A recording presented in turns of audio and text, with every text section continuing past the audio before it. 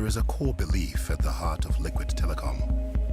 The belief that every individual has the right to be connected. The pursuit of this vision has seen us build the largest independent fiber network in Africa. From Cape to Cairo, we are connecting more of Africa. Liquid Telecom, building Africa's digital future.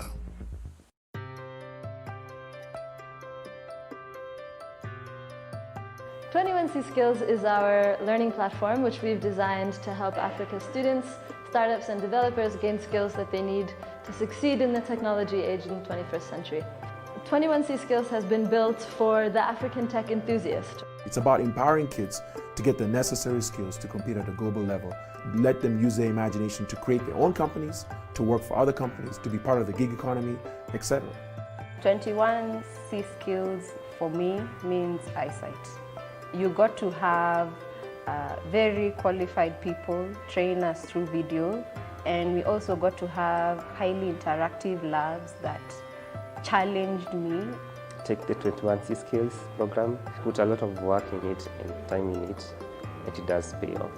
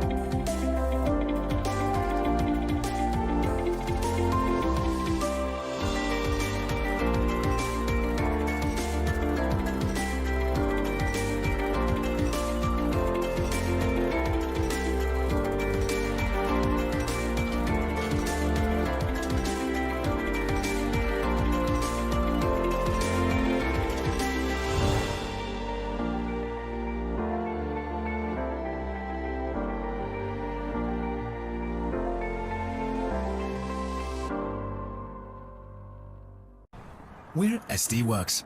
Nous sommes SD Worx.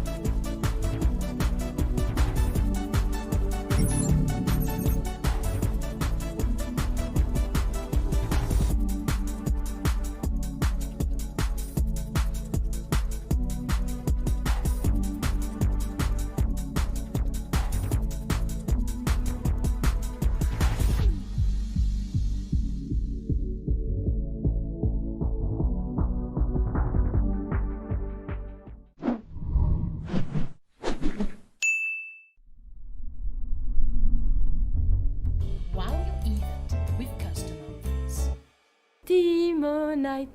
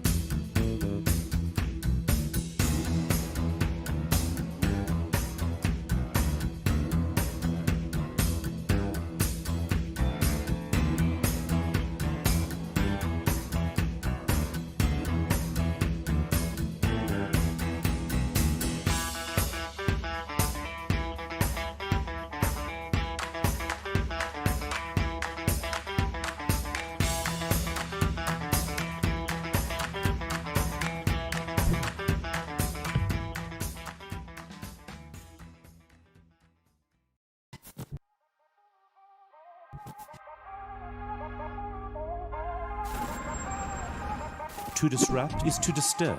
To disturb is to unsettle. To unsettle is to dislodge. To dislodge is to challenge. To challenge is to reshape. To reshape is to play. To play is to create. To create is to invent. To invent is to innovate. To innovate is to succeed.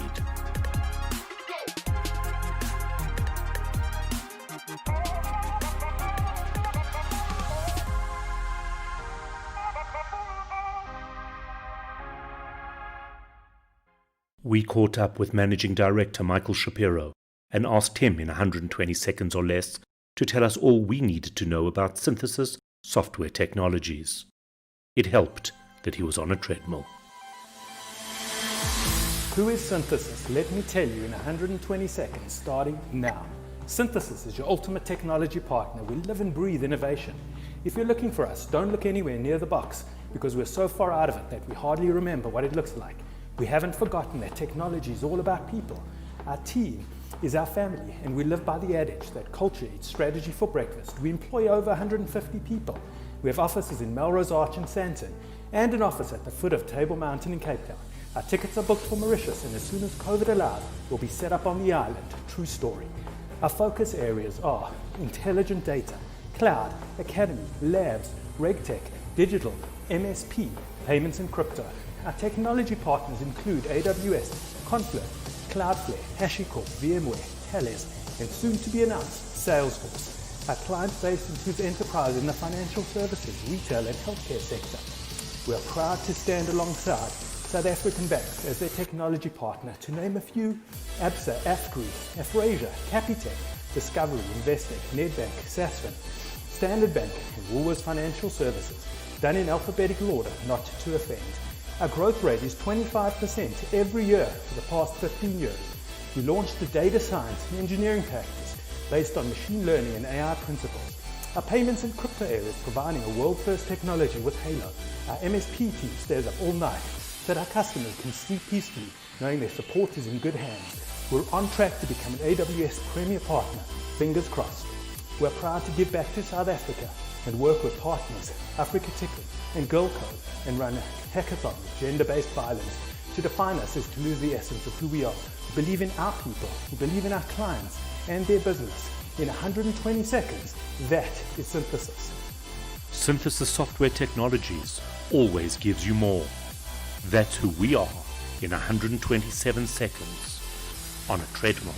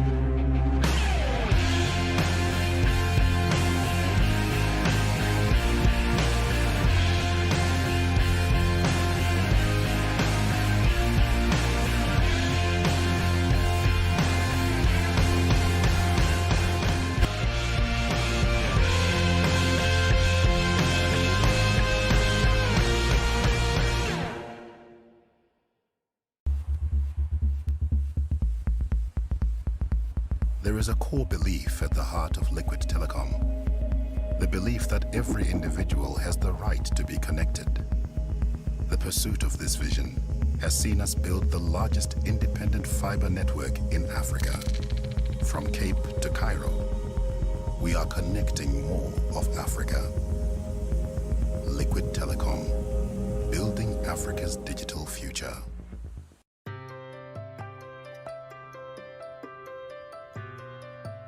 21C Skills is our learning platform which we've designed to help Africa's students, startups and developers gain skills that they need to succeed in the technology age in the 21st century. 21C Skills has been built for the African tech enthusiast. It's about empowering kids to get the necessary skills to compete at a global level. Let them use their imagination to create their own companies, to work for other companies, to be part of the gig economy, etc. 21C Skills for me means eyesight. You got to have very qualified people train us through video, and we also got to have highly interactive labs that challenged me. Take the 21C Skills program, put a lot of work in it and time in it, and it does pay off.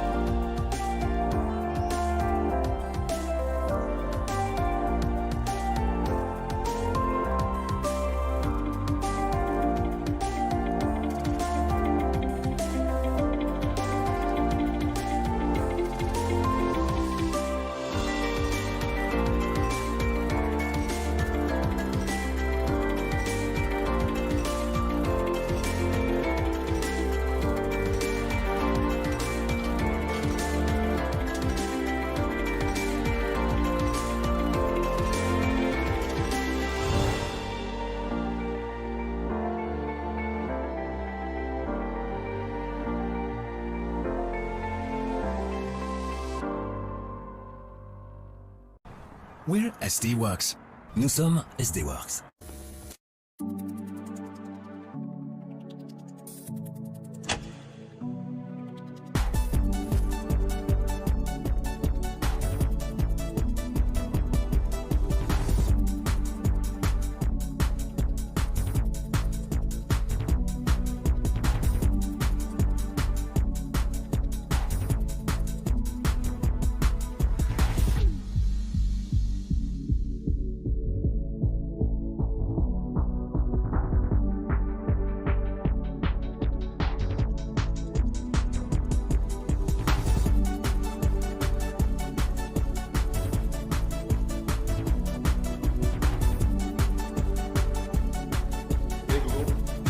as the Worx digital assistant. Consider it done.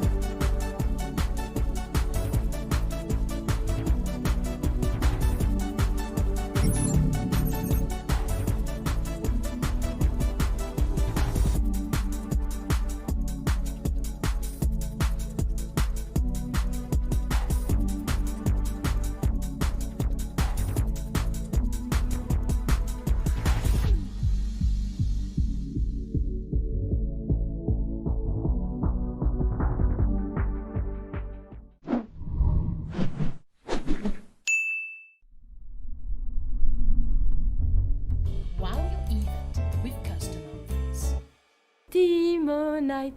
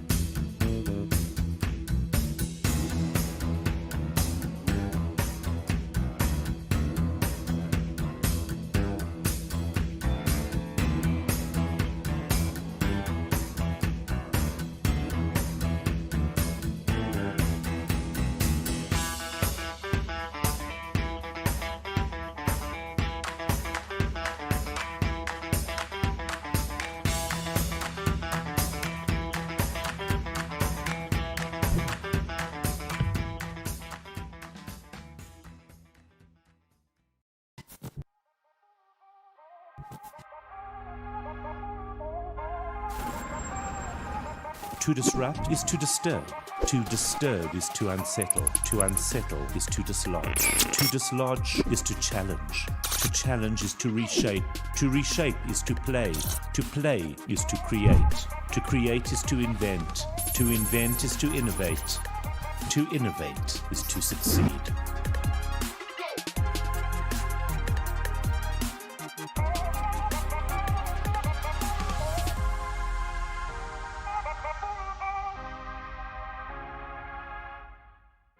We caught up with Managing Director Michael Shapiro and asked him in 120 seconds or less to tell us all we needed to know about synthesis software technologies.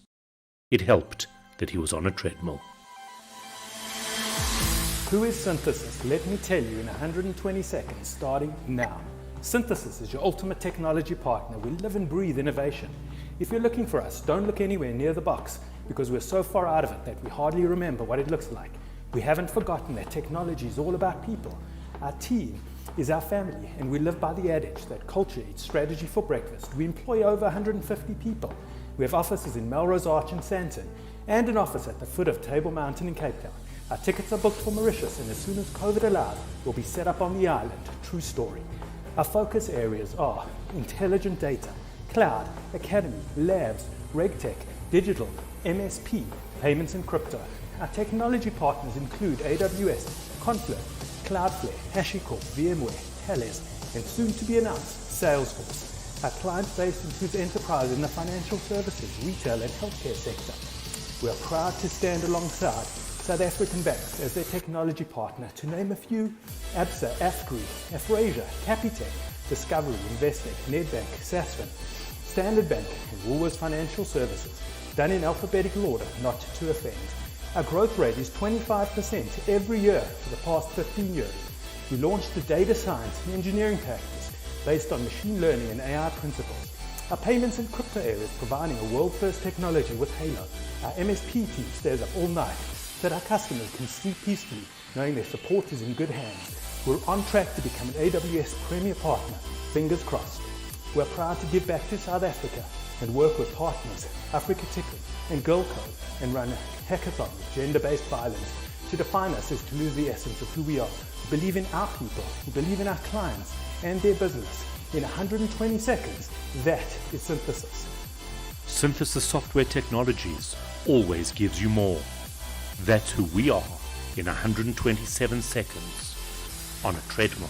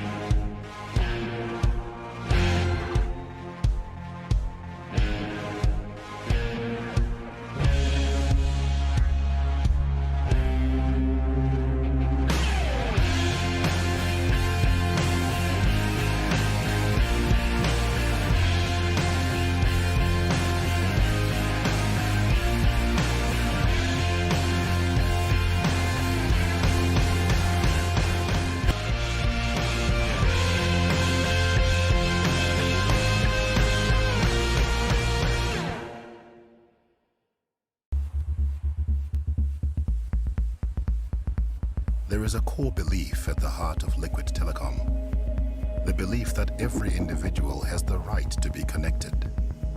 The pursuit of this vision has seen us build the largest independent fiber network in Africa. From Cape to Cairo, we are connecting more of Africa. Liquid. And hi everyone. We are live. Hi. Yes. All right. Hi. Day free. Good morning. Good morning. Yeah, good morning. Yeah. I haven't been this up early in ages. And I'm jet lagged. So there you go. So guys, just in case you didn't know, that's Luc Bourget from LSL Digital. Hi.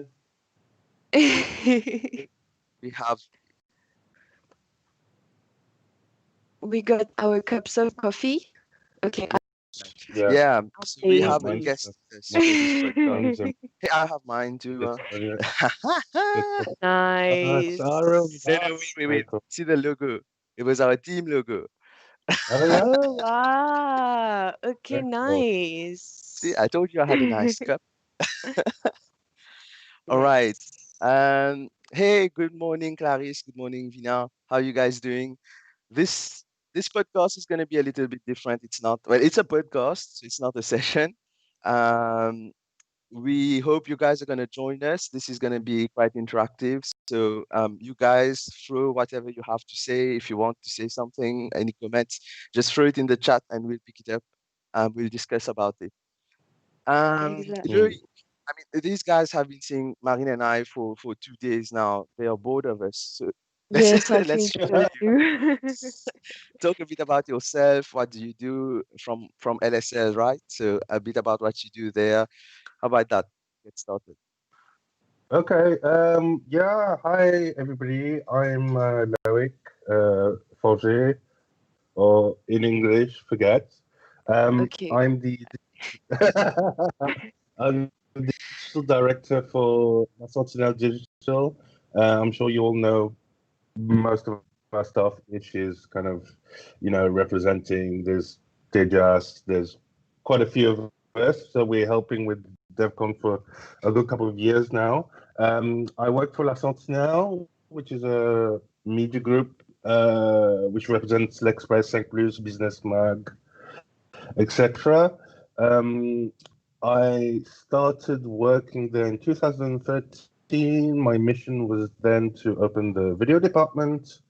And then we noticed that there was a need and a potential to, two things for a kind of a technical division. And then in 2015, LSL Digital was created, and it kind of amalgamated all the technical knowledge of the group, as well as the increase in digital traffic with, higher internet speeds and what have you. So my job is kind of the strategy of where we're going digitally in the group. And in terms of stats, we survey, I think, about 1 million users per week. And our biggest flagship website is being, of course, L'Express Royaume, and we get about 1 million users per month on that. And then we've got so many different platforms. I mean, YouTube, Facebook, etc. Yeah. Yes. Yeah. I actually had a look at your website, lsl.digital. It's a really nice one. It's the design is really clean. I mean, It is. It It's has very this modern appealing. too. Yeah, it's really appealing, and the logo is awesome. I mean, I don't know if I ever said that to to the other LSL your colleagues. So the logo, I don't know if we can we show the logo? No, I don't have the logo with me here, but you can see in the ticker it's going down soon. We got the logo. There. Oh, it's right now. Have the ticker. Okay. So keep an eye out for LSL Digital. No, it's like you guys, you're the first people to us about the logo. So the logo took us a while to figure it out. So just to go through it, so you can see the Spartan, the classical kind of Spartan with the helmet, and he's not actually a Spartan, by the way. When we were researching, we were looking up the definition of sentinel. And sentinel is an old Greek word, meaning it's the soldier that keeps a lookout in case something happens. And because he was Greek, well, the word was Greek, sentinel, we adapted it to the Greek helmet, so the Spartan helmet, effectively. And the speed is kind of represents digital, so going quickly, going fast, innovation and all that. So that kind of combination. But yeah, it's one of the nice, let's say it's one of the nicer logos that our group actually has. No, It's a really nice one. There's so much thought that went behind this then, actually. Yeah. Yeah. Yeah, yeah. As, I mean, yeah. So yeah, there you go. I mean, if you're gonna have to use it for a while, better think about it before, and right? they represent digital basically, because that's why La Sentinelle is all about going digital. So well, yeah. It's a long struggle. Let's put it that way. All right. The info. So today, actually, what we wanted to talk about, hey Shelly, how are you doing? Good morning, and Rangan. What we wanted to talk a bit about was about what happened to the world. I don't know if you guys know, if you guys heard, the world kind of decided to crash. And yeah, you're kind of patching things up right now in a modular manner. Worx has been patched up a bit. So the update is here. We are deploying. The rest of the world is still deploying. There are some places who actually managed quite well. And Loic, for the better or worse, you were kind of stuck. Stuck abroad, yeah, you were for a kind of long while. Down while it was updating. I think I'm gonna tell you exactly how long for. So I think it's something like it's something like 2 months. No, 6 months and 2 weeks or something like that. I've been stuck abroad. And so basically, I went for my usual trip. So I go to South by Southwest in Austin, Texas, once a year. I've loved it. I love it. It's been 6 years, and it's kind of where all the strategy for digital development comes from. So this year I left on Mauritius on the 3rd of March, and I went on holiday to Barcelona first. So I was in Barcelona at the beginning, and it was really fun. And obviously, because I was on holiday, I wasn't really paying that much attention to news, which is a bit stupid.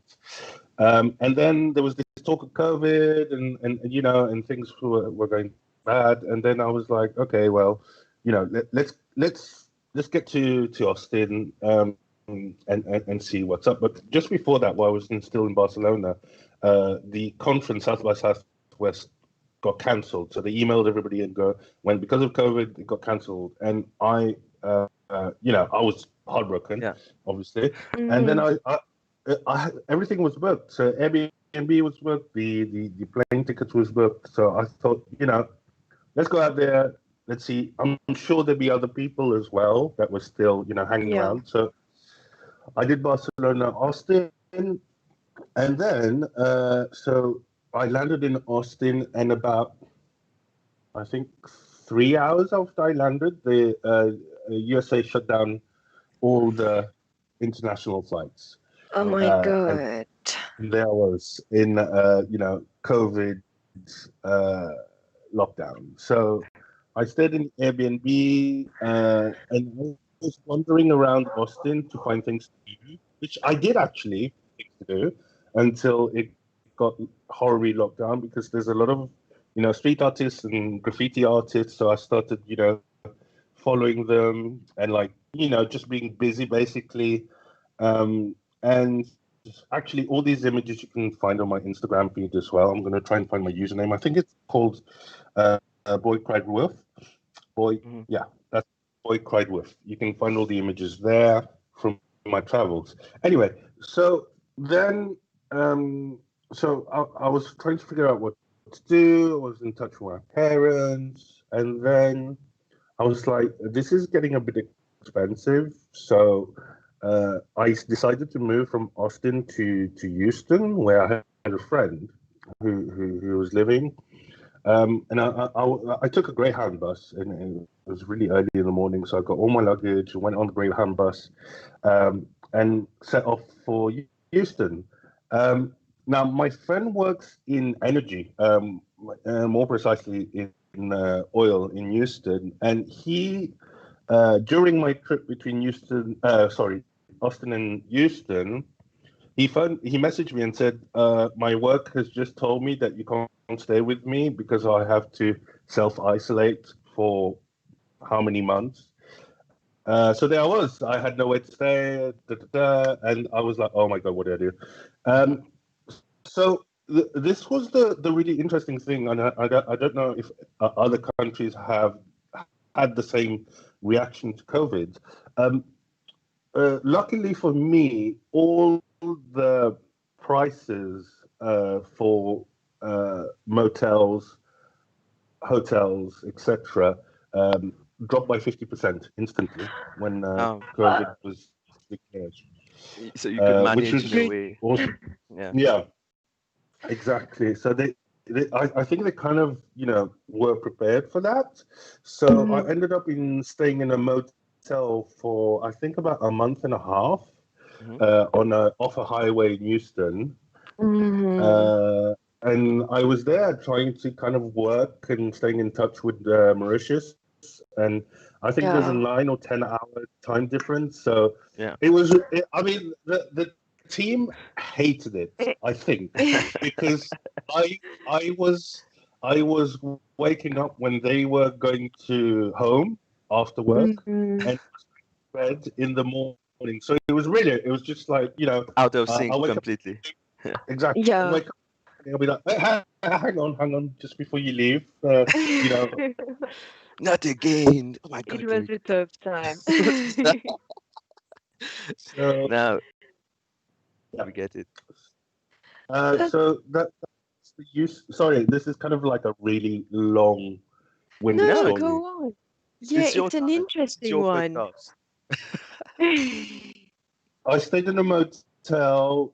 It was the first time in a motel, and it was really interesting. For food, I have to say it was all through Uber Eats, mostly, and then I could go to the grocery now and then. Hence why I've kind of put on a lot of weight, but you can't actually see it through Skype. So it was okay. It was all right. So you have to be really cautious. And we went to go do groceries. So that was a really big experience in Houston when I went to do groceries shopping, because there were queues. There was police in the grocery store, which was a bit weird because they kept looking at what you were buying and making sure you weren't buying two of the same thing, because they had huge issues with people coming in and just buying all the toilet paper or all the hand sanitizer. Okay, yeah, we saw pictures of stuff that. like that. Yeah, and it was just ridiculous. It was like, oh my. Anyway, so we grocery, that was an experience, and then it was kind of thankfully the internet connection was huge. So I was in the motel for a month and a half, and then my friend was like, aren't you a bit bored in Houston? And he lives in Washington. Yeah. So I was like, yeah, I'm kind of bored. It's been a month and a half. And it was, by the way, if anybody has not been to Texas, it's so hot. Like in Mauritius, we complain about heat, but over there, it's like, oh my God. I'm staying away from Texas. I don't like heat. I don't like it when it's hot. So. I want to go check it out. So I think I took a plane trip sort of mid to end of April, and thankfully the planes were still running. So the day I left Houston, it was 40 degrees, and I was like, I can't deal with this. So and then I went to Washington, and then it was cold in Washington, so give and take. Yeah. So I stayed with my friend in Washington. I stayed in another motel in Washington, and then we went around. Still, this is like full on COVID. This is like COVID lockdown. So we kind of strolled around, empty Washington, and it was really interesting. It's like, all these, and then you started to feel like, whoa, this is full on, because Washington was, I mean, you could go down to the Lincoln Memorial. There was literally like 5 people. All this kind of like White House will usually is really busy. Nobody. So that was, it was really weird. So I was there for I think a couple of weeks. I think 2 or 3 weeks or something like that. And then I managed to get a flight back to London, which was really cool, because the only flight from America to London was from Washington. So I was in Washington, so I was really lucky. Yeah. So I got a flight, I think, on the 20th of May then, and Washington, London. And then I stayed at a friend's house in London when I arrived. And London was super weird as well. Same story, empty city. And, it was really surreal. What's interesting is, none of this was really planned. You're kind of just adjusting as you're going along here. Over there. Yeah, and there's a lot of people who are like, how do you do it? How do you not plan? Yeah. How do you, How do you not stress about it? Get a panic attack? I don't know. Yeah, but I think when you're in the kind of situation, you don't have a choice. You just like, fight or flight. well, exactly. And you're fighting to flight to go. Exactly. Fighting to escape. Yeah. So was in London, stayed at my friends for a bit. I went to see some family in the Midlands, and then I was in London, and then I rented a studio because there were no hotels. There was nothing. There was Airbnb had shut down, and I was in London between end of May till September, basically. And I think that's it really. So I think in London it was very interesting as well, very empty, and food delivery the same thing, groceries, face masks, etc. I have to say though that the Americans were a lot better at wearing face masks than the English, or the Londoners at least, because I arrived at Heathrow and nobody was wearing face masks, and I was like, this is a bit weird. Anyway, so I stayed there, and that was it. And then London slowly starting opening up, which was cool. But as I was leaving, I think last week it started getting worse again. So it was...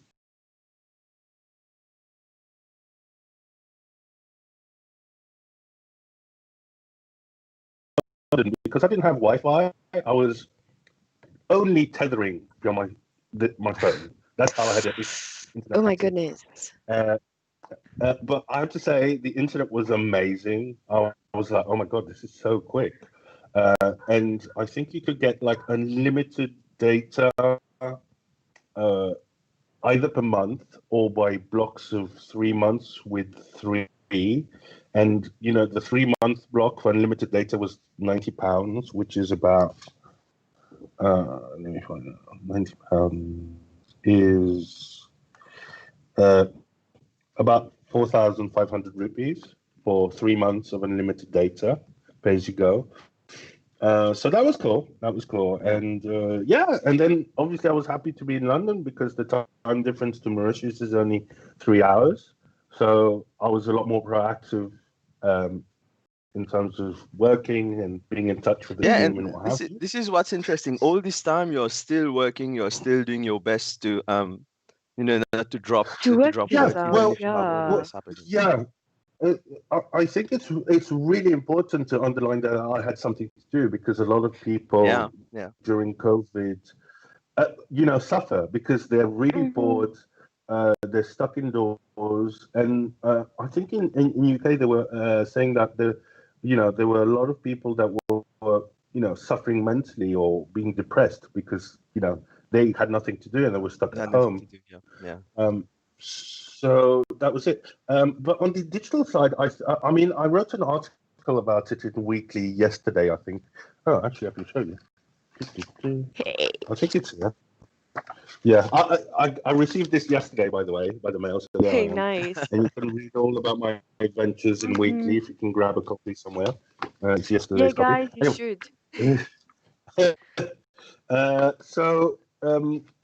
Yeah, I think from a digital perspective, what was really interesting, so obviously I was working on the fly, but also how digital was helping or managing COVID as well was very interesting, which obviously Mauritius is not doing at all. And, I got given like a folder of paper when I arrived, it's like, what's this?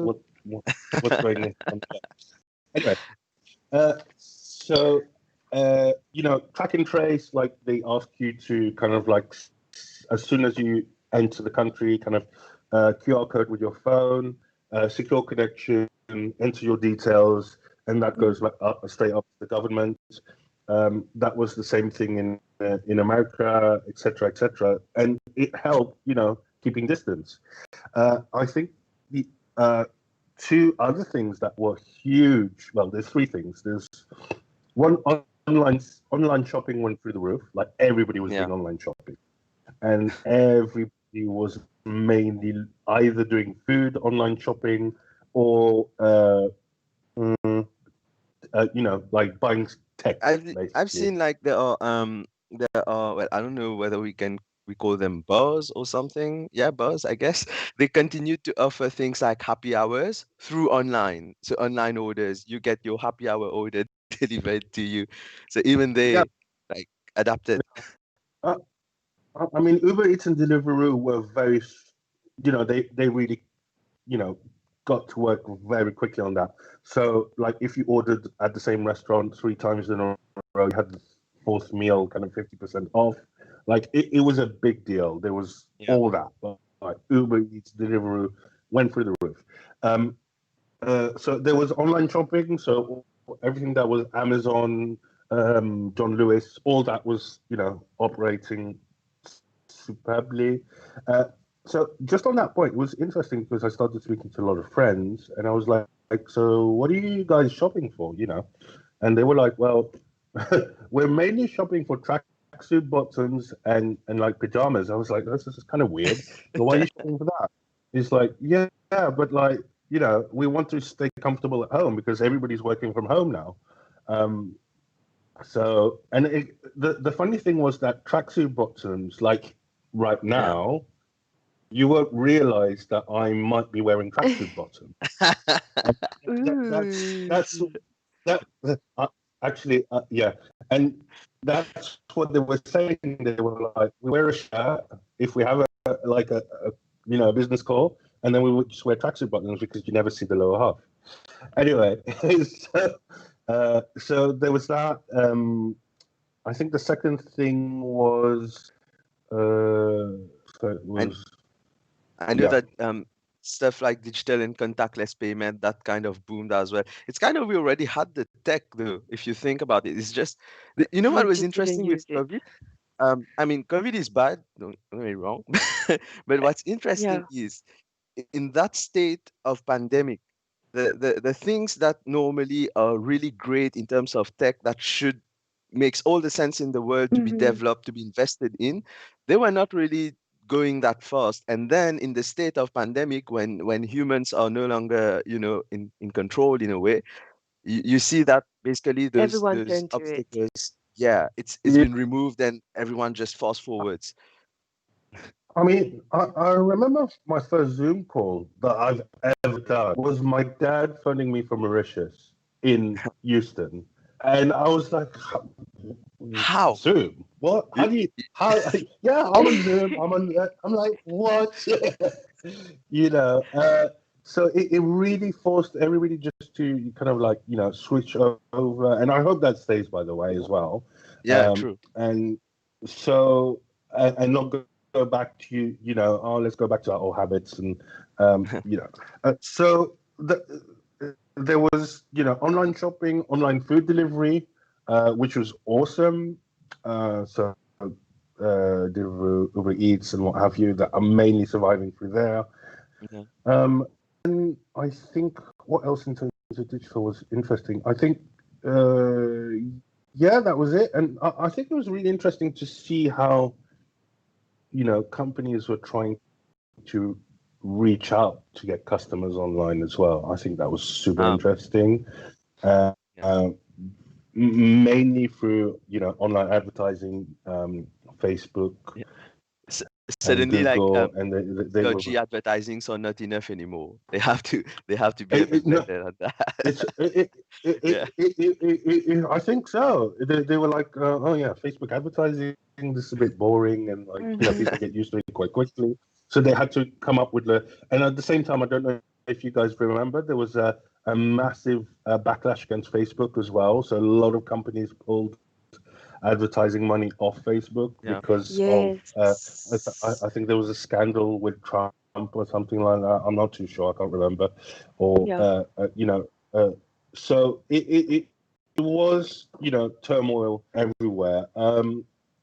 Nobody was taking public transport. So everything like, you know, Uber, like was going through the roof. Everybody was taking Uber. I think they still do. And yeah, I think that's kind of, I think that's kind of like, you know, the thing. So there were a couple of things. It wasn't all kind of online shopping. So, you know, you're at home, you see something you like online, and you purchase it, and then it gets delivered. There was, for very exclusive stuff, like, you know, I bought this very exclusive pair of shoes because I've got large feet, and I can only find, you know, shoes that fit me abroad. Anyway, apart from my feet size description, what they did was an online ticketing system. So you went to the shop's website, and then you selected what time you actually want to come in, and they'll make sure that for that time there would be a limited amount of people in the shop. So, you know, because they had to live because of COVID and, you know, social thing, and that's kind of how it worked, really. And it was interesting to see. But I think all the retail was really struggling. I think, you know, all the high streets, and you know, there was a couple of booms. Yeah, there was the good and bad and the really bad, which was COVID, obviously. Yeah. Actually, if we finish on my kind of rambling on 2 points is that Amazon sales, I mean, in the UK and USA, so a lot of technology. The two other sectors that really picked up was streaming. I think Disney said that in 1 month, they went 200% more subscribers. And it was really interesting. I was like, Disney, really? I mean, I don't know. Are you guys fans of Disney? I am kinda. I wouldn't pay a subscription. It's like when you don't have a choice, yes, go for it. Yeah. Okay, so there you have it. It's kind of, but I was asking my friends, like, why are you buying Disney? And they're like, oh yeah, it's because of the kids. And I was like, oh yeah, because obviously the kids were at home, so you had to, like, you know, keep them entertained. So everybody was getting on a Disney, except I'm not happy with Disney because I think, did anybody read that they released Mulan recently, which is the kind of real-time version or the real-life version? and they're charging on top. So it's a bit like if you had Netflix, and then you'll be charged a cinema ticket to watch the film. And I'm like, oh my god, yeah. So That's that bad. I thought that's kind of. I saw that kind they of, did not really release to cinemas. I think they released it just online, and I was like, yeah, but I didn't know about that. That's that's bad. Can you say that? I think it's because it's they're trying opinionated, to so we cash. can. I think they're exactly trying to cash in because cinemas are closed, so you pay a cinema ticket to watch the film online. Anyway, so all the kind of streaming services were Netflix, Amazon, Disney Plus, Apple Plus. I started watching Apple Plus while I was, abroad, and actually it's really good. Anybody wants to venture out there, it's quite good. And also the gaming industry. So the gaming industry is like huge revolution. Like everybody's gaming. Oh yeah, and it was crazy. Like what's going on? Like exactly. I couldn't, and I was crying. I was like, "Where's my PS4?" I was like, Anyway, so I couldn't play video games. But everybody was like, "Oh, have you played this? Have you played that? I'm streaming here. I'm streaming there," and it was crazy. And I think YouTube or Google released a statement in April saying that there were too many people online on their services, and they were trying to reduce. Oh my goodness.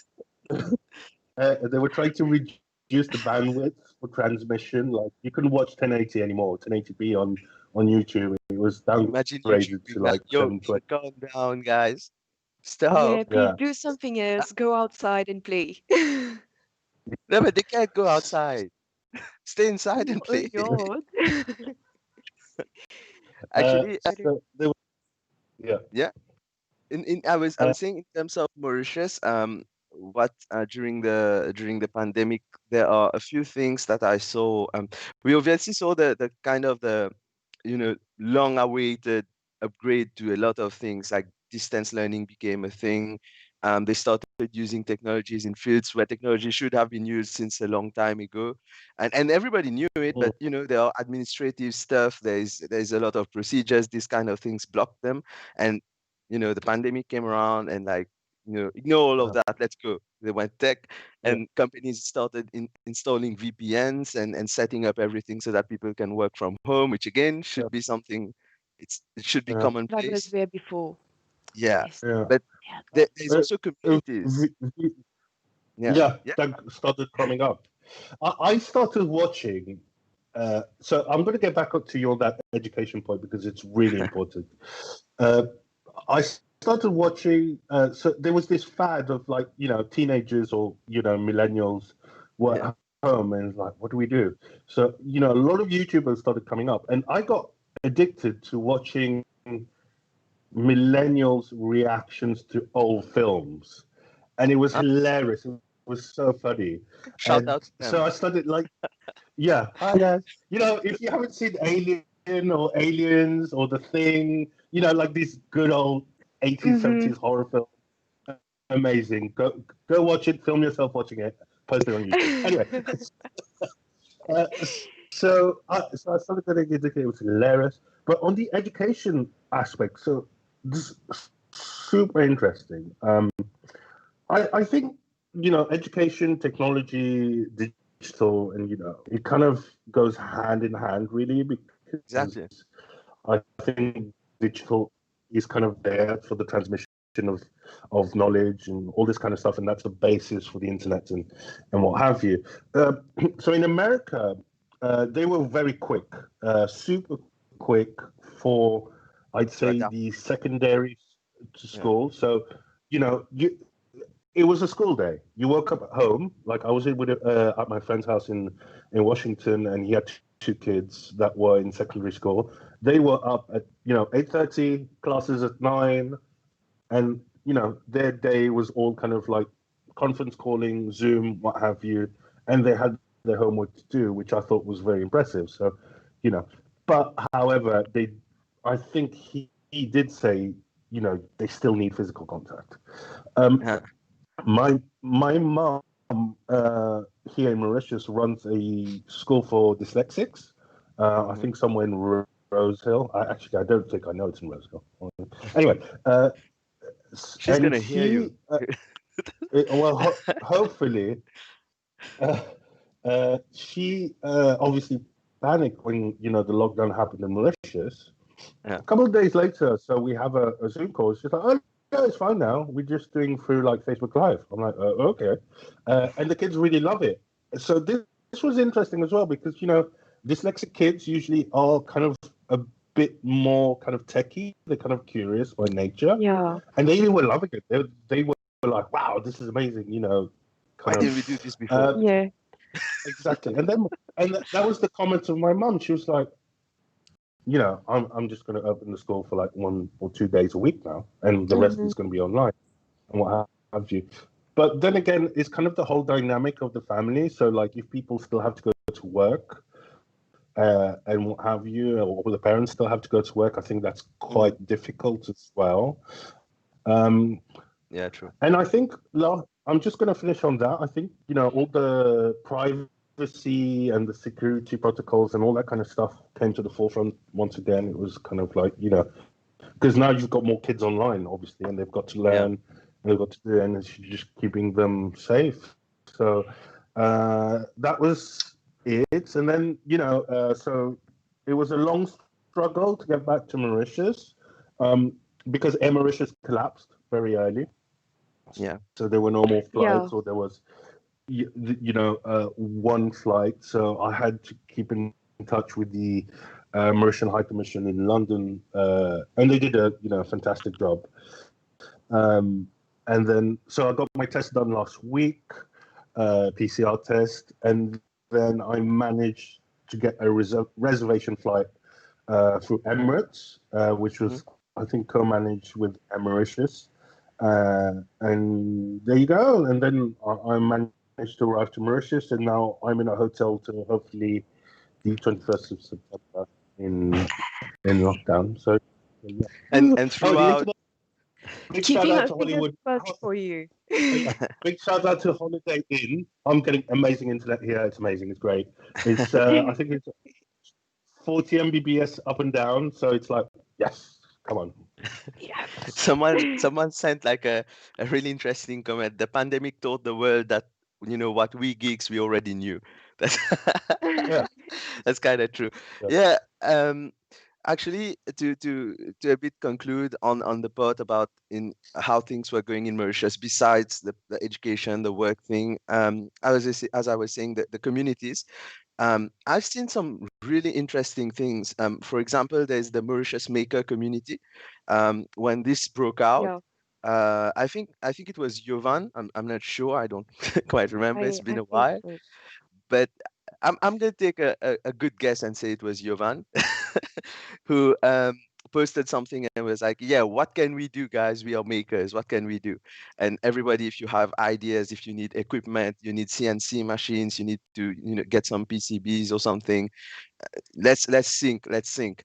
And if I remember correctly, they even tried to build, I'm not sure if it was completed. Maybe Jovan, if you're around, or maybe afterwards, just shout out if it was really someone completed. from the maker community too.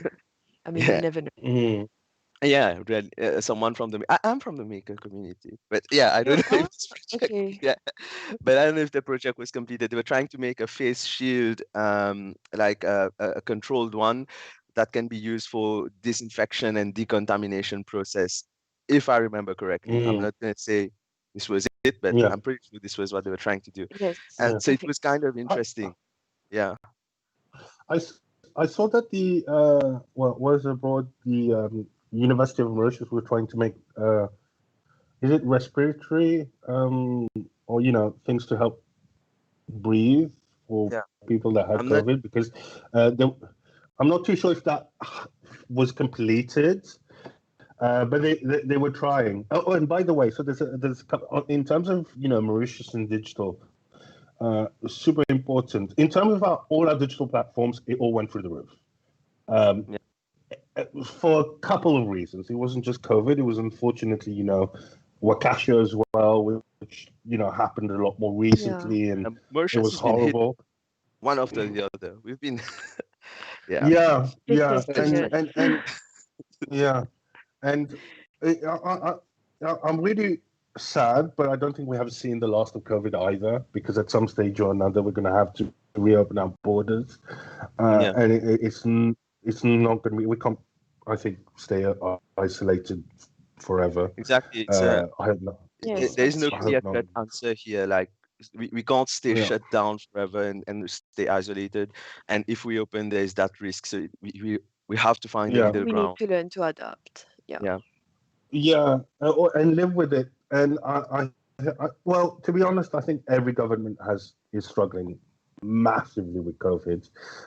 Wakasha is kind of like this different, aberration of what happened, and it was really sad. I mean, so I was following that from London, through Facebook, through our website, have you. I just so apart from that very sad, ongoing turn of events, we at Sentinel, we had to, in emergency, because of the COVID lockdown, we couldn't print newspapers anymore. So if people don't realize that, so we had to release our digital publication portal in urgency. Like it was literally like, okay, guys, we have to go now. We have no choice. It was like, we have no choice, and it was scheduled to be released in June, and I think we released it in March, which was and we didn't do any campaigns. Way earlier. Yeah, and we were like, come on, let's go, and so we started building up this kind of digital subscription, and now we've got good experience running it. So that was interesting. And it's still running, so you can see, like, kiosk.lasentinelle.mu kind of regroups all the publications of La Sentinelle in a digital format. I'm gonna send the link in the chat if someone wants to have a look. Yeah. So it's let me type it here.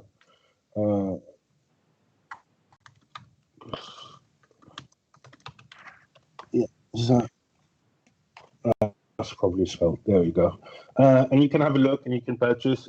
So for us, it was, that project alone was a year in development. Like, we started working on that project in January 2019. And the biggest stumbling blocks for, all you digital heads was getting an Apple account and getting a Google account. Well, Google's okay. Apple is, wow. It's oh my god! I've been through that. I concur. Yeah. And the back end and everything. Oh my god! It was incredible. Anyway, so we managed to release that, and I think there's going to be more of that kind of stuff coming as we kind of try and build this kind of like digital subscription model, because if there's no physical product anymore, maybe it's a good thing. It's true that it was rushed in a way, and geeks will know that that those last months that you kind of skipped, those are like the most critical months. This is where a lot of things are going to happen, and you have a lot of work to do. So you guys kind of pulled through. That's amazing. But it's all's well that ends well, right? Yeah. It was a good job. But just it's for me, it's okay. I just want to underline another thing, which I think digital heads don't talk about enough in Mauritius and generally in this part of the world. And I think a lot of people, especially in business, like any other, it's about making money. It's about profitability. I have to answer to my management. I have to answer to. I have to keep people employed, obviously, and all this kind of stuff. So it is about making money, whether you like it or not, because you need to survive. You need to pay your bills. You need to do X. Yeah. One of the biggest issues I found in Mauritius when we were developing this portal and then released it in urgency was the issue towards online payments. And and it is a big issue, and I really want to talk about it. And now I'm back in Mauritius. I'm going to go do a couple of meetings to discuss it. So we had the MCB. So we're with the MCB. We're also with Apple Pay, and we're also with PayPal. Now, out of those three in the kiosk, MCB is the only one that deals in rupees. Okay. Apple euros, euro dollar, PayPal euro dollar. So immediately you kind of go, well, how are you supposed to be selling something online if the only portal of payment is the MCBs? And it's, to be honest, fair play to the MCB, but their portal isn't that great, and it's a bit clunky. And I think they are under tough regulation for MasterCard as well, because that's their, payment portal effectively. And I just want to put it out there because, it's all fair and well going, okay, we're going to go digital, but tomorrow, if anybody has a product to sell in Mauritius, it's a pain in the ass. Yeah, it is a pain in the ass, especially with the Mauritian rupee. So, we're working on that, and we're trying to get somewhere with that. Yeah, it's time that the companies realize that we are paying customers, so they have to give us something that basically we have to get a good service. We are paying for this, so normally, we are kind of isolated in those fields. I think it's time, though, right, Marine? Yeah, I'm so sorry, Loic. That was a very interesting podcast.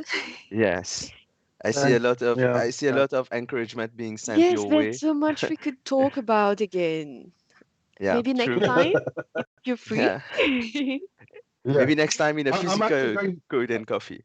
Yeah, I'm actually going back to bed now because I woke up really early. I still had jet lag.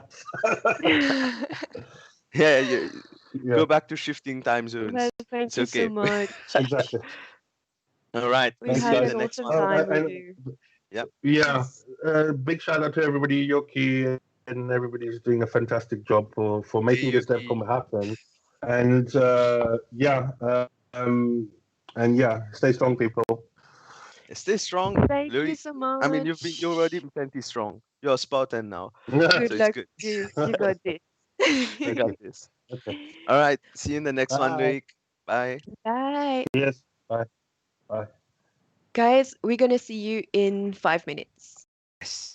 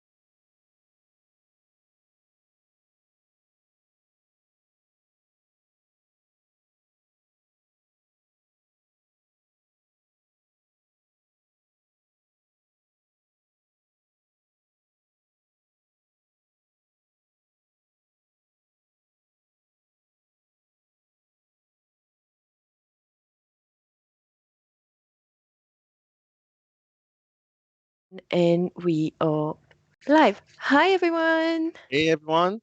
So that was an interesting podcast in the morning. It was.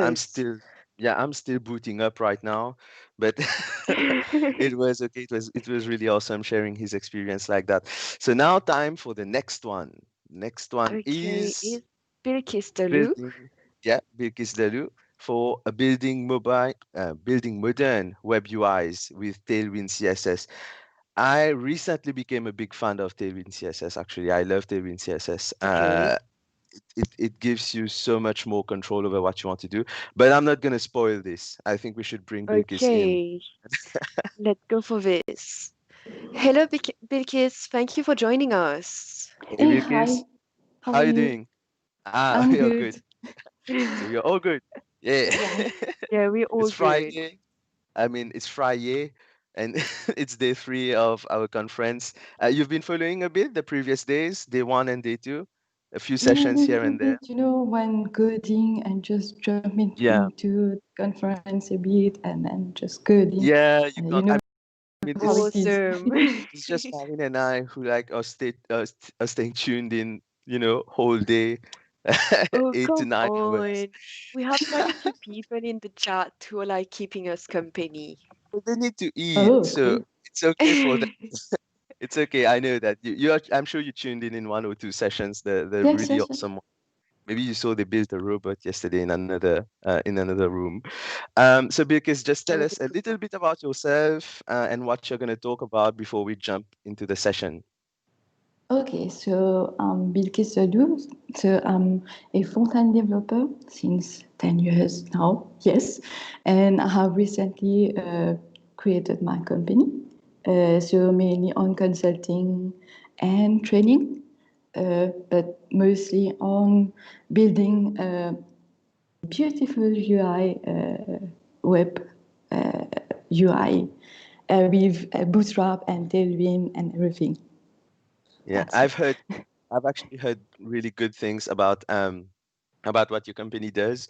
I think we're going to get a little bit into that afterwards. So for now, let's just leave the floor to you. Go for your sessions and and have fun. For the viewers, don't forget, leave Leave your your comments comments. in the chat. Feedback. See, she knows now. Okay, let's go. Thanks so much, Bilkis. The floor is yours. Thanks. Okay, here. So today we'll be talking about building modern web UI with Tailwind CSS. Let me just reintroduce myself. So as I was telling, I'm a senior front-end developer, and I have mostly been doing development in the field. And actually, I'm doing consulting and trading, Angular trading. And I love good UI. So I think for me, design can make difficult tasks easy. So today, what are we going to look about? Of course, Tailwind. But we'll be using Angular as a backbone for the test. What is Tailwind? Tailwind, of course, is a CSS framework, but not a UI framework. What is different? Unlike Bootstrap or Foundation, Tailwind has a predefined UI component, only with utility clauses. We'll look up about that in the demo part. So the utility clauses in Tailwind CSS follow an intuitive convention.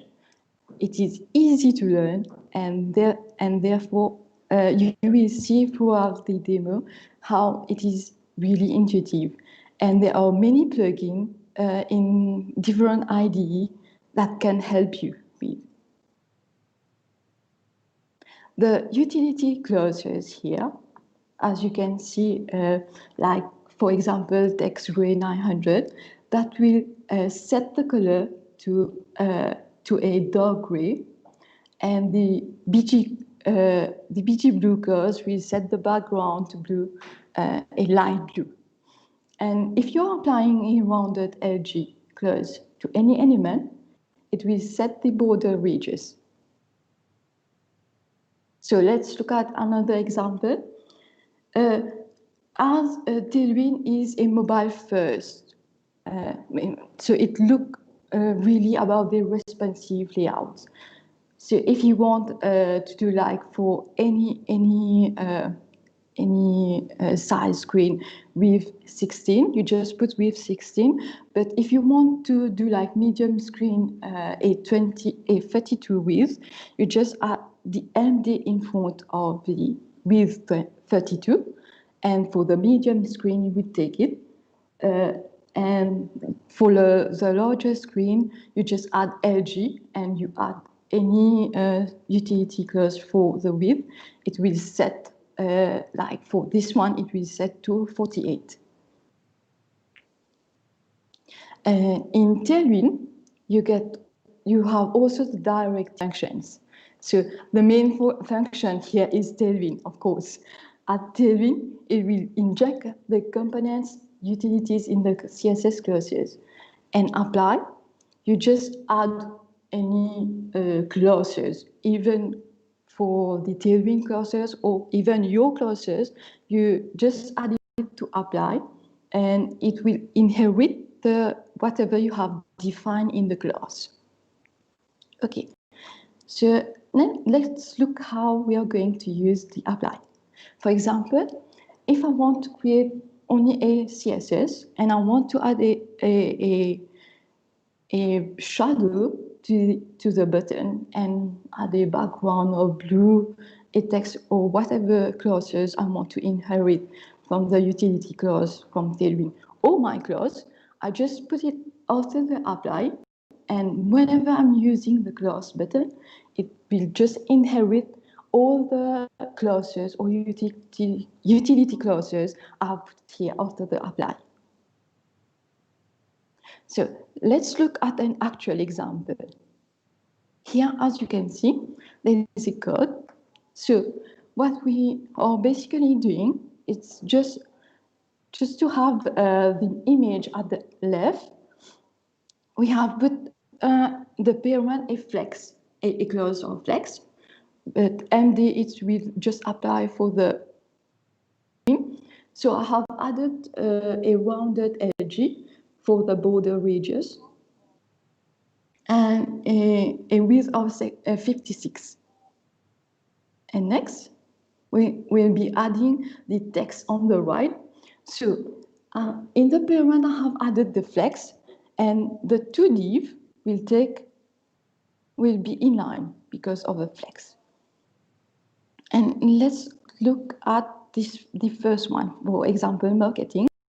As you can see, you just add the uppercase clause, utility clause, and you just take it. And you can add any color. Here it's text indigo 600, and you can add a font bold and text SM.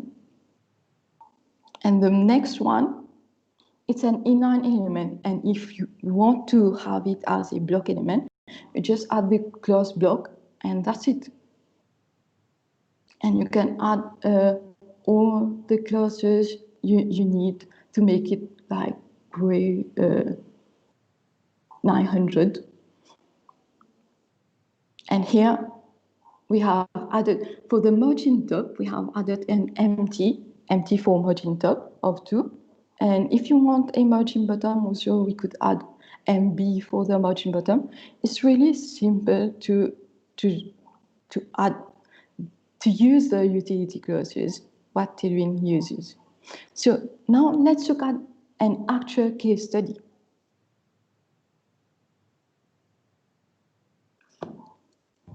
Yes, so as you know, this year's conference is about comic book and superhero. And with all the events in 2020s, we need hero. I think we need hero more than ever. And as such, the government around the world have contacted us, yes, and have requested a platform for listing heroes and villains throughout the world. Yes, words in plurals. And therefore, we have built a prototype, and we've used Tailwind CSS for the UI. So let's have a look. I think that's a bit curly, but yeah, as you can see, so it's basically, we'll do a search about the heroes. Let's say like Deadpool. I want to see a bit about Deadpool. So as you can see, we are listing the Deadpool.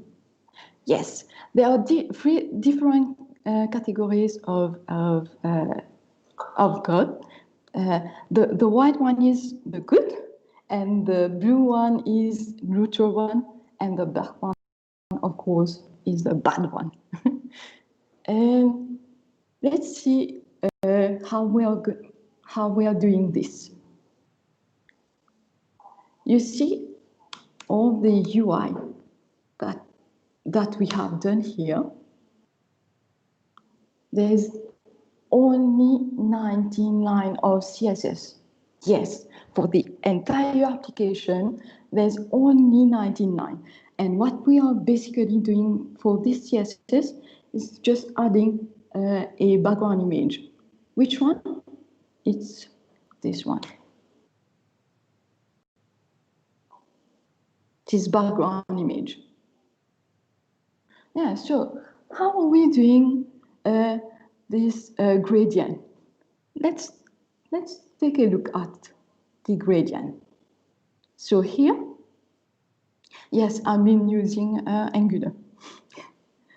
So here, the gradient here is only this utility clause, bg gradient to BR, meaning that it's taking the gradient from the top left to the bottom right.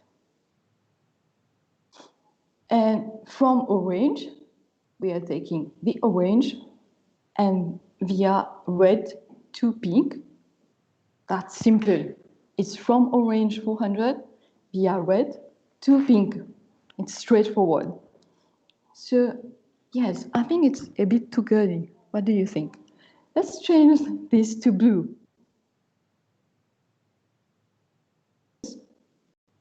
Remove the orange and I'll put blue, like 800 blue. And this one, I will put another blue, like 400. And let's see.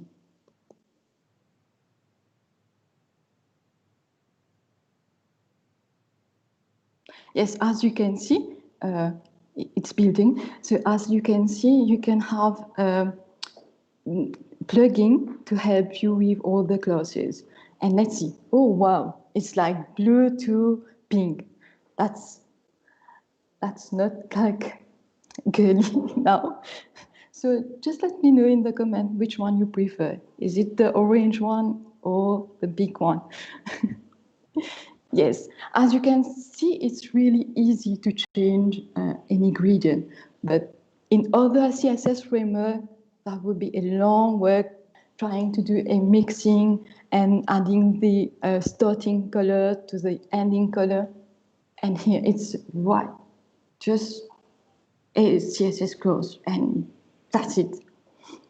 And next, we'll look at the code. The code here.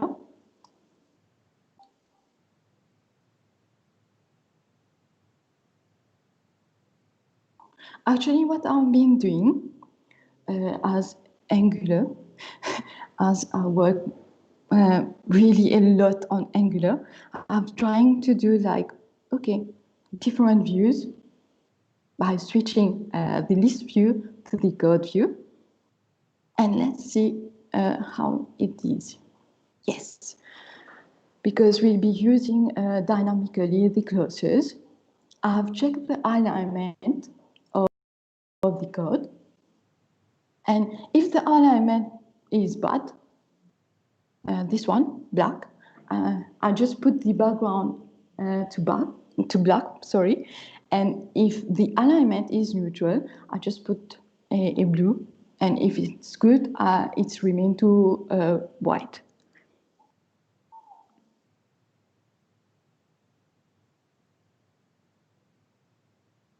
So yes, what I have been doing, I've been connecting to an API of superheroes, and I'm just looping on the API on the listing, and then I've been adding all the clusters and built up the UI, and it was quite easy and really straightforward.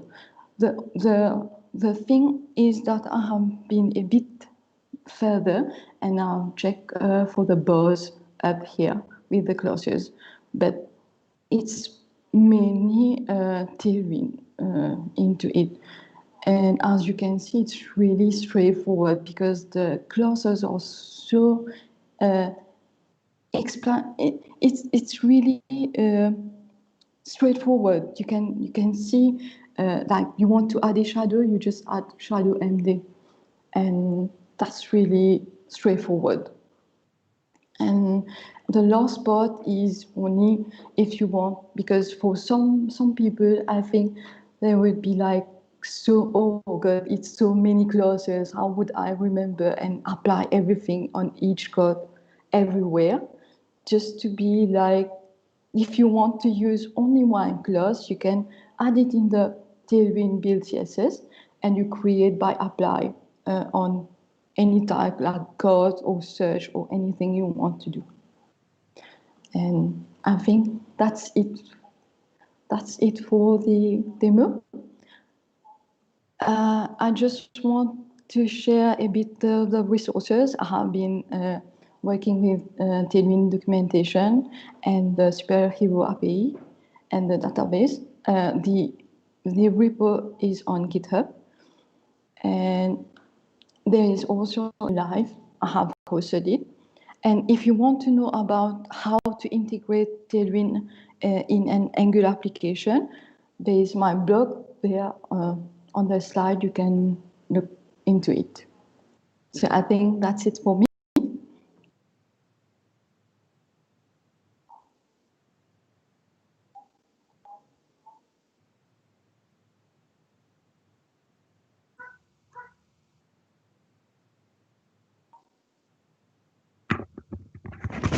Hey, Bilkis. Yes, hi. Hi. Hey, that was a quick and intense one. Oops. Okay. No, nothing wrong with that. Okay. So we actually do have some questions. Yes. In the chat.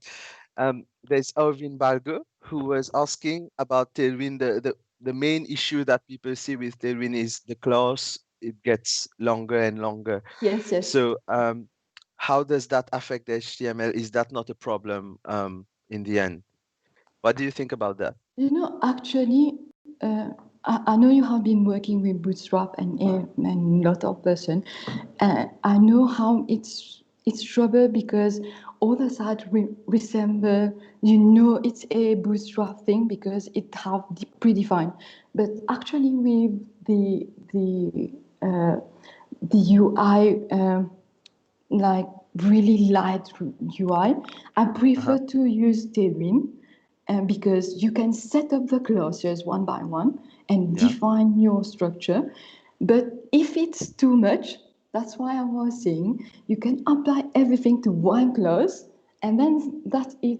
You just take this clause and apply it to the code. You don't need to have all those clauses.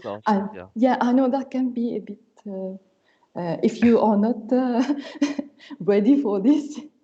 You know, from the start, when I have started Tailwind, it was like, oh, why did I choose Tailwind? But afterwards, you have so much interesting, and you can go really like, you can choose any UI, and yeah, it's easy to do it. So it's not really about always using all of the classes like this row in the HTML. Yes, you can yes. always, in a way, combine them, and exactly. that can help you clean up your HTML. Yeah, and also I think it's there are always, you know, pros and cons, things you're giving up to get other things. So Yes. to get those benefits of Tailwind, you have the classes. Okay, that's a potential downside. As you can see, it can be mitigated to some extent, but Yes. then you have that lightweight CSS, that control over it, and all of the things that come with it. Plus, if you purge it, which Tailwind supports purge when you're building, if I'm not mistaken, or if you use purge CSS itself. Yes.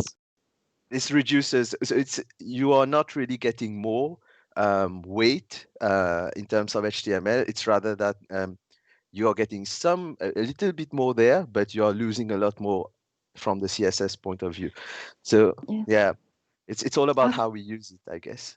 Actually, I think it depends on your project. If it's a bootstrap like, go with bootstrap. But if it's really a design, some designer, there are things that they do, and it's really a headache with the framework like bootstrap, you see. And with this, you can actually do anything you want. And that control it's really is awesome. cool. Yes, yes. And there's someone who's mentioning that in the comment. Q, his YouTube name is Q. About how when you have these classes mentioned verbose like this in the HTML, it kind of removes the guessing game. So you know exactly what's being done to this. So if I hand over this project, this HTML to someone else who knows Tailwind utilities, he'll know exactly what I've been doing here. He doesn't have to go and check my CSS to understand, what did you do? So and that's the advantage of the gradient, as you saw. It's wow. It's really wow. And that's what I love about it. Yes. And Irvin Bago approves. He gives a thumbs up. So yeah, it's all about how you use the technology. I think Tailwind is making it's making strides in terms of how this adoption rate, how people are loving it. It's like this with all technologies. Yes. There are people who are going to adopt it and are going to love it right away. There are people who are going to slowly get to know it and then love it. Yes. And there are those who are like, no, this is not for me. This is a good thing. We have so many choices, so many options. There is no good and bad, really. It's more about what you want to do, what do you want for it, and choose your tech. And what you need. And what you need. Yes. Well, if we go deeper, then it goes into what your client needs as well. But yes. But yeah, Tailwind, I think Tailwind is awesome. Vitush, actually, if you have been using like Bootstrap, it's easy because the classes it's so alike. You see, you won't get the like, oh, what's these classes do? It's really like straightforward, and you know what's doing. Yeah, I kind of used. I'm gonna admit I kind of used Bootstrap like Tailwind. Like Tailwind is for me, the right version of Bootstrap, if you know what I mean. Yeah, definitely. I've been using Bootstrap. There are some common things here like PX, PT, PB, so for the padding. The advantage here with PX, you don't need to do like PL for padding left and PY and doing the same. Yeah. Exactly. This is something a bit reminiscent of what Bootstrap also offers. So you're not completely moving to something new as such if you come from a Bootstrap background. I think it's just that you're getting some more things that Tailwind offer, like that gradient, for example. That's not Bootstrap. That's something Tailwind. So I think they are going to adopt it on Bootstrap. You will see a few months or that's a possibility. The way I think about it is Bootstrap gives you the components. I mean, I'm sure people are aware of this, but it gives you the component, it styles it. So you're basically getting components to use. Yes, exactly. Tailwind is giving you style for your components in a way. Okay. That's how I look at it. You just answered my new question. Yeah, I was actually going to ask what's the difference between both. But like, okay, I get it now. I can read your mind now. It's day 3. I'm starting to get it, guys. I told you by the end of day 3, you're going to be a techie. I see you going into front end. I'm telling you, I see you going into front end. I'm going to Bilkis soon. Hey, actually, you can. Bilkis can get you started, kickstart you with that. Anytime. No, but seriously, talking about the coaching, the training that you do, why don't you talk a bit more about that? How this is doing? Yeah. Yes, See, Marine is actually, interested. Me on yes. Monday showing up at your Oh, place. Hey, please take me on. anytime, anytime. Actually, yes, I've been like 10 years in the industry, mostly front-end. I've touched a little bit of Node.js and PHP, but I just love front-end. And after 10 years, I see, I need to give to the community back. That's why me, as a co-founder with Christophe as co-founder, we have created the Textsphere Labs, and we are doing, it's Angular, so we are giving Angular training. Sorry. All right. And that's pretty cool. And I must admit, Angular with Tailwind, I think it's a match.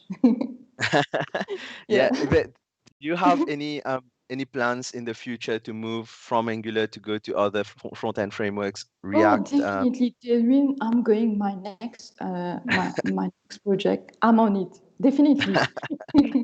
That's awesome. Well, with that in mind, I think this was a really great session, really informative. And for someone who wants to get started with Tailwind, this kind of puts forward everything you have to gain. If you have any closing remarks, things you want to say, maybe to the viewers, now is the time before we close off. How about that? I think just try it, and you will see how it's interesting. If you like it, you have already adopted, and if you don't like, yeah, maybe it's not for you. But yeah, approach it from a neutral point of view and try it. Yes, but try it. I think Vidush, you can just drop in the slides so you can get access with the Tailwind documentation and all the stuff we have been using for this small talk. Right. Yeah. If you yeah. want, Sure. we'll drop them in the chat. Yes. That way everyone can have access to it. I have the link right here. So I'm gonna share it in the chat. You guys, you know what to do. Remove the spaces between the dots because links are a no-no on live chat. Oh, okay. Yeah, just remove the spaces between the dots and let's make as if I never sent a link. Okay. Yeah. All right. Thank you very much. Okay. Lucas. Thanks to you. Thanks so much for your time. We hope to see you next year. Yeah, sure, of course. I think we always see Bilkis. She's always been part of. Do. And Christophe as well. Say hi to him. Okay. Yeah. All right. So see you. Bye-bye. Bye.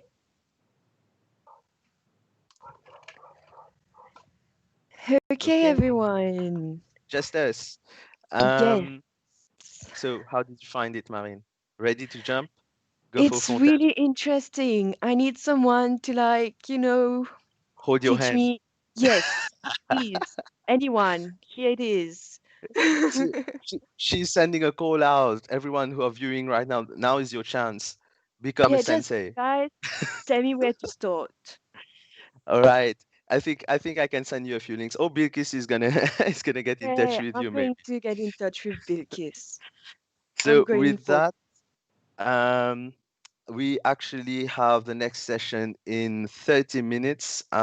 So how about we take a little break, get some breakfast, get something, maybe brunch for you, I don't know.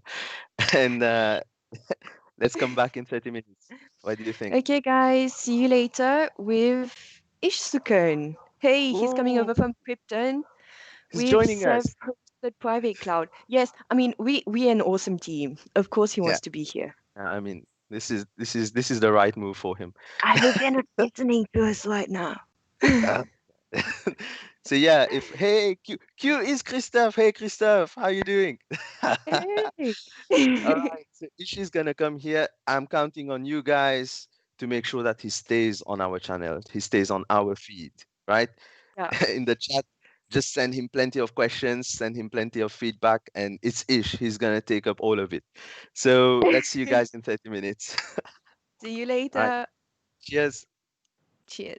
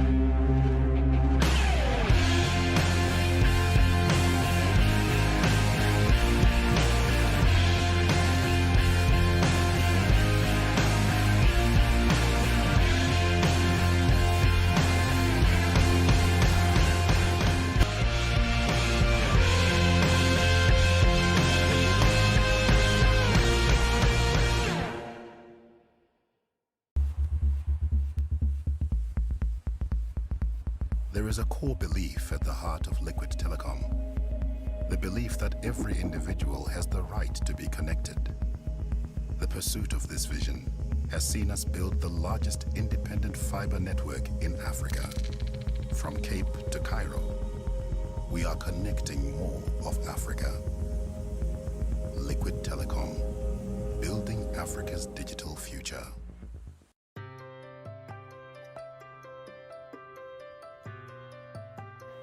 C Skills is our learning platform which we've designed to help Africa's students, startups and developers gain skills that they need to succeed in the technology age in the 21st century.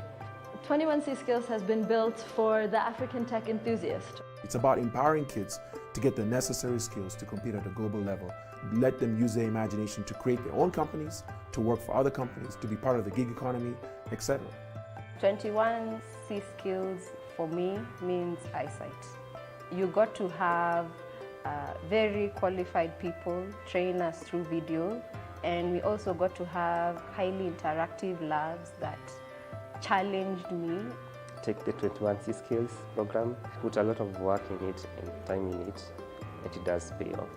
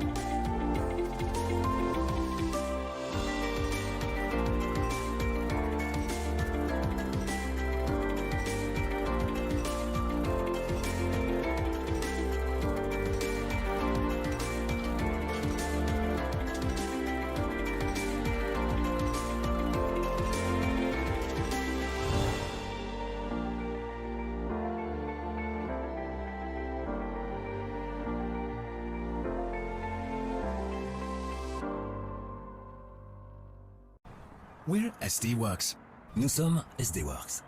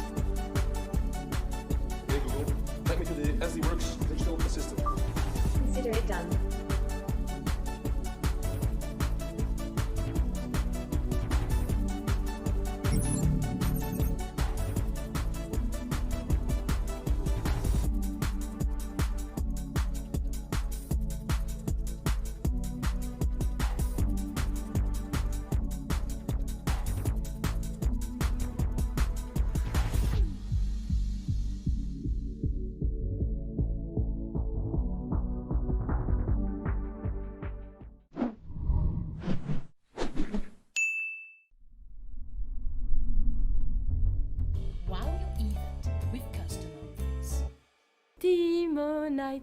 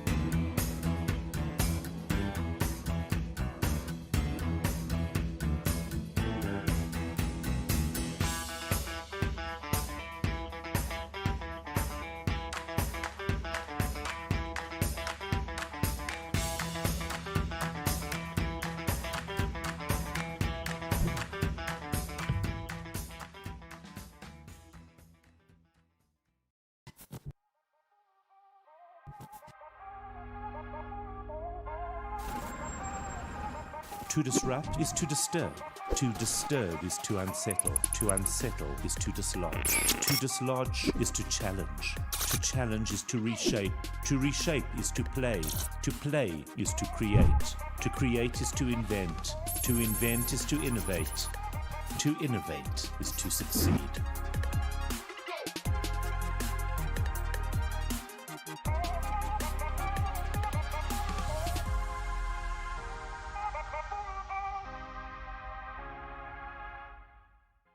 We caught up with Managing Director Michael Shapiro and asked him in 120 seconds or less to tell us all we needed to know about synthesis software technologies. It helped that he was on a treadmill.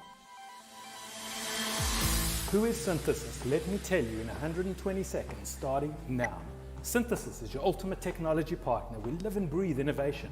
If you're looking for us, don't look anywhere near the box because we're so far out of it that we hardly remember what it looks like. We haven't forgotten that technology is all about people. Our team is our family, and we live by the adage that culture eats strategy for breakfast. We employ over 150 people. We have offices in Melrose Arch and Sandton, and an office at the foot of Table Mountain in Cape Town. Our tickets are booked for Mauritius, and as soon as COVID allows, we'll be set up on the island. True story. Our focus areas are intelligent data, cloud, academy, labs, regtech, digital, MSP, payments and crypto. Our technology partners include AWS, Confluent, Cloudflare, HashiCorp, VMware, Thales, and soon to be announced, Salesforce. Our client base includes enterprise in the financial services, retail and healthcare sector. We are proud to stand alongside South African banks as their technology partner, to name a few: ABSA, AFGRI, Afrasia, Capitec, Discovery, Investec, Nedbank, Sasfin, Standard Bank, and Woolworths Financial Services, done in alphabetical order, not to offend. Our growth rate is 25% every year for the past 15 years. We launched the data science and engineering practice based on machine learning and AI principles. Our payments and crypto areas providing a world-first technology with Halo. Our MSP team stays up all night so that our customers can sleep peacefully knowing their support is in good hands. We're on track to become an AWS Premier Partner, fingers crossed. We're proud to give back to South Africa and work with partners, Africa Tickle and Girl Code, and run a hackathon with gender-based violence. To define us is to lose the essence of who we are. We believe in our people, we believe in our clients and their business. In 120 seconds, that is Synthesis. Synthesis Software Technologies always gives you more. That's who we are in 127 seconds on a treadmill.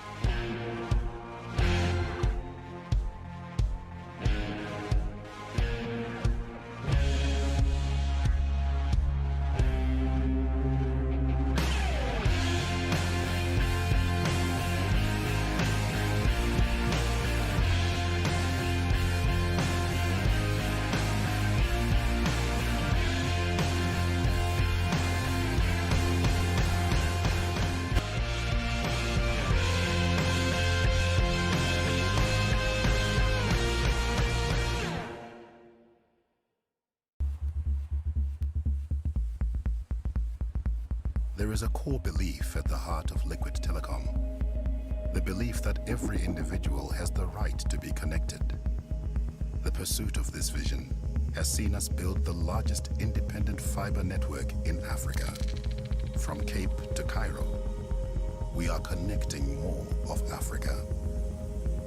Liquid Telecom, building Africa's digital future.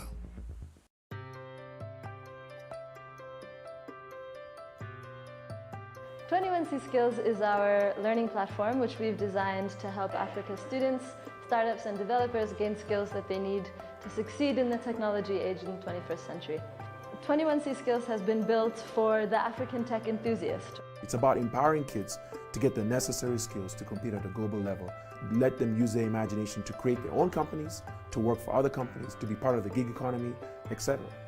21C Skills for me means eyesight.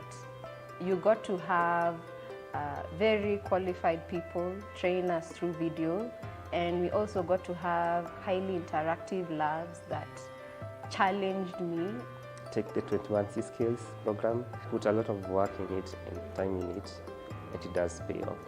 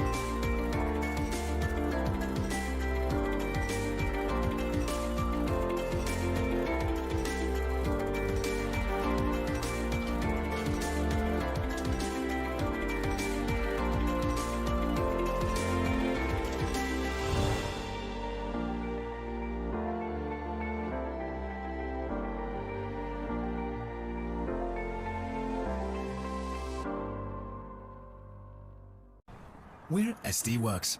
Nous sommes SD Worx.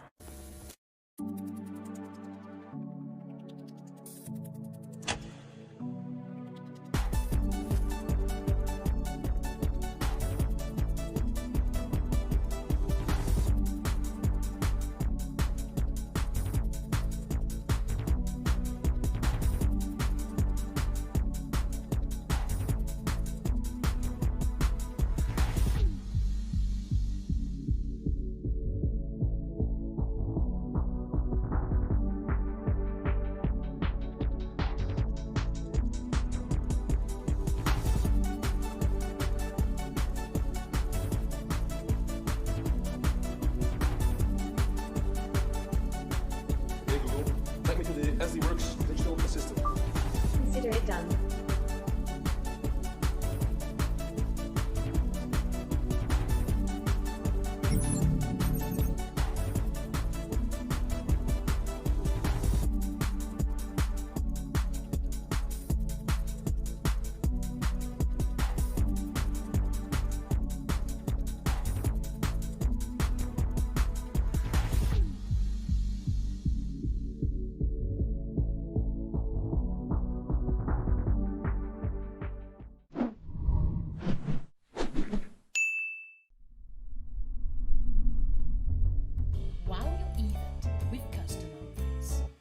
Teamonite.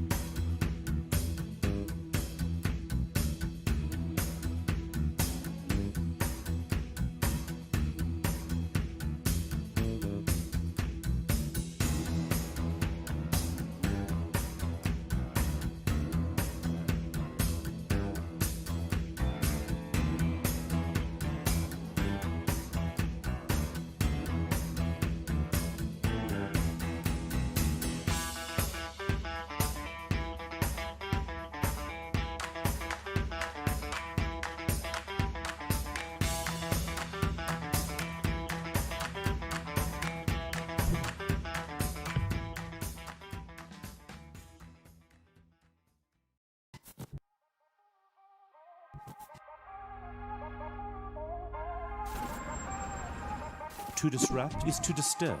To disturb is to unsettle. To unsettle is to dislodge. To dislodge is to challenge. To challenge is to reshape. To reshape is to play. To play is to create. To create is to invent. To invent is to innovate. To innovate is to succeed.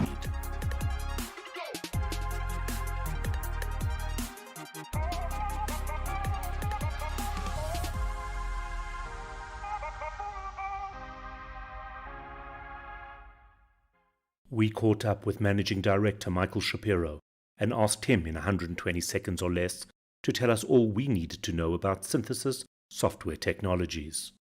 It helped that he was on a treadmill. Who is Synthesis? Let me tell you in 120 seconds, starting now. Synthesis is your ultimate technology partner. We live and breathe innovation. If you're looking for us, don't look anywhere near the box because we're so far out of it that we hardly remember what it looks like. We haven't forgotten that technology is all about people. Our team is our family, and we live by the adage that culture eats strategy for breakfast. We employ over 150 people. We have offices in Melrose Arch and Sandton, and an office at the foot of Table Mountain in Cape Town. Our tickets are booked for Mauritius, and as soon as COVID allows, we'll be set up on the island. True story. Our focus areas are intelligent data, cloud, academy, labs, regtech, digital, MSP, payments and crypto.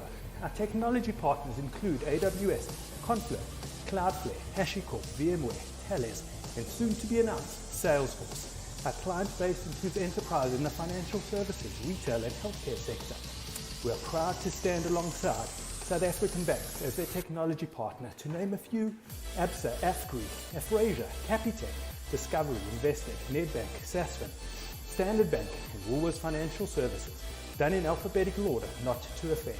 Our growth rate is 25% every year for the past 15 years. We launched the data science and engineering practice based on machine learning and AI principles. Our payments and crypto area is providing a world-first technology with Halo. Our MSP team stays up all night so that our customers can sleep peacefully, knowing their support is in good hands. We're on track to become an AWS Premier Partner, fingers crossed. We're proud to give back to South Africa and work with partners, Africa Ticket and Girl Code, and run a hackathon with gender-based violence. To define us is to lose the essence of who we are. We believe in our people, we believe in our clients and their business. In 120 seconds, that is Synthesis. Synthesis Software Technologies always gives you more. That's who we are in 127 seconds on a treadmill.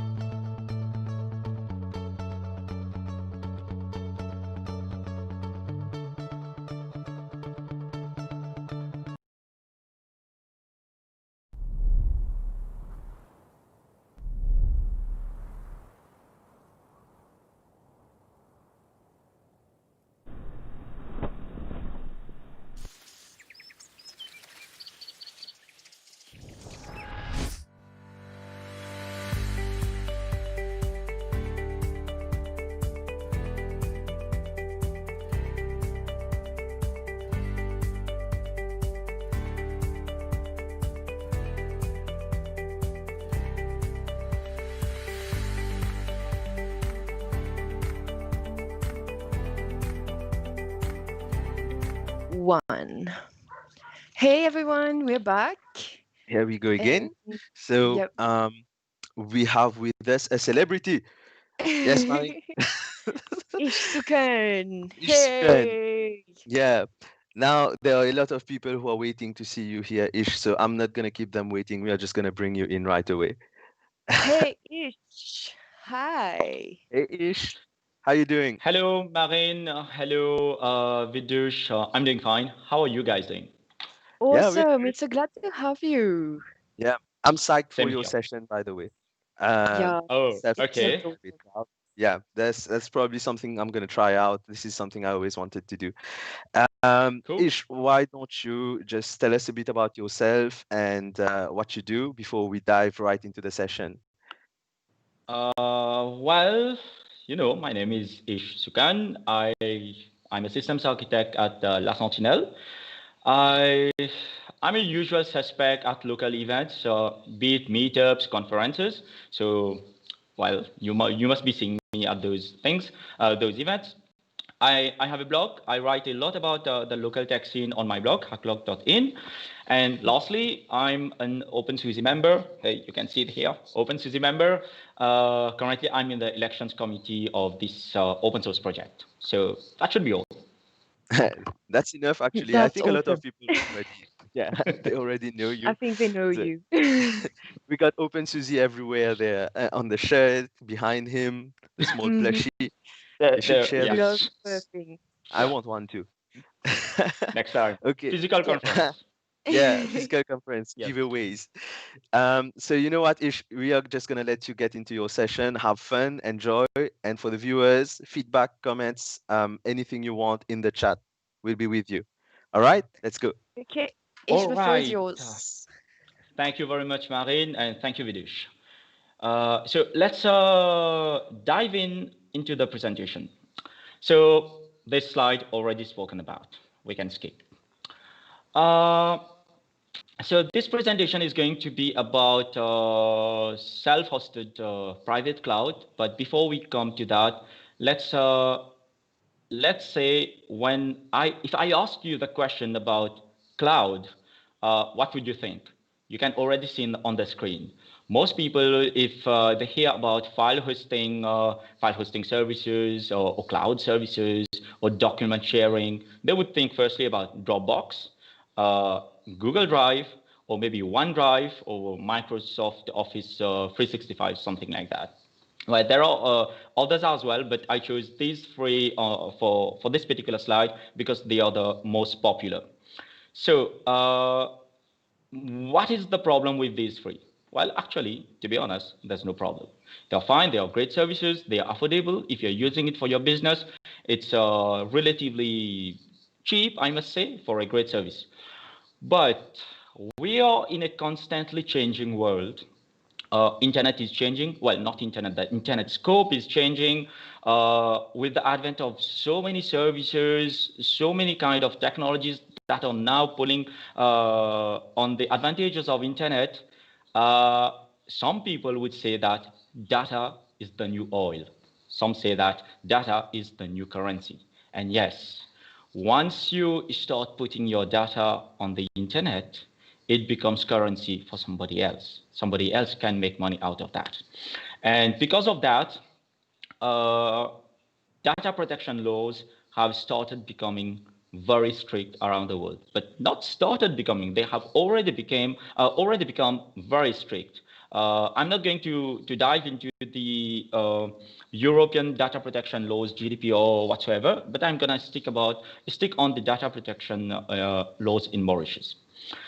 So the Data Protection Act of Mauritius was amended in 2017, and if you look specifically at the section 36, paragraph 1, there are these 2 points, where it says that a controller, that is the company or the person that is collecting the information, or a processor, an entity that is processing the information on behalf of the controller, may transfer personal data to another country, that is in our context, outside Mauritius, where he or it has provided to the commissioner proof of appropriate safeguards with respect to the protection of personal data.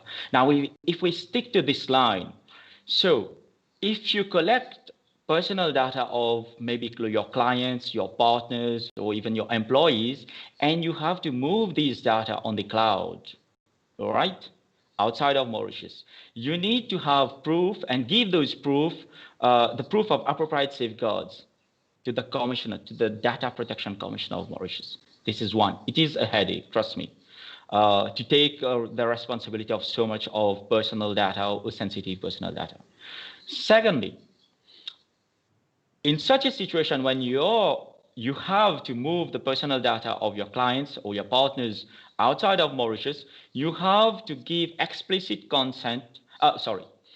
Your clients and your employees have to give you explicit consent that they are agreeing to this transfer of data outside of Mauritius after you have informed them of the possible risk of this transfer. Now, this line in itself is extremely complicated, and how can you say that? It gives you an idea on the amount of responsibility that will be on your shoulders. So, instead of getting into such a situation where you will have to provide proof to the Data Protection Commissioner, or you will have to give all sorts of reasons to your clients, to your employees, and take the responsibilities on your shoulder, why not have a system where you can keep the personal data, sensitive personal data, financial data of your clients, your customers, your employees on your premises, that is within your company network and within the boundaries and jurisdiction of Mauritius, and at the same time benefit from all the advantages that the cloud offers. So that brings us to this software, Nextcloud. So what is Nextcloud? Nextcloud, if you look at it later on in the slides, I have some screenshots. If you look at it, it's going to look almost similar to Google Drive or maybe OneDrive. So Nextcloud is a free and open source file hosting software. It has been developed by Nextcloud GmbH, a German company, and the community. So it's not, a fully corporate sponsored software, but there is a big community behind it, which is still growing. The project is based in Germany, but they have contributors from around the world. It was forked from OwnCloud, which is another open source software, in 2016 by Frank Karliczek. Now, Frank is the original developer of OwnCloud, and because of some disagreements with OwnCloud in 2016, he left the project, made a fork, and out of that, Nextcloud was born. And when Frank left OwnCloud in 2016, a lot of the core developers moved along with him. Next, Nextcloud is written in PHP. It can be accessed using a web browser, pretty easy. It has mobile applications for Android, for iOS, as well as desktop clients for Linux, Windows, and macOS, which means you can basically use it on any platform. The latest stable version is 19.03, and it was released on the first day of the Virtual Developers Conference 2020, that is on the 9th of September. All right, let's move on. A few key features about Nextcloud. We can start with, it is a document management system. So you can manage your documents, your files, your photos, etc. Files are accessible via WebDAV, which means that I'm not going to dive into the DAV protocol, which is the digital authoring and versioning, but I would simply tell you that thanks to WebDAV, you can mount your Nextcloud drive on your local computer, be it Windows, Linux, or macOS. You can just mount it as if you're mounting a shared drive on the local network. And then you can just, drop files here. It will be automatically synced on Nextcloud, or open the file, do some modification, then save. And those changes will automatically be replicated on the file on your Nextcloud server. Next, files are encrypted during transit. This is very important for privacy and security. So if somebody intercepts the data during transit, well, it will be encrypted and useless to the person. Nextcloud comes with a built-in user and group administrations so that you can have your access control list. You can share files and folders with other users in the same Nextcloud instance. Or you can use an external user group database, for example, LDAP, or you can use OpenID. I didn't mention OpenID here because I really like LDAP. I've been using that for some of my Nextcloud installations, and it's flawless. It's awesome. Next, you have federated sharing across Nextclouds. I will skip on this part because later on I have a slide where I explain what federated is, so we can skip it. Also, you have shared calendar, thanks to the CalDAV protocol. You have groups and contacts, thanks to CalDAV. You also have a mail extension, which means you can convert your Nextcloud instance into a webmail client. You have a talk extension, which is a video communication platform, a little bit like Jitsi, like how do you call that? Like all the other online video communication tools. All right. You can have document collaboration, just like Google Docs. Okay, several people are collaborating on the same document at the same time. You can have that in Nextcloud by using Collabora Online, which is based on LibreOffice, or you can use OnlyOffice Document Server. Well, to cut this slide short, I will just mention that Nextcloud has over 200 extensions, which means you start with a simple how do you call that? Simple Nextcloud instance. And with all those extensions, you can turn it into a super powerful, robust groupware solution. All right. What will be next? How do you get Nextcloud? Very simple. You just head to nextcloud.com/install, and there are different ways you can obtain and, install Nextcloud. So the first one would be simple. You can download a tarball or a zip file, and then it's just a bunch of PHP files which you put on your web server, and the usual, installation process. All right. Secondly, you can use a web installer. What is the web installer now? It's just one PHP file which you put on your web server, and then you point your browser to the location of that file, and you follow the on-screen instructions to complete the installation. Finally, you have a Nextcloud instance up and running. Third, which is probably the most easiest of all, you can download a virtual machine and run it on your infrastructure, or you can have a container image that comes with the Nextcloud files and installation pre-configured. All right, and probably if you want to jump into an experiment with Nextcloud, this would be the ideal way to go. And it brings us to our next slide. For example, on my machine, I'm an avid Linux user. I like using Podman. Podman is a container engine, just like Docker. Probably if you are using Docker, you just replace Podman with Docker and with the same options, and you can have an instance of Nextcloud running in just a few minutes. So if you look at this command, it's simple. I'm calling Podman. I'm asking Podman to run in detached mode. I'm giving it the name Nextcloud demo. I'm exposing the port, the containers port 80 to my host port 8080, and I'm specifying the image name Nextcloud. The Nextcloud container image is hosted on the Docker Hub. So the full address would be docker.io/library/Nextcloud. But if you're using Docker or if you're using Podman, you just have to type Nextcloud and it's done. It should work. So once this command is completes successfully, next you can open your browser, you type localhost and you specify the port 8080, which earlier in the slide we specified in our putman command, and this is what you're going to get. It is the first page of Nextcloud. Here you just have to specify a username and a password, and you click on finish setup, and you will have a fully featured Nextcloud instance on your machine. But bear in mind, by default, Nextcloud here is using SQLite as database, because most probably you're going to use this for demo purposes. You don't really need a fully featured RDMS like MySQL or MariaDB. But if you're going on production, definitely consider switching this to a more robust database.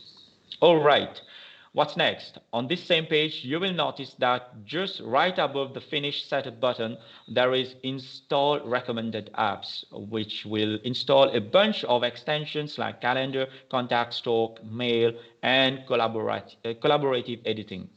My suggestion would be not to do it. So you can uncheck this part so that you get a basic Nextcloud installation, and then on top of that, you can browse all the different extensions, start enabling them and experimenting with that. So that would be like this. You completed the setup, and this is the first page that you get. And like I mentioned earlier in this presentation, it would look almost like you're using Google Drive or maybe OneDrive from Microsoft. So yes, you can have folders, you can have upload files. When I say files, it could be documents, they could be PDF files, they could be MP4, MP3 files, and you start, organizing them online. All right.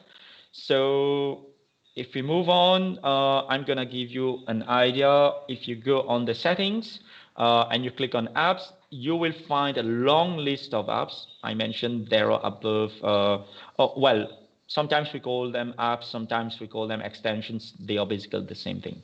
All right, it's just a jargon that we use. So yes, there are, I think, more than 200 of these apps or extensions that you can enable and disable as you wish, and you will have all the different facilities and features in your Nextcloud instance. At the beginning, when I was talking about features, I mentioned federated sharing. So what is federated sharing? All right. Let's take the example of email. You can have a Gmail account. All right, your friend can have a Yahoo account, and you can still send an email from the Gmail to the Yahoo, and the person from Yahoo replies you. All right, these are two different email services, and yet they can communicate, they can transfer messages, and they can transfer files in the form of attachments. All right, Nextcloud Federation works in a similar fashion. Okay, so I can have a Nextcloud installation at home, at my place, and let's say Vidush or Marin, our dear host here today, they can have their own Nextcloud instances running at their place or maybe at their workplace, and we can still exchange files without using email, just by specifying the username of the Nextcloud instance. The username in the Nextcloud instance, and then the fully qualified domain name of the Nextcloud instance. For example, if you look at the screenshot here, you will notice that if you go on your personal profile on Nextcloud and you click on sharing, you will find the information under federated cloud. You see, it's written your federated cloud ID. In this case, it is running in a container, and there is no fully qualified domain name. That is why it says, okay, your name is ish at localhost, and it specifies the port 8080 because it is not on the default HTTP port. Okay. Now, if your Nextcloud installation was done, let's say in a subfolder on your web server, for example, you could be on example.com/Nextcloud, then your complete federated cloud ID would be similar to this. Your username, that is in my case, it would have been ish at, let's say, example.com/Nextcloud. Pretty easy. Okay. Now, how do you share a file with somebody's federated cloud ID? Even that is pretty simple and pretty obvious. See, you just click on the file, and as you click on the right side of your window, you will see there is this bar with the different options about sharing. Okay, and you can share it by using a name. A name means a username of somebody else on the same Nextcloud instance, all right? Or you can use the federated cloud ID, and in this case, the file will be automatically shared on another Nextcloud instance outside your network, okay? And thirdly, you can share the file using email address. What will happen here, for example, if I specify the email address of Vidush, once I complete sharing, Vidush will receive an email from my Nextcloud server, and it will receive a private link to download the file. This is how the sharing happens using email. And that brings us pretty much everything that I wanted to cover about a basic self-hosted private cloud instance. It's no magic. You can start by simply running one simple command, okay? And you will have everything to start tinkering about once you are confident enough that this is the solution you want to use, whether personally, whether in your workplace, in a corporate environment. Then you just have to do a little bit more research on the different extensions that would be appropriate for you, and you're good to go. So thank you, guys. That would be almost everything on my end. Thank you, merci, dhanyavad to everybody who has been listening and watching this presentation. That's my email address. If you have comments, questions, I will be very glad to answer. Yes. Hey. So I'm waiting. I'm waiting for those sharings that you mentioned you're going to send to me. I've got to set up my own Nextcloud first, but yeah, I'll be looking forward to that. Yes, federated sharing. Sharing. It's a relatively new concept. I do not think a lot of people use it. Well, they use it without even thinking about it. For example, you're on Google Drive, you're sharing a file with somebody else. It's not exactly federated sharing, but it's a sort of that.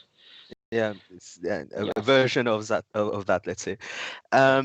Actually, this is really interesting because if you can run your Nextcloud on, for example, something, you can run it locally, right?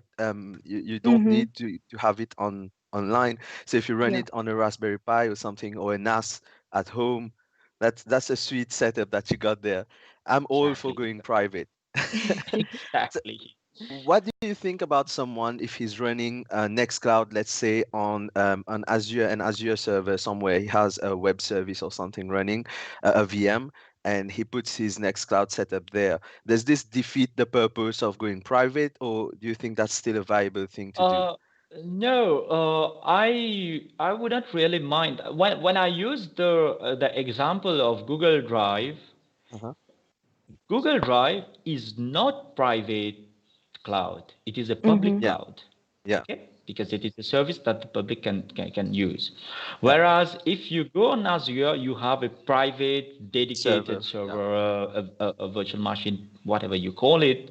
It's different because the contract that your company or you as an individual you're going to have with Microsoft, with all the legal terms and the legal blah blah, is what you can use as proof to show to the data protection commissioner that these are the safeguards that I'm putting. I have a solid contract with Microsoft where Microsoft is bearing the responsibility that You know, the personal This data, is the mine. private data. Yes, this is Yeah. mine. Nope, this is not a public cloud. Other people have access to this machine or whatever. It's mine. So it's a bit different. Else, if you're really paranoid as an individual of your company where you have a lot of sensitive information, maybe health related information or maybe financial information, if you're an insurance company, then probably you, even if you want to go the Azure way, you will have it on premises. I think Azure does provide something like that, and that would be the pretty the sort of balance to have it. We do have one question. Does Nextcloud allow you to build your own custom extensions? And if so, what language do they support? PHP. And a lot of the Nextcloud apps and components, apps and extensions use Symfony components. So if you're into PHP and Symfony development, you look at the code of the Nextcloud source code. Well, you'll be right at you will home. exactly. You will picture yourself in that. And I must tell you that the Nextcloud community is very very welcoming. So do not hesitate. Take the leap. Shout out to them, and start the open source adventure. Yeah, I think you already converted some people. Sorry. Sorry, I didn't get it. Marine? Yeah, you already converted some people. I was checking the chat and they're like, I want to try. Yeah, there are quite a few people who are interested. All for it. OpenSUSE Next. Oh, now you might try to find a relationship between OpenSUSE and Nextcloud because they are close communities. There are quite a few OpenSUSE contributors who also contribute in Nextcloud. I think a former community manager of OpenSUSE is now the PO or the community manager of Nextcloud, Josh. So his name is Josh Potliviet. Well, I might mispronounce the name, but yeah, there is a lot of exchanges between these two communities. Yeah, if I'm not mistaken, as from OpenSUSE Tumbleweed, I think the Nextcloud client is already in there, or something. I heard that somewhere. Just don't take my word for it. Maybe check it out. But I think you already have the Nextcloud client packaged in OpenSUSE, whereas for things like Ubuntu, you have to download it. But it's all there. So I won't be surprised. I won't be surprised because these two communities they are so engaged together. They might have already packaged the client and put it there. Yeah, I just checked it actually. It's true. Nextcloud desktop client package included in OpenSUSE. All right. And you know how difficult it is sometimes to find desktop clients for Linux. Yeah. A lot of times. I had the trouble. Yeah, maybe that's why they already, like, with this close collaboration, as you mentioned, maybe that's why they give you like one step further. They give it to you from the get-go. Yes. So Ish, this was a great session. Yeah, thank you so much for being here. Do you have any closing comments, things you want to throw out to our viewers before we close the session? I thank you both, Marine, Vidush. I thank everybody who watched the presentation. Thank you, MSCC, for making this happen, Virtual DevCon. Otherwise, we would not have a conference this year. I'm really looking forward to the physical conference next year and the other events of the MSCC this year before the end of the year. Yeah, as we all are. We'll all meet again. Yeah, we'll all meet again physically, maybe. Let's see.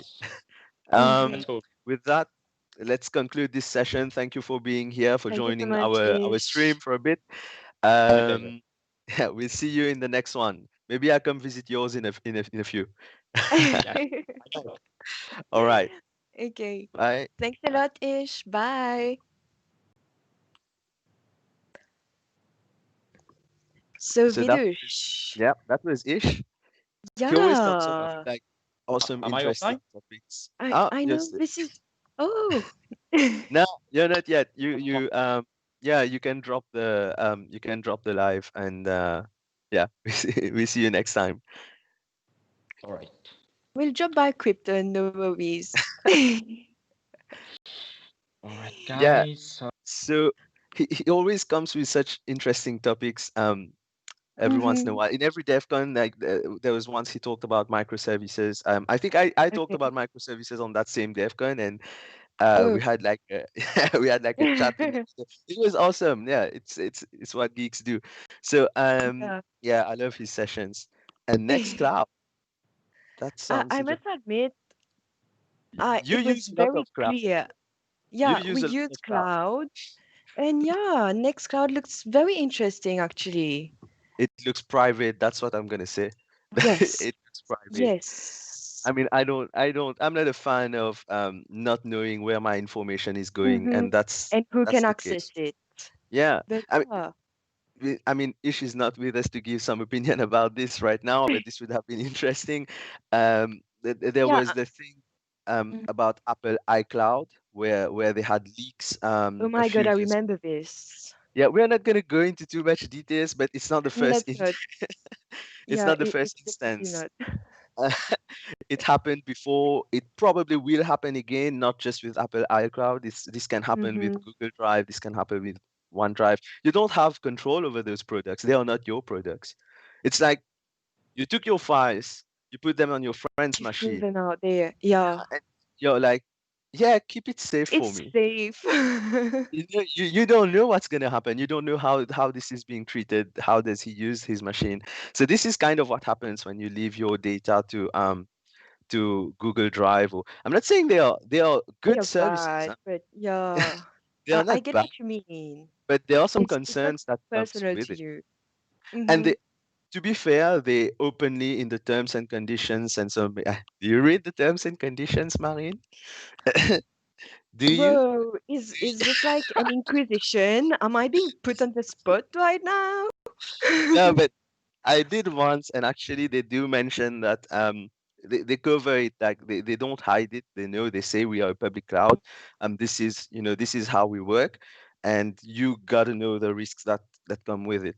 I'm with it, Um, yeah. so knowing those risks and myself being a bit paranoid, I actually would love to try Nextcloud. And I'm actually thinking of really what I said to Ish, setting up that Raspberry Pi, connecting to a NAS, and try out and see how it works.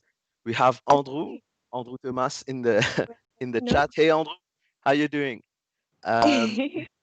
He says he's gonna add Nextcloud for his future smart. Hey, I'm working on a smart home project, like it's a custom one from scratch. I I'm not remember trying. this.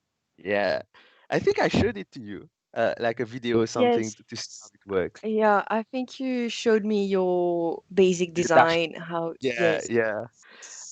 Andrew, let's work together on this. Come on. All right, let's take a quick break here. We have our next session at noon. It's going to be, let's throw some drum Dylan rolls out. Harbour. Dylan.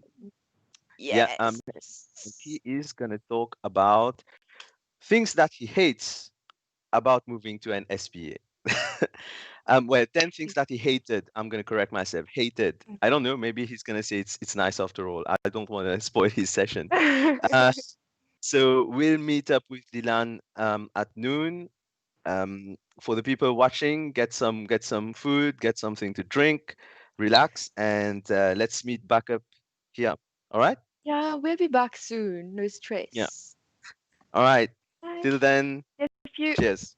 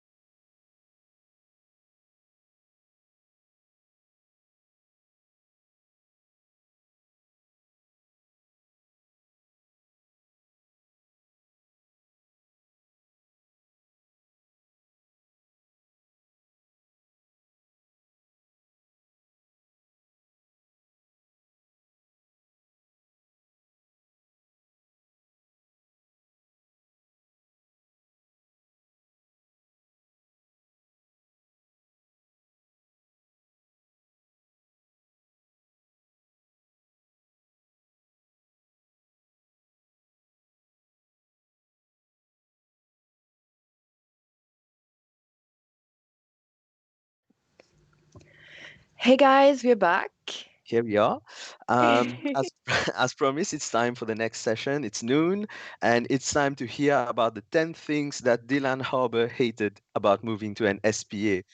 We've got quite a few sessions on NUX, SPA, SSR, statically generated sites. So this like fits right into our track. Let's just go ahead and bring Dylan in. What do you think? Yes. Hello, Dylan. Hey, Dylan. Hi, good You're live? afternoon. How are you doing? Yeah, doing Good. So good. nice to have you. Yeah. Thanks for having me. It's great to be here. It's Yeah, it's a awesome. pleasure to have you here. So Dylan, how are you feeling? Ready for the session? Have you been looking at the previous sessions for over the days? Yes, I haven't actually caught up on as many as I was hoping to. I've been dealing with a whole lot of other things, but I'm definitely keen to play back quite a few of the sessions and catch up on them over the next couple of weeks when they go live. Yeah, I guess that's Awesome. the pros of not being physical and instead going virtual. You can, rewind and check it out afterwards, maybe over the weekend. Definitely. You Yes. had another session before, right? Yesterday. Yeah. Yesterday, yeah, in Yes, one of that's the other right. streams. So yeah, we are happy to have you in our stream now, New Asgard. Yes, we Yes, nice to keeping see the some new best for faces on last. the side. Yes. So, Dylan, why don't you tell us a bit about yourself and what do you do before we dive into the session? Sure, perfect. So I'm the head of engineering for marketplaces at Ringier, South Africa. At Ringier, we build the software and the platforms that drive classified marketplaces around the world. So if you think about your traditional marketplaces of dealing in cars or property or jobs, or what we call a horizontal, a general classified platform where you can buy anything from a cell phone to a spare tire, anything in between. We build the actual software. We don't run any of the operations, but we just build the technology and let that be rolled out in multiple countries, with a specific focus on emerging markets of Africa and Southeast Asia at the moment. Yeah, so you are not the actual seller in a way, you're the facilitator. You give them the tools so that they can run their business. That's Yes, awesome. So Dylan, I hear, well, I'm looking forward to your session. I've worked a lot with SPAs, not a lot, not as much as I'd like. So I'm gonna stay tuned to this. And for our viewers, don't forget to leave your questions, to leave your comments and feedbacks in the chat. We'll be right there with you, and we'll pick them up at the end of the session. All right. So Okay. it's all you, Dylan. Dylan. Yep. The floor is yours. Thank you very much. Great. Okay, so 10 things I hated about moving to an SPA. I've already done a little bit of an intro about myself, but just a little bit more. So I come from more of a back-end PHP development background before I got into more of the management spaces. I'm a huge fan of Laravel and the ecosystem that's come up around Laravel, and I'm currently digging into the tall stack, which is Tailwind, Alpine.js, Laravel, and Livewire. So like I said, Ringier, South Africa, we build classified marketplaces. One of the reasons that I'm involved in this conference, and one of the reasons that we want to be involved in this conference, is because we run one of our teams straight out of Mauritius. So this is Matt Hood and Atimbang and the gang, all on the beaches of Mauritius. And I was really hoping that this would be my excuse to come and visit the team there and see Mauritius for myself. But unfortunately, the pandemic has stifled those plans. But let's discuss a little bit more about where we were at as Ringier South Africa and our sister entity, Ringier One Africa Media, at the time of digging into the SPA experiment that we went down. So at the time, this was about 2 years ago when we started down this road. We were about 40 plus developers. We're spread across half a dozen countries. Currently, we're using more of a remote first approach, and we're very committed to remote working. So we do have multiple developers in different regions and in different countries. But through the systems that we had developed, they were generally more of a Laravel focus, more of a traditional server rendered, PHP rendered type of architecture.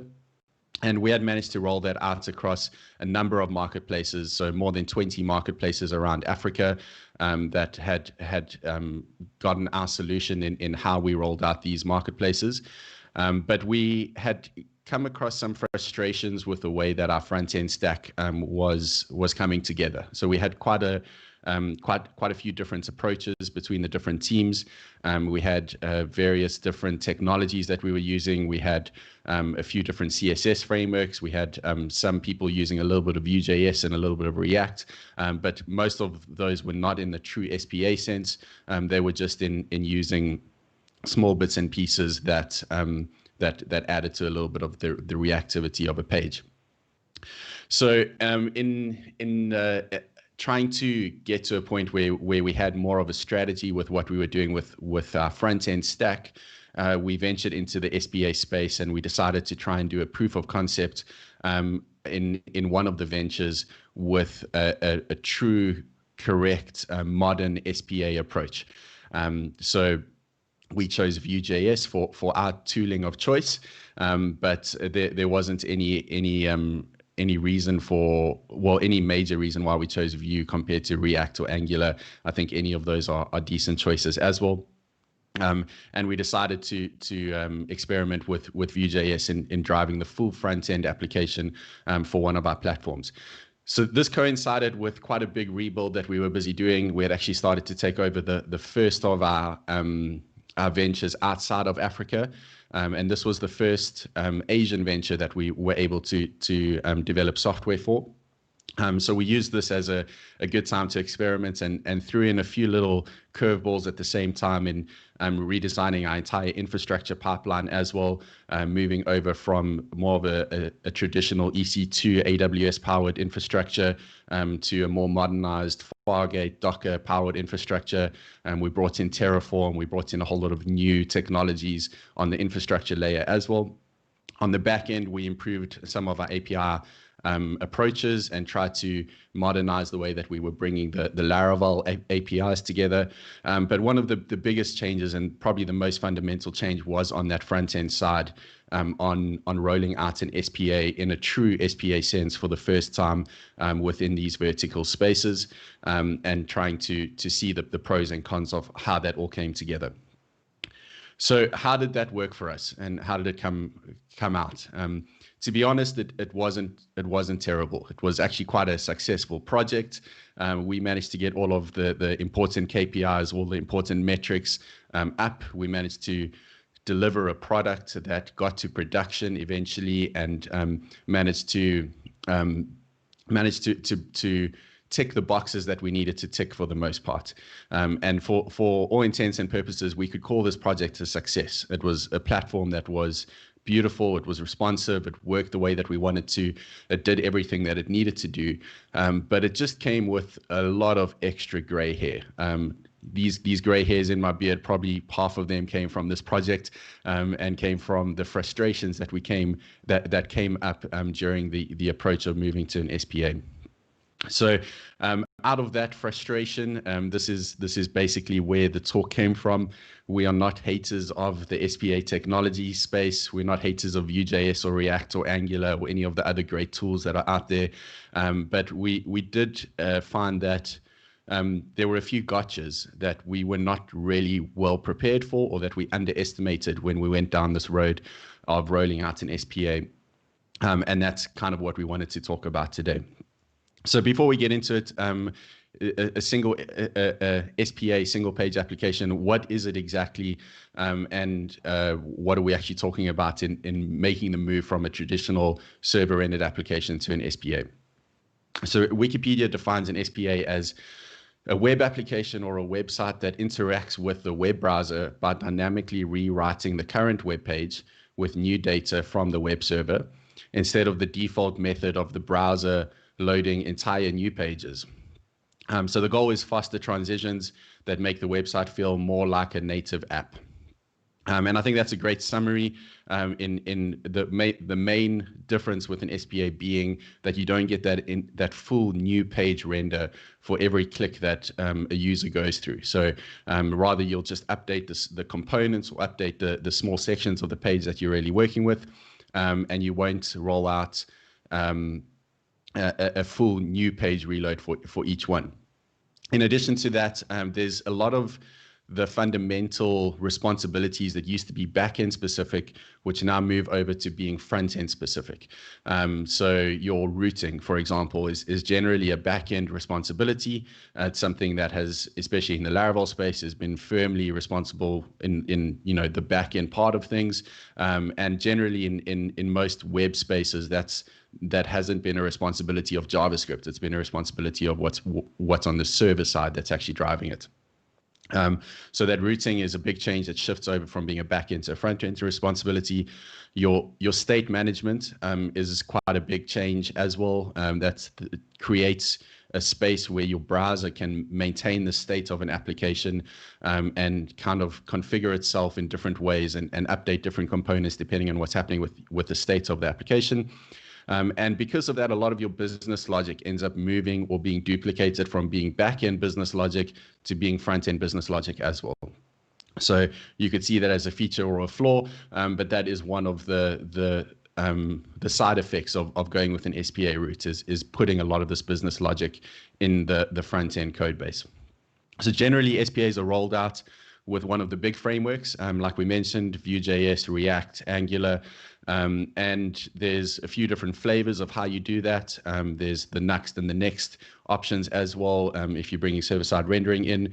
And there's tons of other options as well for how to roll out an SPA. These aren't the only three, but these are definitely the biggest three by a long shot. And I think all of them are quite robust. They've got quite active communities. They've got great reasons for using them. And I don't really think it's worth bashing any of them because all three have quite a robust option, or quite a robust option for developers to choose. So in practical examples, what does this actually look like? I went off the React documentation, found an example app, and this is what came up. It's just a basic calculator app. So if you've used the calculator on your cell phone, it probably looks very similar to this. And this is a great example in showing some of the benefits of an SPA and some of the reasons why people choose to use an SPA type of approach. So as you interact with this application, it will feel a lot like a native application. It will feel like something that's very responsive and reactive to what you're doing as you're clicking the buttons and putting multiplications and additions in. The totals will update immediately, and there isn't any full renders that are happening every time you click a button to reload the page. So it really does show, although it's a very simple application, it shows some of those benefits in the UX that you can really present, because trying to do this in a non-SPA type of approach will be a lot more cumbersome, a lot harder to implement, and generally not result in something that's as neat and well implemented. So in HTML, what does that actually look like? If you look here, we've got a JavaScript bundle that's included, and we'll have a very simple, very minimal HTML DOM in the actual body section. So there isn't much there. It's literally, what is that, 4 lines of code in your HTML that make up this entire page. And that's because all you're really doing is you're defining an element there, a container that the React application can attach onto and start to do its magic. So there isn't really much in the HTML sense here. This is just a very small static HTML page with a link and an href to the fork me on GitHub link. And that's pretty much it. So if you actually had to load this up without JavaScript or on an incredibly slow client, you might see something that looks more like this. And this is really what that application looks like from an HTML sense. You've got the fork me on GitHub ribbon at the top, and then you've got an empty div. There's nothing else to it. But once you've loaded that up, the React application in this case takes over, and it will start to build out the components of that calculator. It will start to add the buttons that need to be there. It will start to initialize any state that needs to be there. And by the time that JavaScript has finished doing its work, you'll have the entire application, the entire calculator that's available to you. So why do people bother with this? We've touched on this a little bit, but obviously you get that app-like experience. It's a significantly different experience and a different way that you can interact with your users through an SPA because it's really built around reactivity. It's built around that ability to update in real time and do the small component swap outs and that reactive nature of a page. You also get the updates to that DOM without requiring the full page reload. You get it's easier to develop beautiful interfaces. So you need to you have the ability to work within a different space as a developer, and it's easier for those developers to develop beautiful interfaces. You have isolation of the front end away from the back end.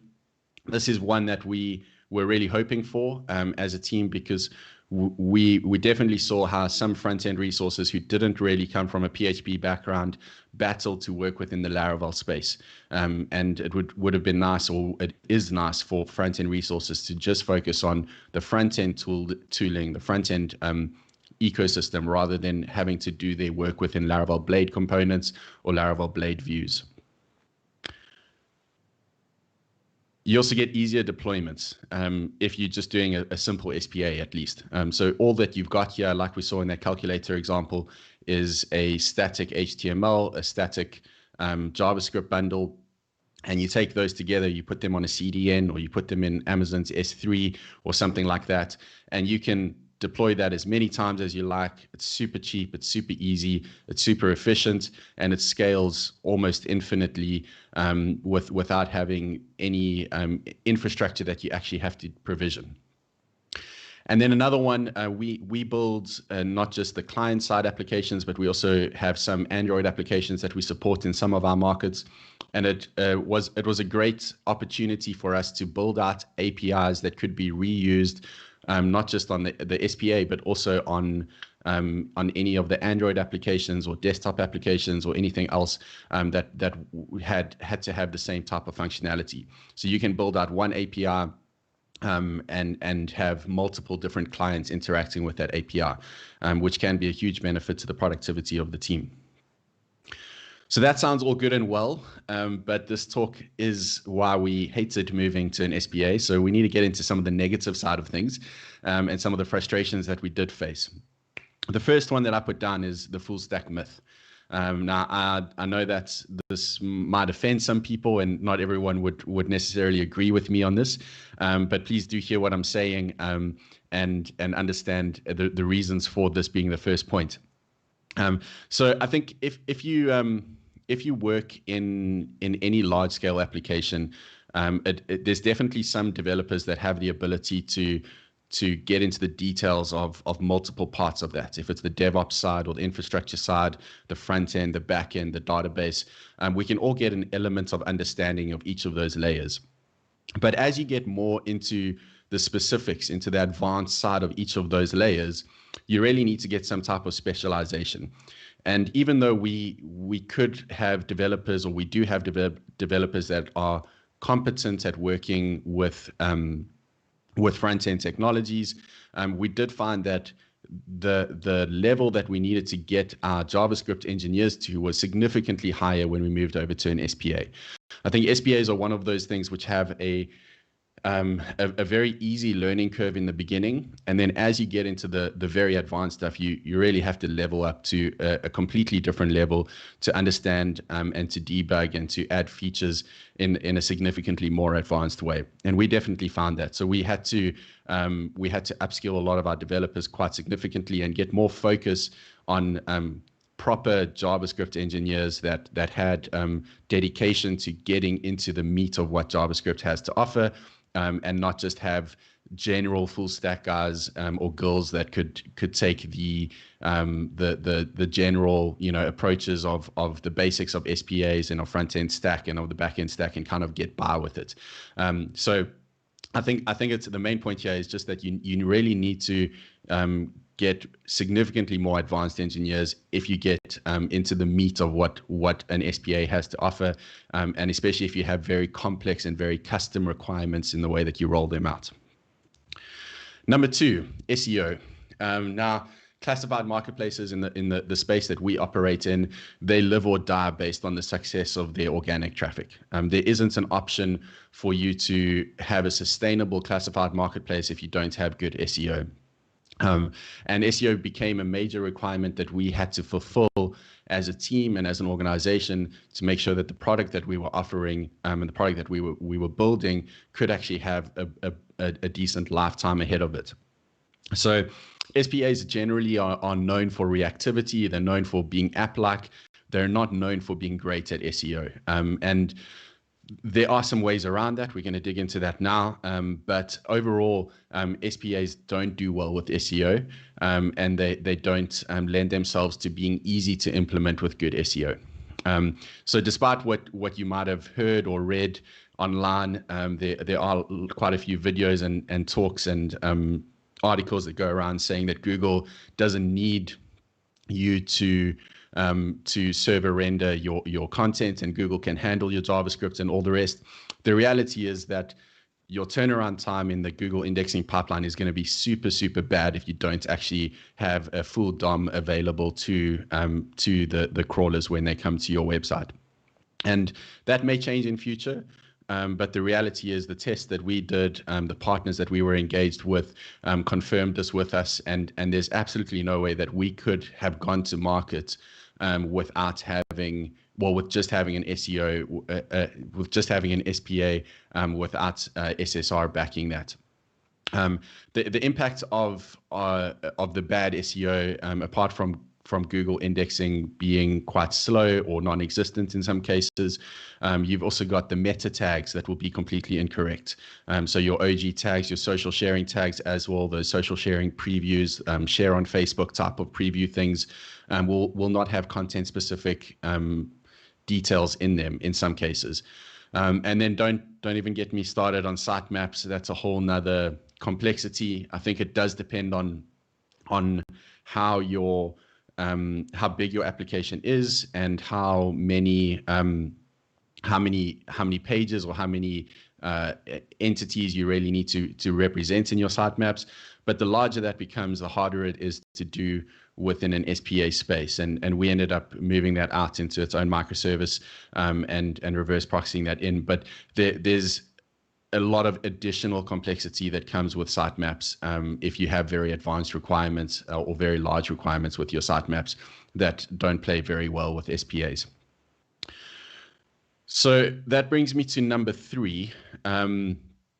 Generally, the solution that's proposed and the well-accepted solution on the internet for the SEO issues that come with an SPA is to just apply SSR, to roll out an SPA that's backed with a server that will process, do all the client-side processing that needs to happen on a server, an intermediary server, and then send a more complete and a more up-to-date DOM to the browser on that initial page load. So why do we not like SSR? It does work, definitely does work. We managed to get it to work. We managed to get the successes that we needed by rolling out SSR. But overall, it's just something that steals the joy out of working with an SPA. SPAs are so awesome to build because you can do things as a developer and you can see the awesome impact very quickly. There's very little work required to actually make things happen that look really good, especially from a UX side and from an interactivity side. And then as soon as you bring SSR in, you're just bringing a layer of complexity that steals that joy out of building with an SPA. So a few examples just on what the actual SSR does here. So let's go back to that calculator app. If you had to load up that page with no JavaScript enabled, you would get just the empty body like we saw earlier. 3 lines in there just with a little A tag with a fork me on GitHub. But if you had server-side rendering backing that same application, it could look something more like this, where on that initial request, you get the full page that loads up, the full DOM is populated, and it includes the buttons, it includes anything else, any links that need to be there, and that allows for crawlers as they're going through your website on that initial request to actually see everything that needs to be on that page, rather than have to wait for JavaScript to process, or have to process the entirety of your thread, basically, before they can see the page and see the contents of that page. So generally, SSR is implemented with a few tooling helpers or a few specific projects. Some of the bigger ones in the React space is Next.js, and in the Vue space is Nuxt.js, kind of sister projects that do very similar things in helping you to implement it and making the implementation significantly easier. There's also a lot of other options. There's an official Vue SSR plugin that you can use with Vue.js if you don't want to use a Nuxt. And I think that generally our frustrations with SSR would be the same across any of those types of implementations, because it's not necessarily just the tool itself, but it's also about the concept of why you're needing SSR and the additional layers of complexity that it brings. So those reasons that you might end up reaching for it is to get that fully populated DOM on the initial request, the potential for a performance boost, because now all of that work is not happening on the client side, on the browser side, but it's happening on the intermediary server side. And that can give you the ability to cache things there. It could give you a lot more performance if it's quite a beefy processor or quite a beefy server that's actually doing that. And you get the ability for search engines to index without requiring JavaScript to process your page. Another one which isn't normally quite spoken about, but we found that the ability to hook into middleware during that node process did help us solve some of these problems and some of the other problems as well. And that can also be a reason because you get the ability to do things like whatever you want to put into like an Express middleware or something like that as well. So the reasons that we didn't like SSR, the reasons why we got frustrated by it, I think the biggest one, and it's quite hard to define this in like actual numerical terms, but the significant additional cognitive load that it brings to the party. So you've now got a completely different paradigm. You're no longer just thinking in the server side and the client side, but you've got something stuck in the middle that's not quite client and it's not quite server. It's kind of a little bit of both. And you have to think about things differently. You have to have a lot more understanding of what's actually happening and when it's happening, if it's happening on server-side render or if it's happening on hydration. And that additional cognitive load can add frustration. It can add additional processing or additional development time to the process. And it's just a little bit harder to work with. Even if you can get it done in the end, that cognitive load isn't necessarily always welcome.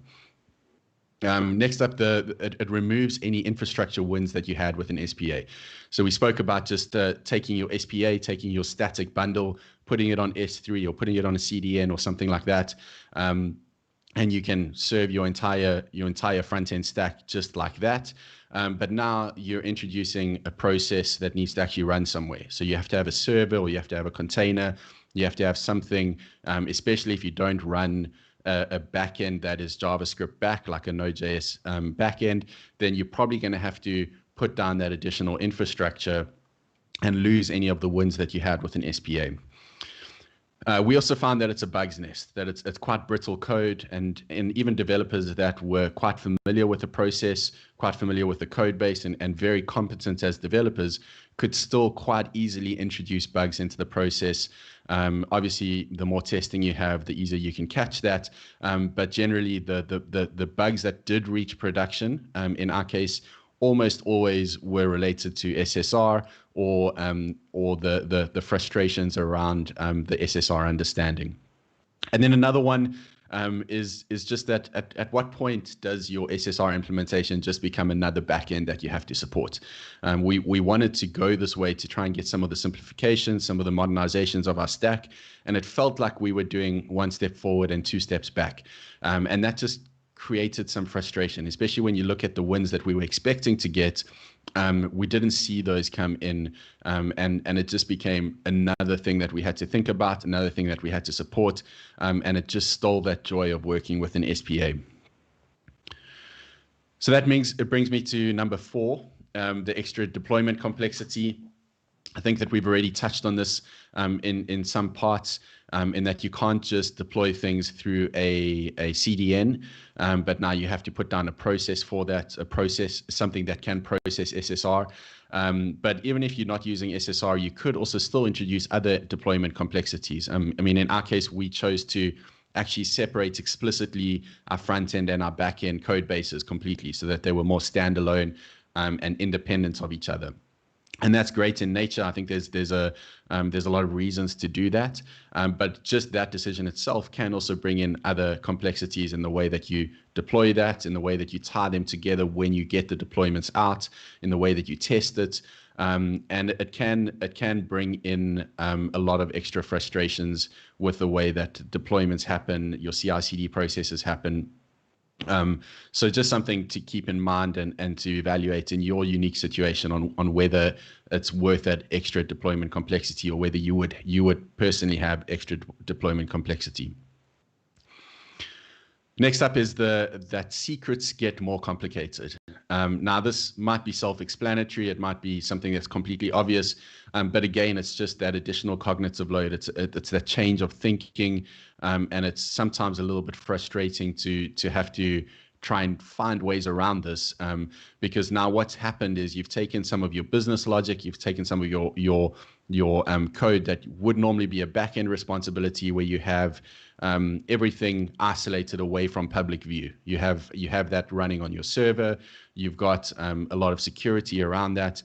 And you know how to generally work with secrets. You know how to generally work with things that are more confidential in nature. And as soon as you start to shift a lot of this logic, a lot of this business processing, business logic through to the front end, you can't move the secrets along with that. And obviously there are ways around this. I mean, we managed to get ways around this, and it is somewhat just a learning process to go through. But if you're going to be doing any integrations with third parties that require secrets, if it's a payment gateway or anything else, you might get a few frustrations in the way that that's handled. And if that isn't handled correctly, then your code base that's on the front end could create a lot of extra security holes within your application, if you don't actually understand the limitations of what you can and what you can't put in there. I think the long and the short of it is just that if you are putting anything in your JavaScript bundle, you have to treat that as being publicly available, because anybody can look at what's in that JavaScript bundle. They can interrogate it, they can debug it, they can read through it, and you really are just revealing more to potential hackers, to potential users, and it does get a little bit more complicated. So it's not to say it's impossible, but it is just a change in thinking, and something that can be a little bit frustrating for developers to get their head around sometimes. Number 6 is the increased risk of exposing your data. Now, this is different to the secrets intentionally, because this isn't talking about your code base, but rather talking about the data that drives your application. So this might also be unique to your industry. In our industry, our data is what makes our companies valuable to a certain extent. The fact that we have listings, the fact that we have content available that might not be available in other places. So there are always other parties that are trying to get their hands on that data. They're trying to either scrape us or steal our data in some shape or form. And by going with an SPA, you're generally going with an API-driven application. So you're going to have some type of JSON API or something similar on the other end that's feeding your SPA. And the fact that you're going with an API approach means that your data becomes easier for people to interrogate, to scrape, and to steal, basically. So that's something that might be unique to our context only and not necessarily applicable to everybody. But your APIs are well formed, they're well structured, and they make it easier for other people to sniff around and see what's happening and actually start to pull that data apart. Number 7 is the increased cost.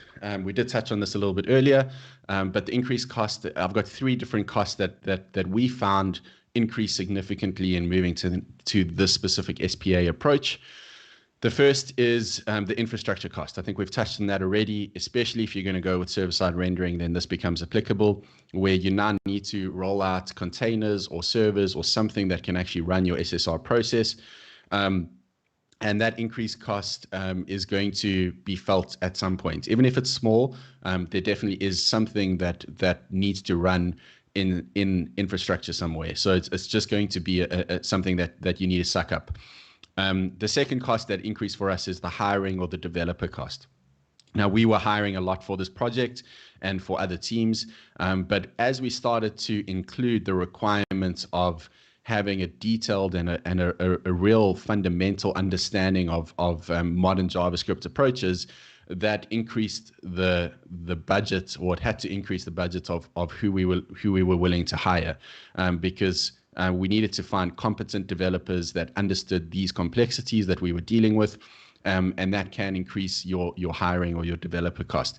It could also mean that maybe you just need to hire dedicated resource, so it could just be an extra headcount rather than increased cost of specific people, but there could be an increased cost, and we definitely saw an increased cost in the developers that we needed to employ to support this type of product.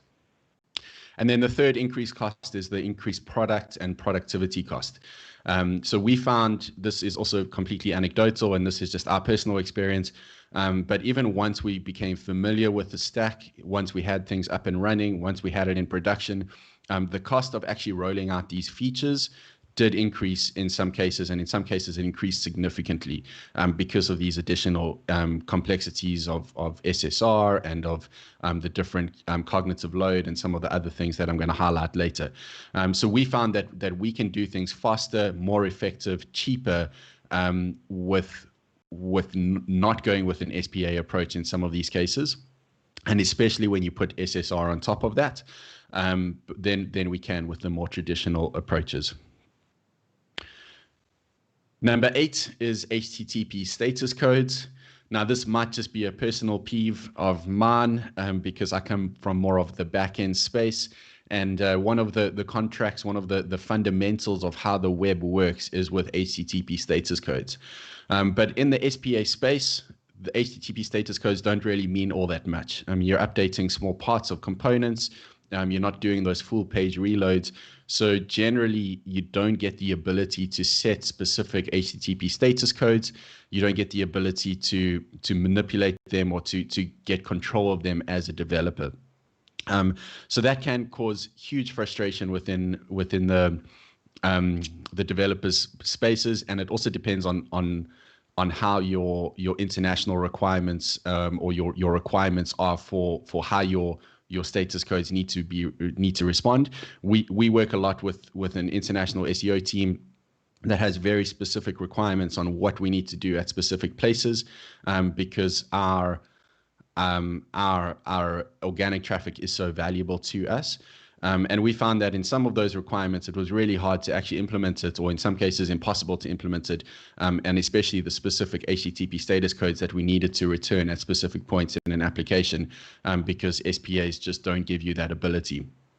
So it sounds silly, but if you don't believe me, then take an SPA that you're busy playing with and just think through some scenarios of if you wanted to return different status codes, how you would do it, and see if you can be successful in that.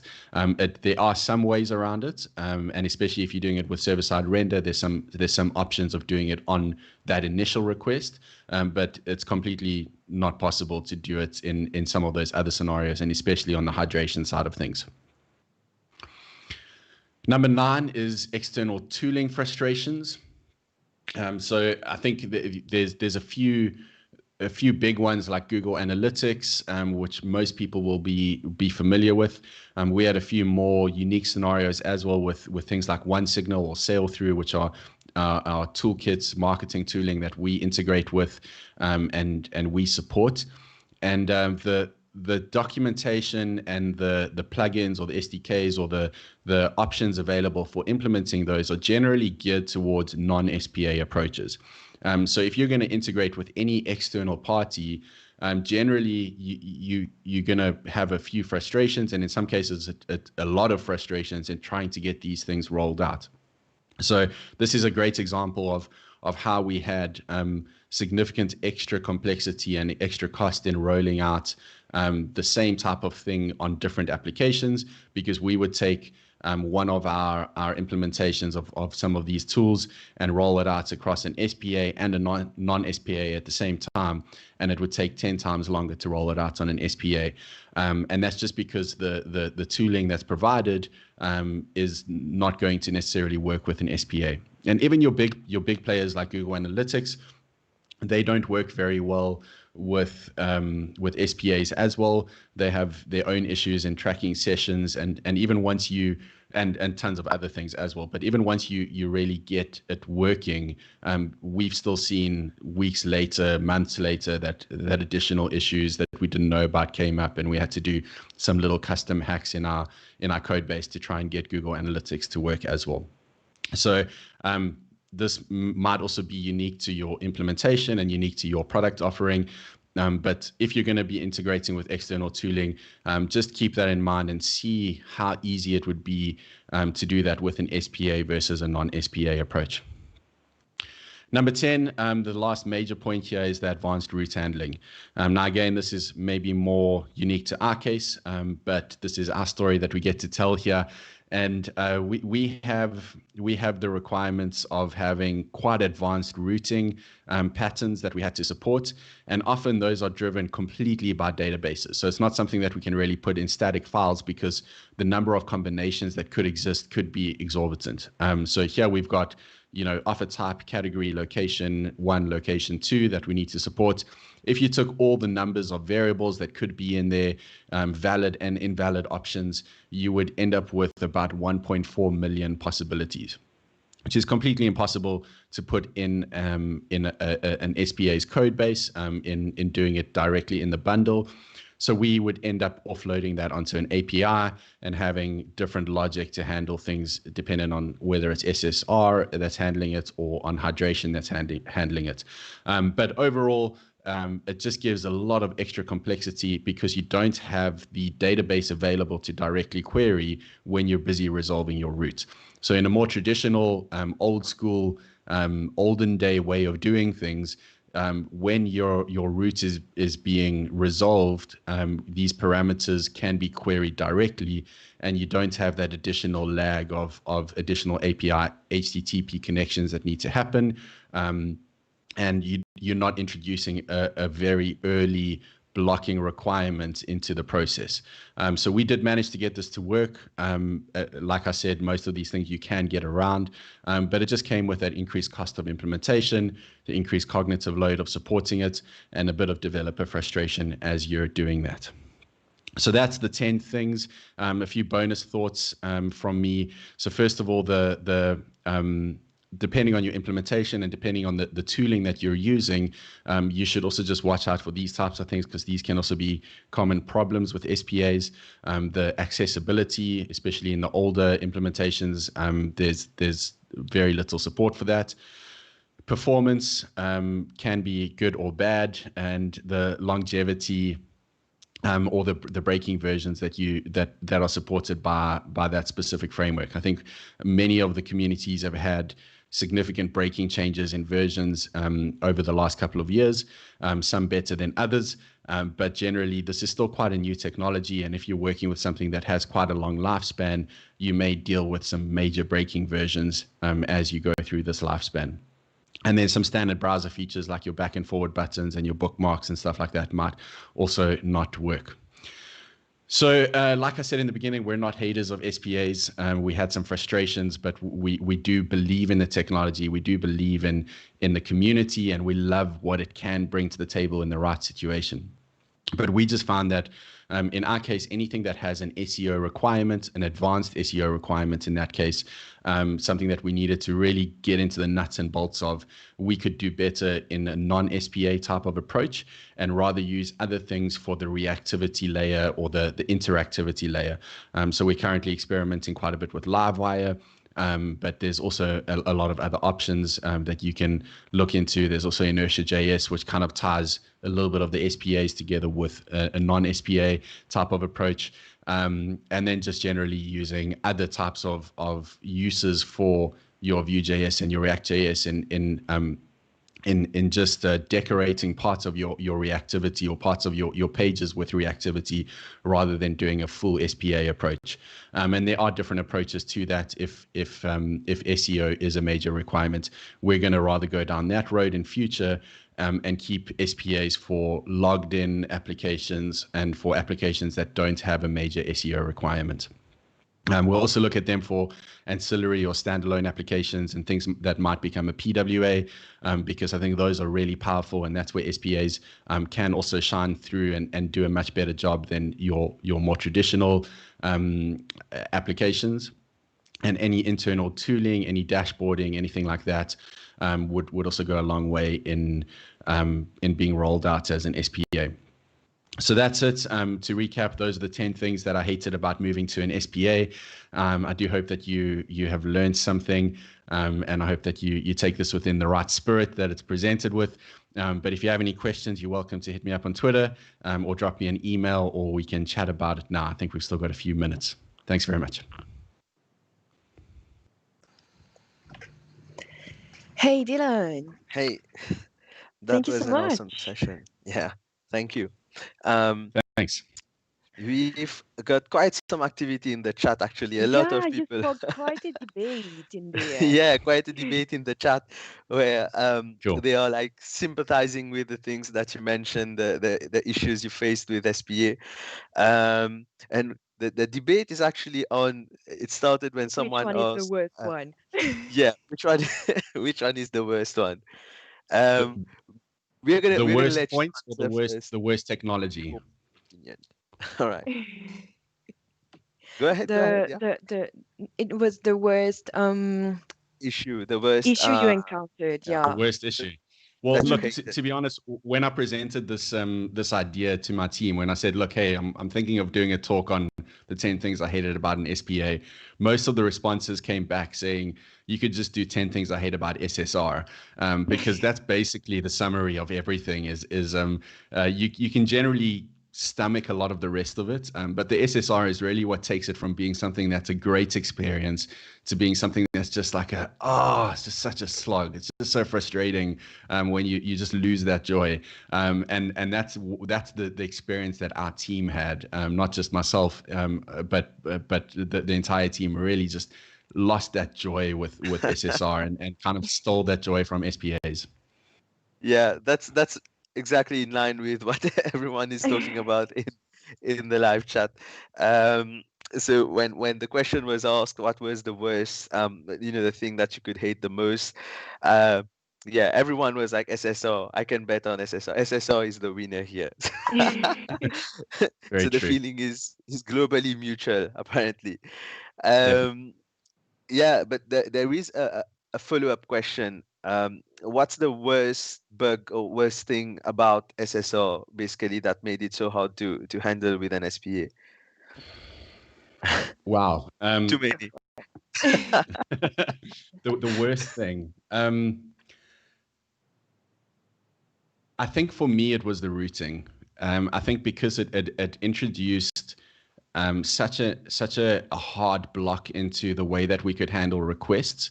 We basically had to, during the SSR, the initial SSR process, we had to resolve all of the routing patterns that could be introduced, and that was quite cumbersome and quite frustrating to do, and did introduce a lot of additional bugs just in that one part of the application.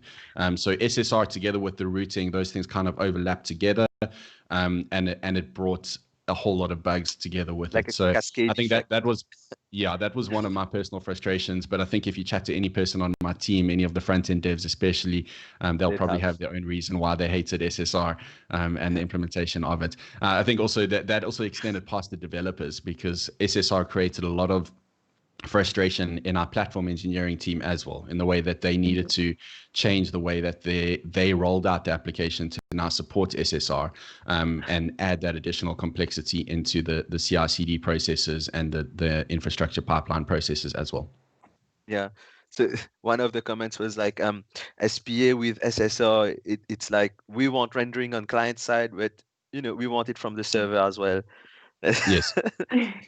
It is that middle ground. You're stuck in between a client and a server, and you're not quite one or the other.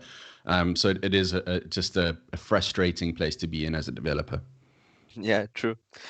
So Dylan, this was a really great session. It was based on experience, which is one of the best sessions that we can have, because it comes from a real life scenario. It's not just some textbook knowledge or something like that. We've had a few of those actually during this DevCon.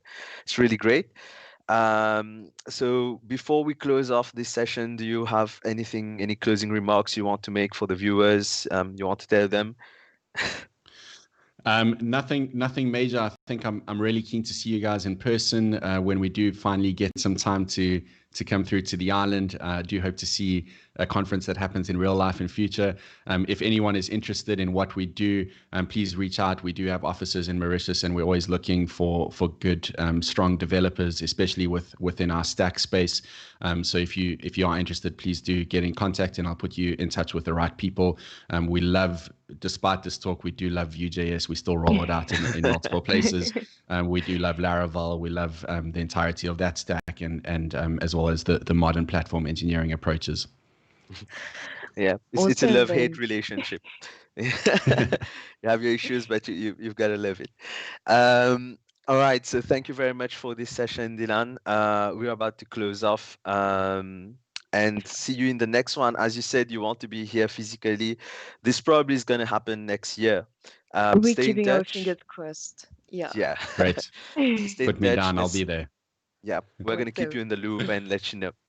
All right, then. Thank you very much. Thanks for having me. Enjoy the rest Thank you so much for your of the show. time. Bye. Yeah. Cool. Cheers. Bye.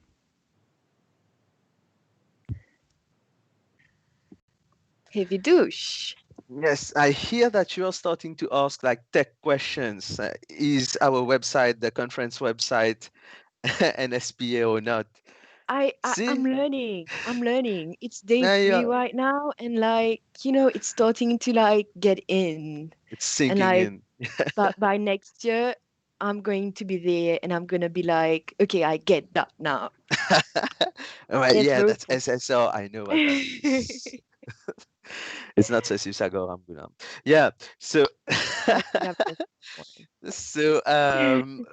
we actually have a podcast next. It's going to be a really interesting one. I'm looking forward to that. Let's see. Yep, that's at 1 p.m. This is not going to be a tech one, like a techie one, Marine. So you're free to express yourself as part of that podcast. I mean, the title is self-employment as a techie, but it's really focused on the self-employment part. I think it's more than just tech. It spans across all fields. So this is going to be super interesting. We are going to have a guest, Alexandre Basile, who is going to join us, or Alex for short. Let's see you then at 1 p.m. Okay, so see you guys in a few minutes. Stay tuned.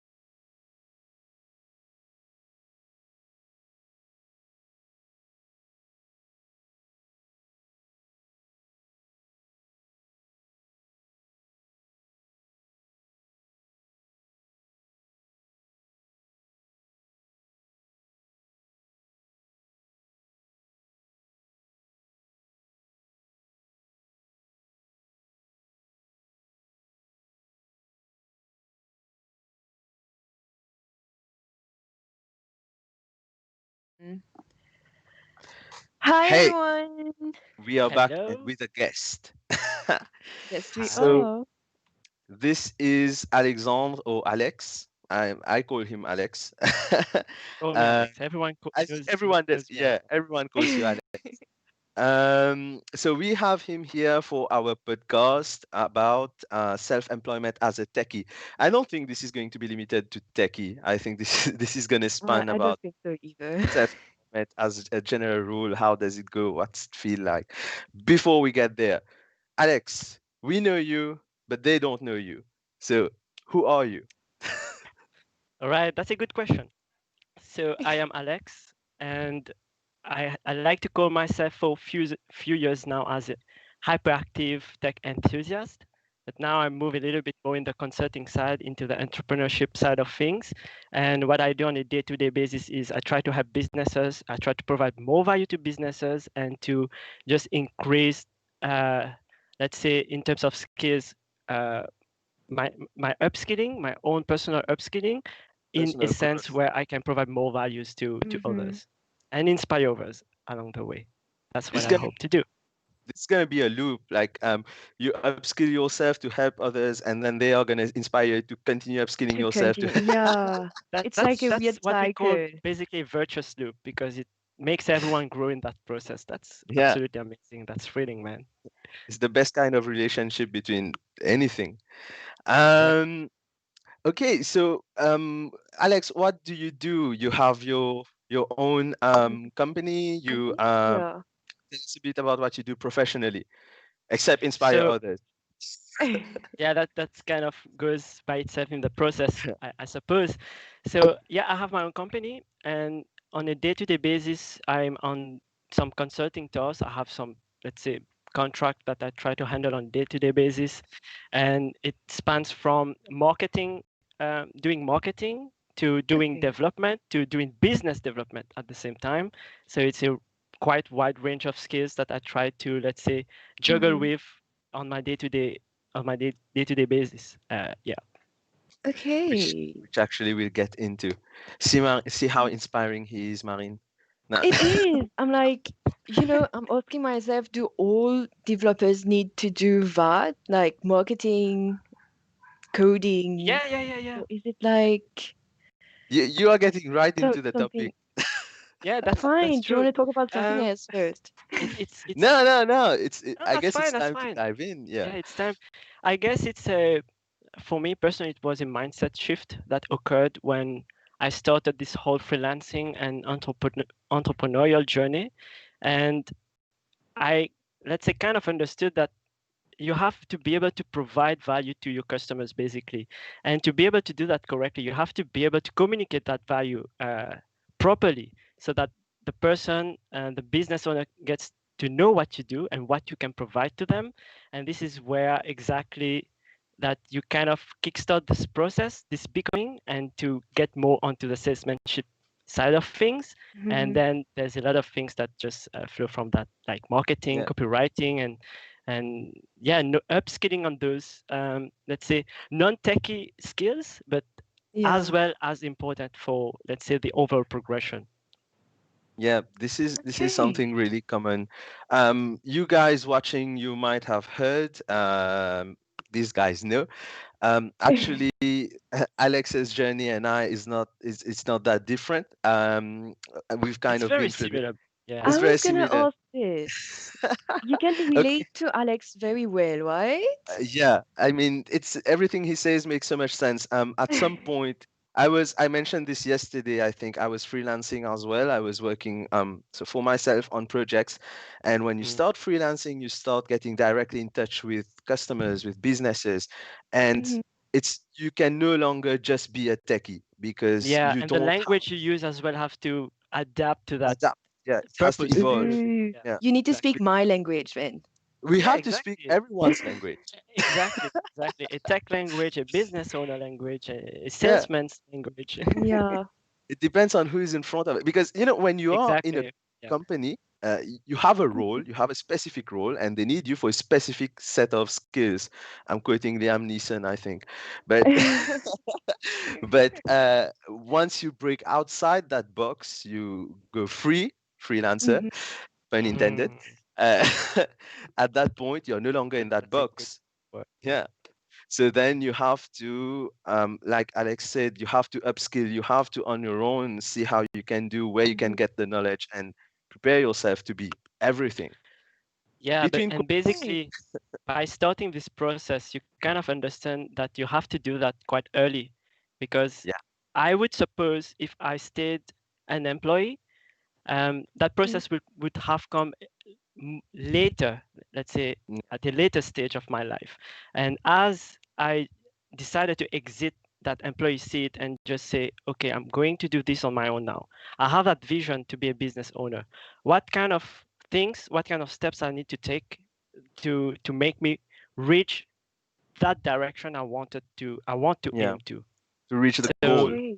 Reach that goal. So, and this is a very important point as well, because you've got to have a vision for yourself first before you onboard yourself on this journey.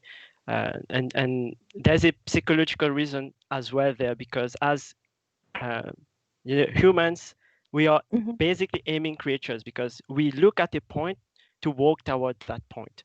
So that's basically what we do on a day-to-day basis. So in your life as well, you have to aim in the distance. You have to have that vision, and then you walk towards it. Ooh. Yeah. That was very deep, but very true. I get what you mean. And you get it, like it's that first step that usually people are more hesitant to take it. That's where the goal becomes important. You need to have that vision, that goal, and you need to know that I have to step out if I want to reach it. And this depends. It's not to say that this podcast is about self-employment, and we're already in that topic right now. But it's not to say that everyone should be self-employed. I don't actually believe that. It depends on people a lot. But the problem depends on is your own objectives, huh? Yeah, What on do you your want? own goals. Where do you want to go in your life? Yeah, but no, but what's counterproductive to this notion that you have to make the choice is a lot of people they don't even realize that self-employment is for them, just because they have this fixed way of thinking that I go to college, I go to secondary school, I go to university, I get a job. They are. You're basically explaining the rat race there. Yeah, yeah, and they join it. And once you join, for example, a company or you start on that track, you get bombarded with information that you need to get promotions, you need to grow in the company, you need to. So they without them That's knowing. Not bad in itself. It's a track. Let's say it's a track. It's a very own track, and let's say that the consulting track, the solopreneur track, and the business track is something alongside with it, because as business owners, maybe in the future we will need employees at some point, and that's very fine. That's fine. But we got to start somewhere anyway. Exactly. So maybe that's the path to take. Actually, you have to know what's in the corporate world, how to grow in the corporate world, and then it will inform you about what kind of skills exactly how you need to progress in that world, and then you have to discover that this is not for you, and maybe you need to do something else. You have to do it. You have to step on that journey. Yeah. This kind of reminds. I think I'm gonna guess that it was more or less maybe the same reason for you as well. I was gonna ask, how did you decide, to go for it? Yeah. No, I'm not going to go into we'll leave that question for Alex to reply. What I'm talking about is the thing that you mentioned about being part of a company and working in that system, in that ecosystem, in that environment. You have to do it maybe to learn what's it like and so on. That's a lot. It reminds me a lot of when I left university. I knew I wanted to become something else. I wanted to. I wasn't sure yet, but freelancer, business. But you had the broad vision in your mind. Exactly. I wanted something of my own. So that was the vision. And probably that was enough to kickstart the process. Exactly. But I also acknowledged that, okay, I want something of my own, but I'm from the university. I don't have field experience. I don't know anything about it, and that's why I never like just I never just went right into the battlefield.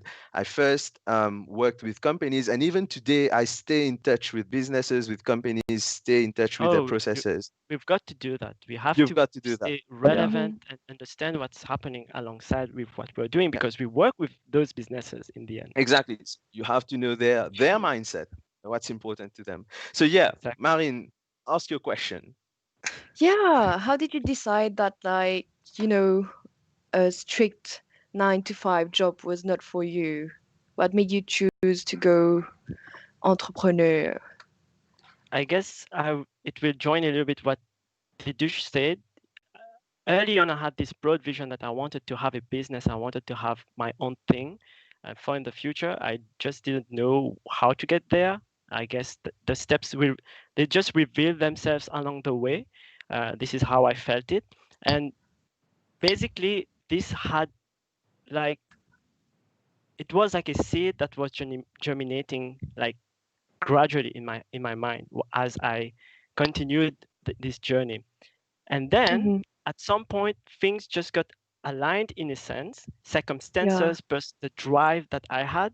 And I was in a phase in my life where basically I had to be on the move every time. And I knew that, now 9 to 5 is not really for me at this moment. And then I decided to, let's say, to jump right into it.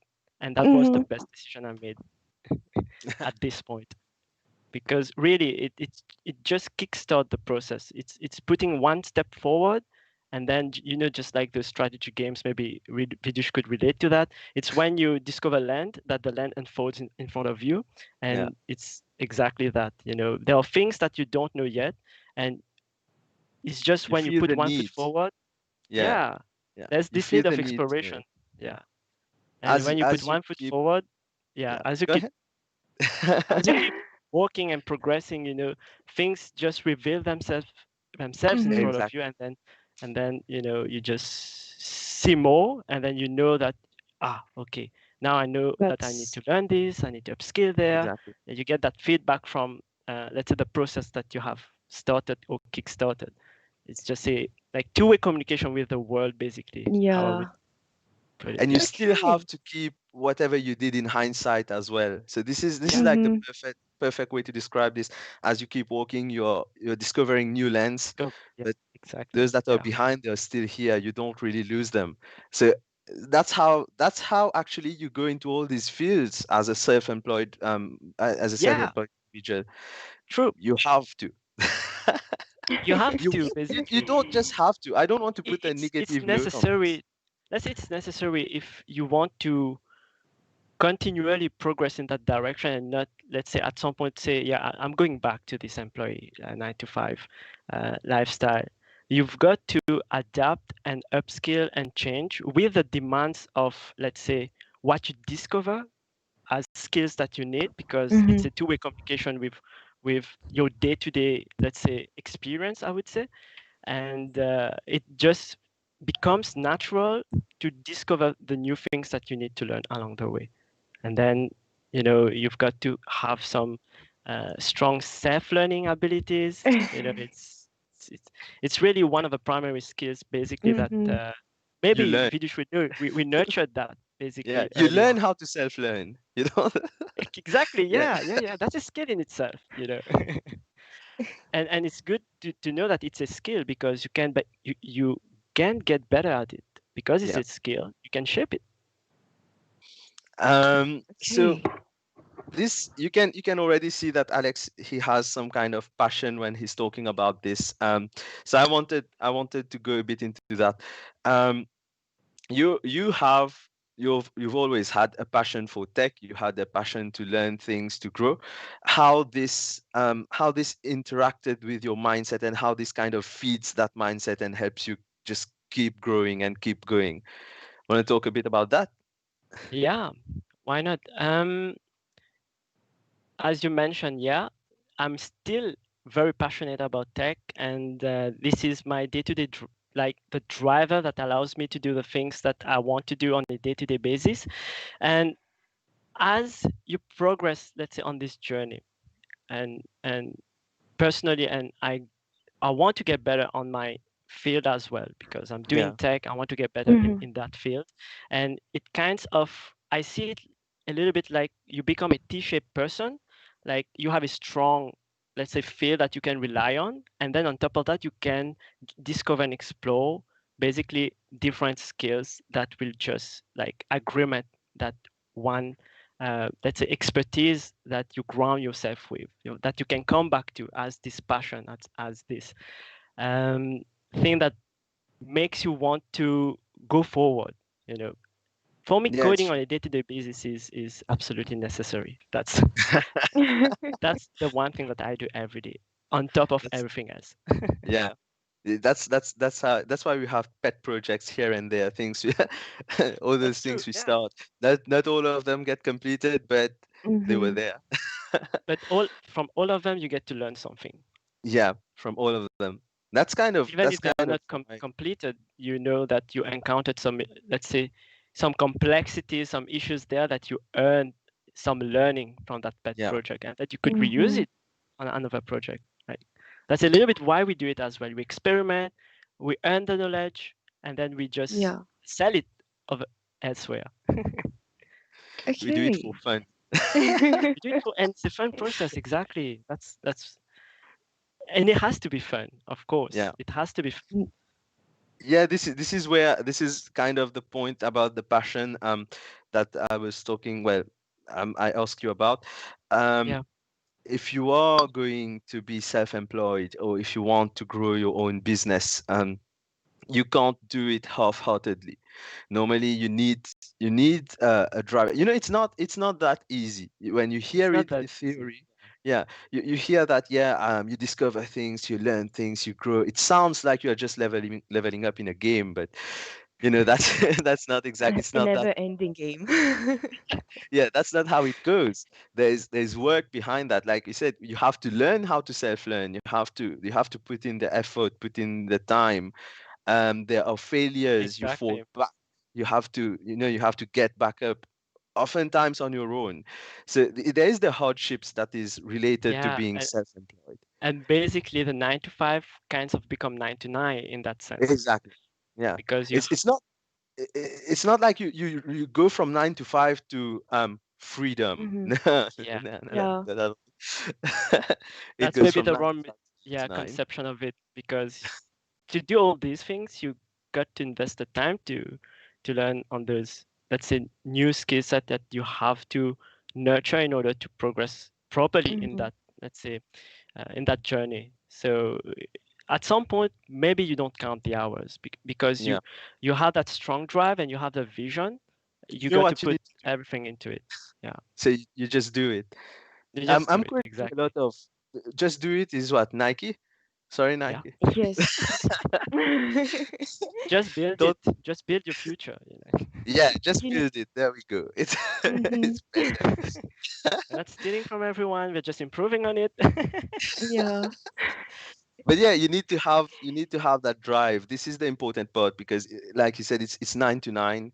There is a lot of work involved, and if you see it as work, if you see it as I have to, then I'm not saying that you're gonna fail. No, you could progress, but it's not gonna be that encouraging or that rewarding. That's the word I was looking for. It's not going to feel as rewarding or as powerful as it could. You have to see it as an investment, basically. Exactly. As an upfront investment in terms of your time. You can invest in a business in many ways, not just in terms of money. In terms of money, you can invest in terms of time, in terms of learning new skills, because that will make that better tomorrow.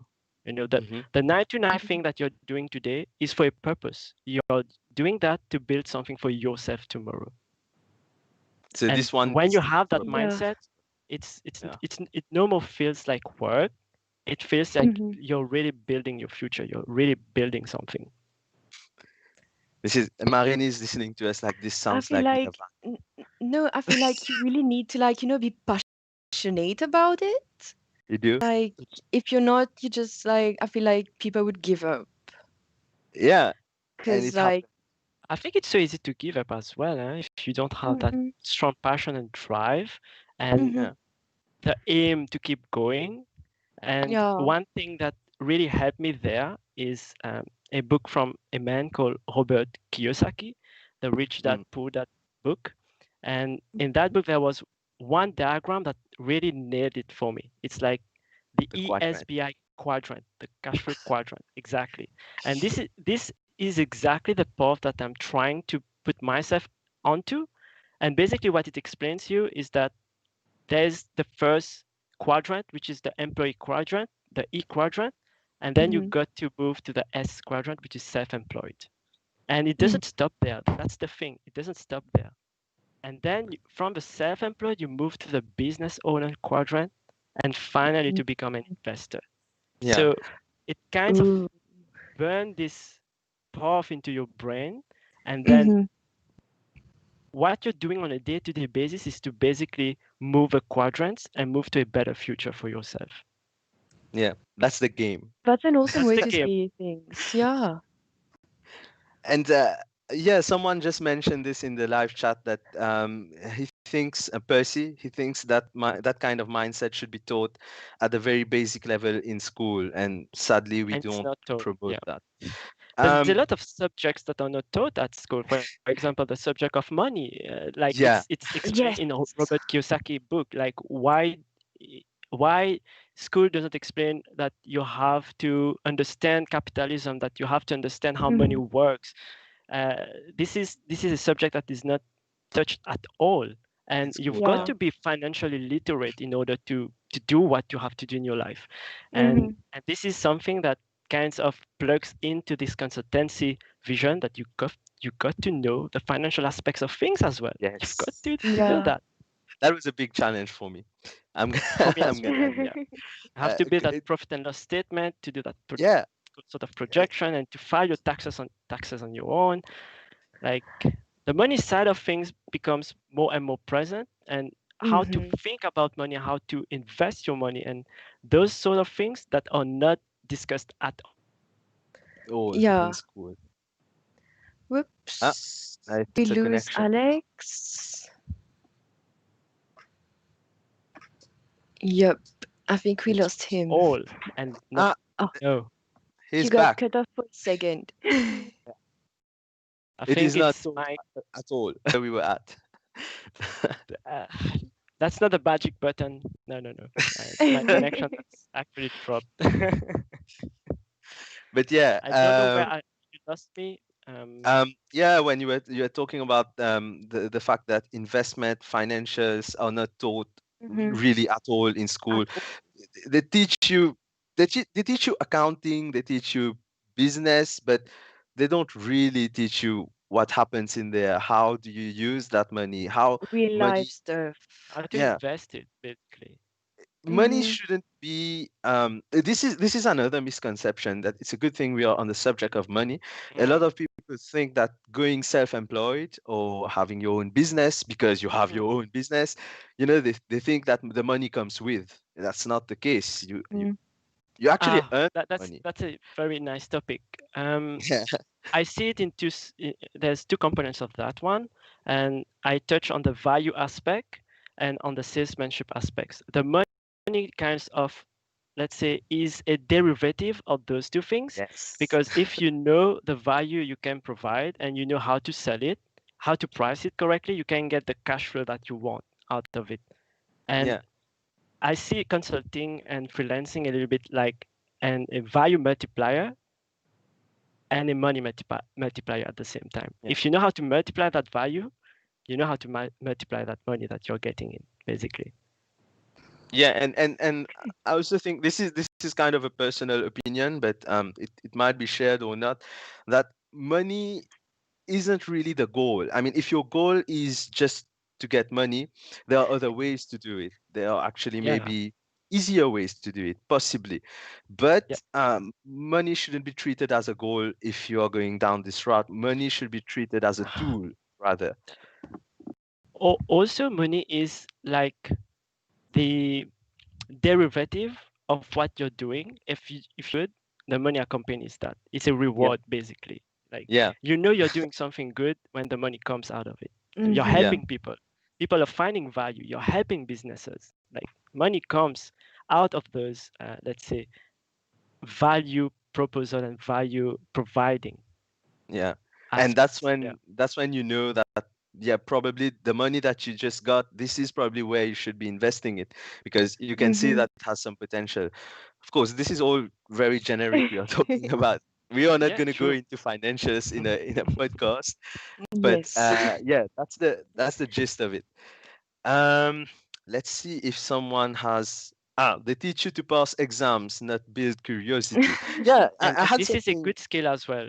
Curiosity. Like exam taking is a really good skill to have. I read a book. I read a book at some point from Cole Newport. I think the book's name is Straight A Student. Basically, it teaches you how to be a straight A student, like how to nurture and develop that exam taking skills that will allow you to just get A's at your exams. Like there's a subject on exam taking and getting straight A's. Getting straight A's has to be learned. It's a skill. Also. It's a skill. It is. Because you can know your subject, but if you don't know how the mindset of the lecturer or the teacher, how he would correct your let's say your essays or your answers, you have to meet him halfway. You might have a good answer. If you don't put it in a shape that he likes it, you might not get that A. That's a skill. Yes, that's true. It's not really just about knowing. It's about not just about knowing the subject. It's about knowing how to present it to the person. This is also kind of in itself maybe a hidden lesson for people to basically know their audience, know who they're interacting with, and know how to present what you have to offer so that it's satisfying for them. They like it. Exactly. This is a hidden lesson. See, they teach it. It's just like really hidden in in the system. The thing is about education. I think that it's true. It's true. These kind of things. It would be awesome if it's taught from a more basic level. People learn that students, children, they learn how basically this all works. It's true, but this is not the case, and that's the reality we are in right now. And if we try to change it, as with almost all things that we try to change regarding systems and society, it's not going to be today and tomorrow. It's not going to be overnight. It's going to take time. So we have to accept the reality that this is not the case right now, and it's probably not going to be the case for a while, even if we start changing it now. So in that context, what can we do? What can we do to promote this kind of thinking? We can only push them, the students or the younger wannabe entrepreneurs. We can only push them towards that direction. So how can we do that? This is an interesting topic as well that can be bridged. Firstly, I would say like live the lifestyle first and inspire others through your actions. And that's maybe the best way to get someone else on board and to understand that if they're on the fence, they know that they can reach out to someone who has done it before, and if you walk that path before that other person, it's like you've already cleaned out the road a little bit. You've been through it, and you can teach that along the way. Share the experience. That's a really good analogy. You've beaten down the road, you've prepared it a bit, and now he's gonna walk. Then you can hold their hands and say, look, this is the road you can take, and it's not gonna be easy, but here's all the things that I did in the beginning so that you can get started and just fly on your own now. And then it would be kind of like starting your own school, actually. It's not really. It's not really a school. School of thought. A mindset school. Kind of, a mindset school. Exactly. The idea is not to teach them. The idea that's another thing. The idea should not be spoon feeding. No, forget about spoon feeding. But it should not be about teaching them financials, for example. I don't think if we are going to tackle education and so on, I don't think we should be teaching, for example, financials or teaching them how to be self-employed. I think we should teach them how to learn. so that they are never limited by that's, things that they are doing. They can learn on Smart their own. learning. Exactly. See? And it's a mindset. It's a mindset in You want to itself, change you know. what system And again? why you want to do that? I think you've got to self-learn, and you've got to know how to learn. And maybe where we should start things is to inspire and instill a strong why first. Why do you have to do that? What's your why? And for me, at this point in my, and it changes along the way, depending on the moment that you are in your life, basically. And right now, my why of doing it is basically to be so financially strong that it can shield myself and my family from any financial disaster that can come along. Basically, like we saw it with this COVID situation. It's hard, and it's really hard on people. And like getting that why gives you the strong drive to do things in line with your vision and what you want to achieve in the end. But it changes along the way. But you have to be able to find that why, and maybe that's the one thing that we can instill to people, to find their why first, why they want to do it, if they will have to do it. Yeah, true. The idea is for them to go to find I think Neha mentioned it in the comments to teach them how to find their own path. They need to be able to question. This why is very important. They need to be able to question things, question what they do, and know why they're doing it. They should not just do something because they were told you to. tell them to do it. Exactly. Yeah, that's not even us. Not even if we Look, for example, train them, for example. This self-learning thing, we can tell people, yeah, you have to self-learn, but do they know that in order for you to be motivated to self-learn, you have to know, why are you doing this in the end? Like, you want to provide more value so that you can get more money out of it. And how do you get to provide more value? You have to upskill. And how do you get to that upskilling? You have to learn. And probably you have to self-learn.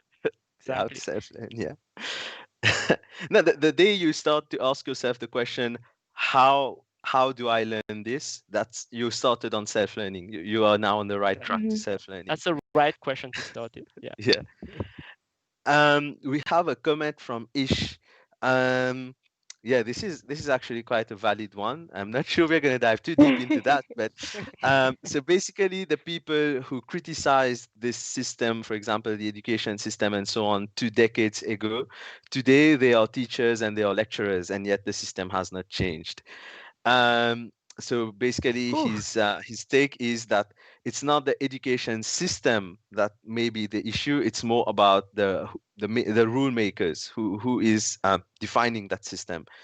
That's a very hot topic. That's a very hot topic to touch.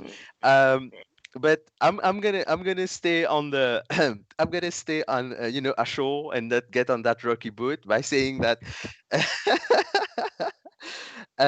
yeah, it may be true that the problem is with the education system. It may be true that it's with the rule makers, but at the end of the day, like I said, if you know that this is the case right now, so at the end of the day, all we can do for this is ask ourselves, what can we do and why? Why are we doing it? And we all do our part. I think that we are seeing a great increase in people who are going down this path. There's a lot of interest. That's true. Yeah. There's a lot of interest, a lot of people who are maybe right now working in companies or something. They have this curiosity. They want to try it out. And I've seen an article recently basically saying that in the future, because of this whole COVID situation changing how things are and shaping how things will be, more and more companies will be hiring freelancers and will be adopting this no physical office mindset. And everyone should be working remotely from their remote location, basically. And this goes alongside with freelancing, because you have to be flexible at some point, and the companies kind of want someone who is flexible, who can where they can rely on many flexible people at the same time. It's not really maybe going down the employment road as we know it today. And it's just an interesting article that I read that more and more companies will be moving on this in that freelancing direction. side, in that direction. And maybe now is a good time to start it. Why It not? is. It always was a good time to start it, but right now, yeah, it's it's the time to It could be a better time. embrace this.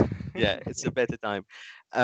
It makes all the sense in the world. It's we did paint like a heavy picture of self-employment employment about 9 to 9 and so on, but I do want to throw this out there that even if it's 9 to 9, even if you have to put so much more effort, what you have to understand is it's on you. So you are doing it for you knowingly, on purpose, because you know you want to do it for yourself. And this opens a different way of thinking where it's not like I have to put in 10 hours of work, but like I have, I just got stuff to do. and you do it. You know that what you need to do basically to continue to build on your vision, this is exactly what gives you that drive and that momentum to, let's accumulate those hours on a day-to-day basis. And let's say you kind of understand at the same time that it's not the amount of hours that you do, it's what you put into those hours on a day-to-day basis that will what can you show basically from build. Yeah. Exactly. So that will build the vision. So with that in mind, with the part that it's you in control of, what you're doing, you do get the benefits of being self-employed. It's not it's not like we painted this dark picture. So you do get control over your hours. You do know you have to know when you are doing things, time yourself, manage yourself. Another skill that it's a skill that you have to learn on the way as well. And also it's an experience multiplier. And this experience value multiplier becomes a money multiplier at the end. Yeah, and we've got quite a conversation going in the live chat right now. Cedric, so he said that how about starting a school or provide some kind of service to help people learn how to learn. A lot of people want to do it. This is from Aurélie, but they are taken aback by the fear of failure. The bigger picture might be. Yeah, that's true. The fear of failure is a real thing. That's kind of what we were talking about. There are so many people that we know, I think we both know, maybe all three of us know, who actually want to step into launching their own thing, trying something out, but they also want stability and security that you get when you are not doing those things. That's a little bit the mindset. Breakthrough that goes along with doing it. You have to experience it. You have to experience it. And I'm gonna go ahead. You first. You really need to put that foot forward and to annihilate that fear. A lot of those fears, they are like just in your head basically. It's not well justified. It's just magnifying the risk, which will magnify the fear. But once you do the step, you will realize that you're just spotlighting this fear, and it wasn't that frightening in the end. It's just basically doing one step at a time, building it one step at a time, and you construct it along the way, and you don't have that fear anymore. It's not there. Where is it? Actually, just building it with that action, with that execution. I think unless you start with it, you're going to see all of the different steps that lie ahead. Each of them has certain difficulty attached to them, and you're going to see all of them compiled. And this is, the big bulk of fear. But once you start, you realize it's not all at once. You have time. You can pick it up, at your own pace. Let's check out some more of the comments. Cedric, when do we start? The school. We have to rename it. Let's not call it a school. Let's not call it a school. That's true. Because that's traditional naming of, let's say, this government-based indoctrination. That's what they call it school. Yeah, probably. That's probably textbook definition. But so we have another comment saying that the learn, unlearn, and learn again cycle, it's getting shorter now. given how tech languages, platforms is evolving. Yeah, everything is available a lot easier, a lot faster. And you have to stay relevant to tech/experience to keep yourself rolling. I think that's true. And it again builds. And actually, this let's step off the self-employment business investor bandwagon for a sec, and just speak about people in general, even in companies, even self-employed, or even students, people in general. This thing about learning so that you can build your own experience, build your own skill set. This is not a self-employed thing. This is not a business or an investor thing. This is a people thing. We should all have this mindset so that work is not work. Yeah, work is just an application of stuff that I've learned about it and I can do it, so I'm gonna do it. It's more like that. That's really true. Yeah. Yeah. But do you guys have like tips and keep your skills up? She's saying we got tricks. I'm asking. I'm just kidding. I'm messing with you. Nah, it's not really a trick. It's not really tricks. It's more, when you're in that process, you kind of understand basically that, yeah, you're not good enough in that thing, or you don't know that thing very much, but you really have to do it, as a necessity to survive in this let's say in this field. Yeah, maybe a trick that I could drop. The one thing that helped me a lot is it all started from university, where I had to learn a lot of things on my own, tech-wise, and I use a lot of online learning resources. And you've got to find the learning resources that speaks to you, in a sense that you like to consume the content that's on there. And for me personally, it was Pluralsight, and it was really like that one platform that allowed me to really upskill, and it was so enjoyable to consume those content that was on Pluralsight. And maybe it just evolves along the way. Maybe next it becomes Udemy, maybe next it becomes another platform that you kind of have this first of consuming information, and that kind of gets you and you remain thirsty as you start doing that one thing. And then you get to a learning process that you just get enhanced in so many ways. For me, I'm gonna say there is some. It's not it's not a trick either, but it's something that could work for some. I don't know. For others, it might sound like that's not their thing to do. But that's I'm the thing. gonna. You've got to find what's your thing. Yeah, what's your thing? Yeah, but for those, I'm going to speak to those who actually want to try to launch their own business. They want to do something on their own.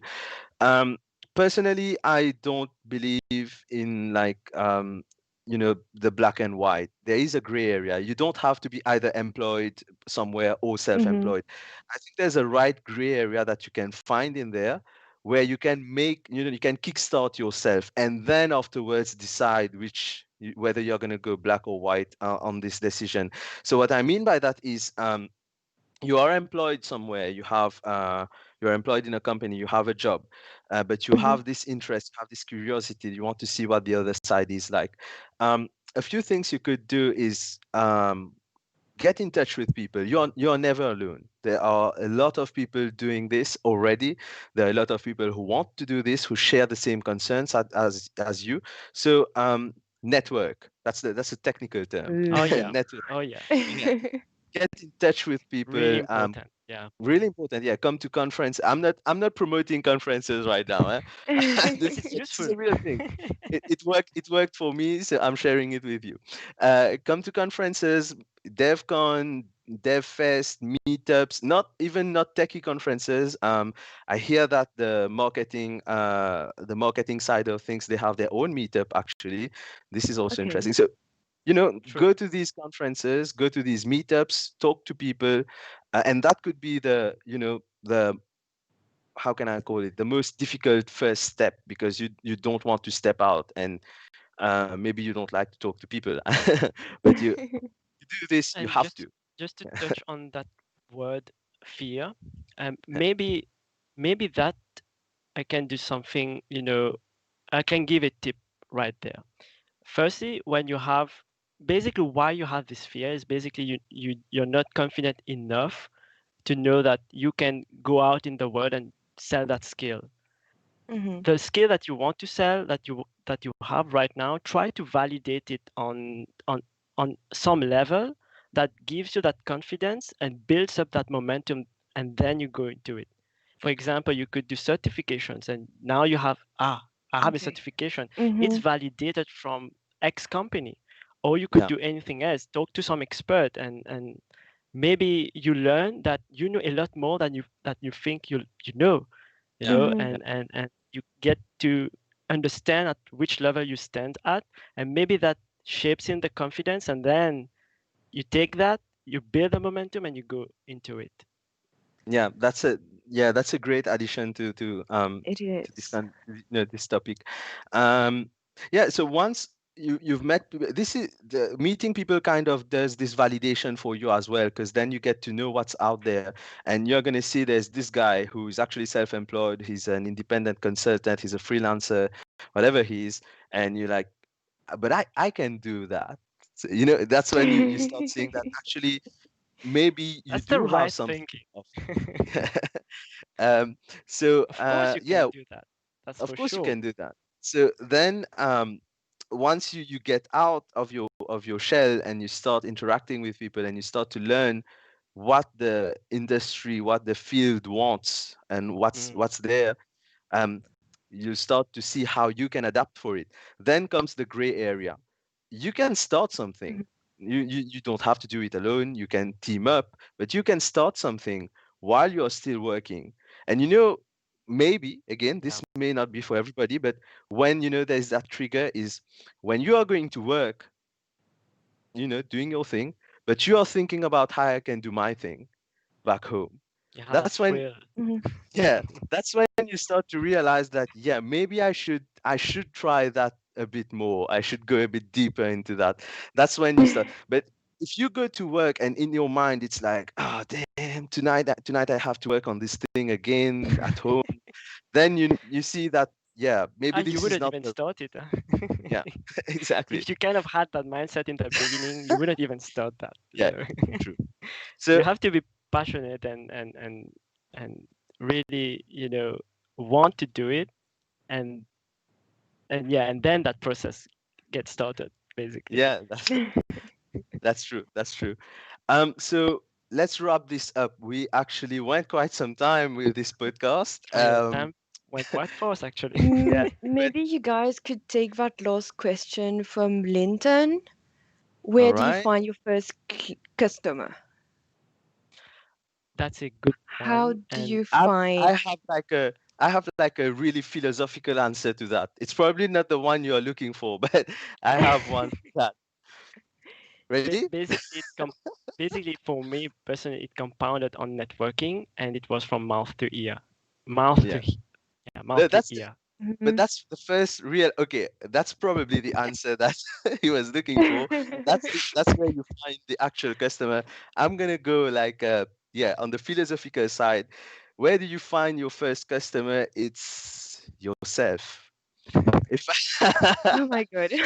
At some point when you're doing something and you're creating something, for example, you're creating a product, you're creating a website, whatever, and you look at the website and I would use that. I need that. There is something that I want in that. This is the first, you need to sell it to yourself first before you can sell it to someone. You are your first customer. And then you become confident, and I can do this and I can sell it. I would use it. You would use it as well. Exactly. It's the price. It's the I don't know what's called. I'm gonna call it the monkey effect. They're gonna imitate you. So you know what's in there. You know what's in there, and you want to use it. You sold it to yourself. You know what this is for. You feel strongly about it, and when you go to sell it, they are gonna see your point. the customer. Then you go through what Alex said, networking, putting yourself out there, and it's going to get a lot easier because you are confident in what you built. That's so true. you are going to present it like it's a jewel, and they're going to come. Yeah, that's it. Very good answer. My bad, guys. All right. Okay. I guess we should conclude. Yes, we really should. Is there anything you would like to add before we leave you, Alex? Yeah. So I hope that this talk has inspired others and that they know a little bit more about the mindset of going into these kind of things of entrepreneurship, solopreneur. And yeah, thank you for being great host, and thank you for inviting me over on this panel. It was a very enjoyable session. I liked it. So thanks. Till next Thanks for time. joining us. Yes. You're And welcome. maybe we could add both of your Twitter handles in the chat. Yeah, the That chat. way, if they have any more questions, they could ask you. Yeah? Sure. I drop my handle. Awesome, then. Perfect. Okay. Thanks a lot, guys. Thanks a lot. Bye. Bye-bye. And you guys, we're going to see you soon with Cédric Poirier with PWA, my bad, Beyond the Service Worker. It happens. It's okay. You're getting closer and closer. So it was SPA before, and now it's PWA. Whoa. Yeah. I know what it means now. Really? What does SPA mean? Oh, we gotcha. Well, single page application. Okay. All right. All right. 1 point for me. Okay, see you guys in 10 minutes. Cheers.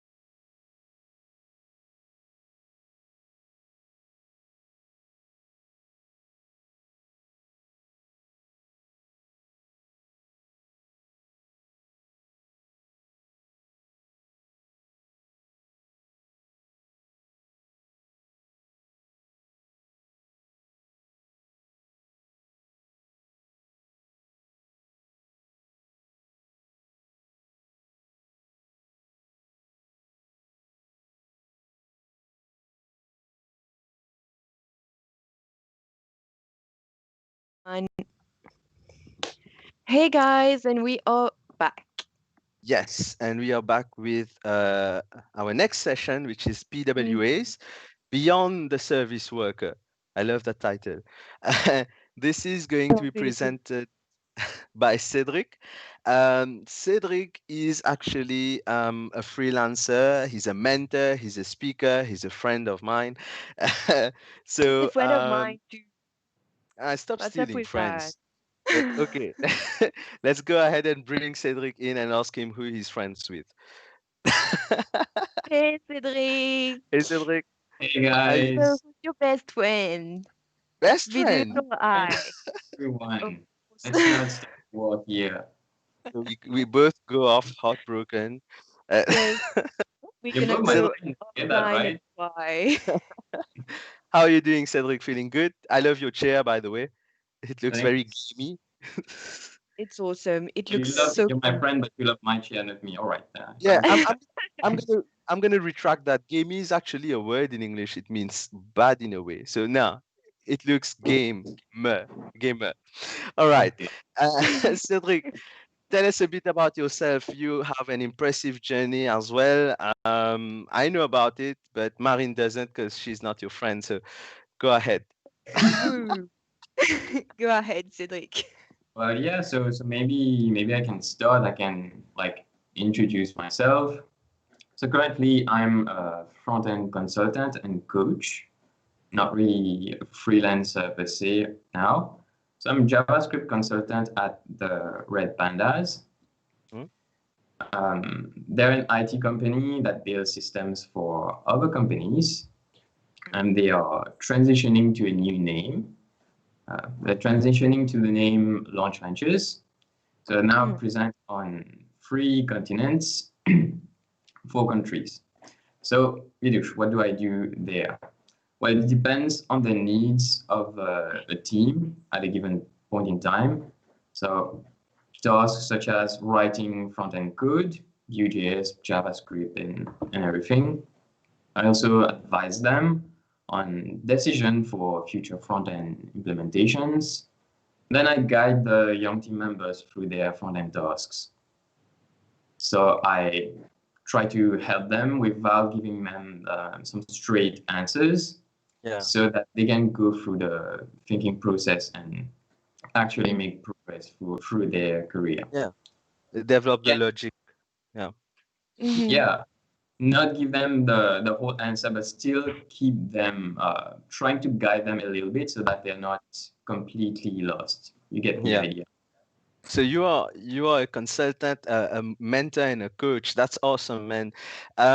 All jokes aside about me and Marin right now, we are both mentor too, just saying. We are both rooting for your session. It's going to be awesome. I'm really into PWAs. I've mentioned that before. I'm going to say it again. And I'm going to keep an eye on your slides and on your session myself. So I'm going to learn too. By the end of the session, I'm going to know what PWA means. See, we are all rooting for Marin. One, but you can have mentors as well. All right, Cedric. So we leave you to it. Have fun, and to the viewers, feedback, comments, questions in the live chat. We are here. All right. Floor is yours. Thank you, guys. Thanks, everyone. So to recap about Launch Ventures and what I do there, recently, most of my time is with regards to leading the team and coordinating the work between the business team and the development team. On the community side, I am a member of Front-End Coders. So we host online meetups since the pandemic, and we're hoping to be back with in-person meetings this year. I'm also a member of the MSCC, organizing this event. You have Vidus, you have Marine, and other members of the organizing team. So great job, guys. Thanks for this event. And then I'm also a member of GDG Mauritius, which is related to Google activities. If you haven't done yet, join us. It's even more fun for the whole tech year. So PWA is Beyond the Service Workers. PWA stands for Progressive Web Apps. And generally, when we mention PWAs, we often mention a service worker, offline caching, and that's really about it.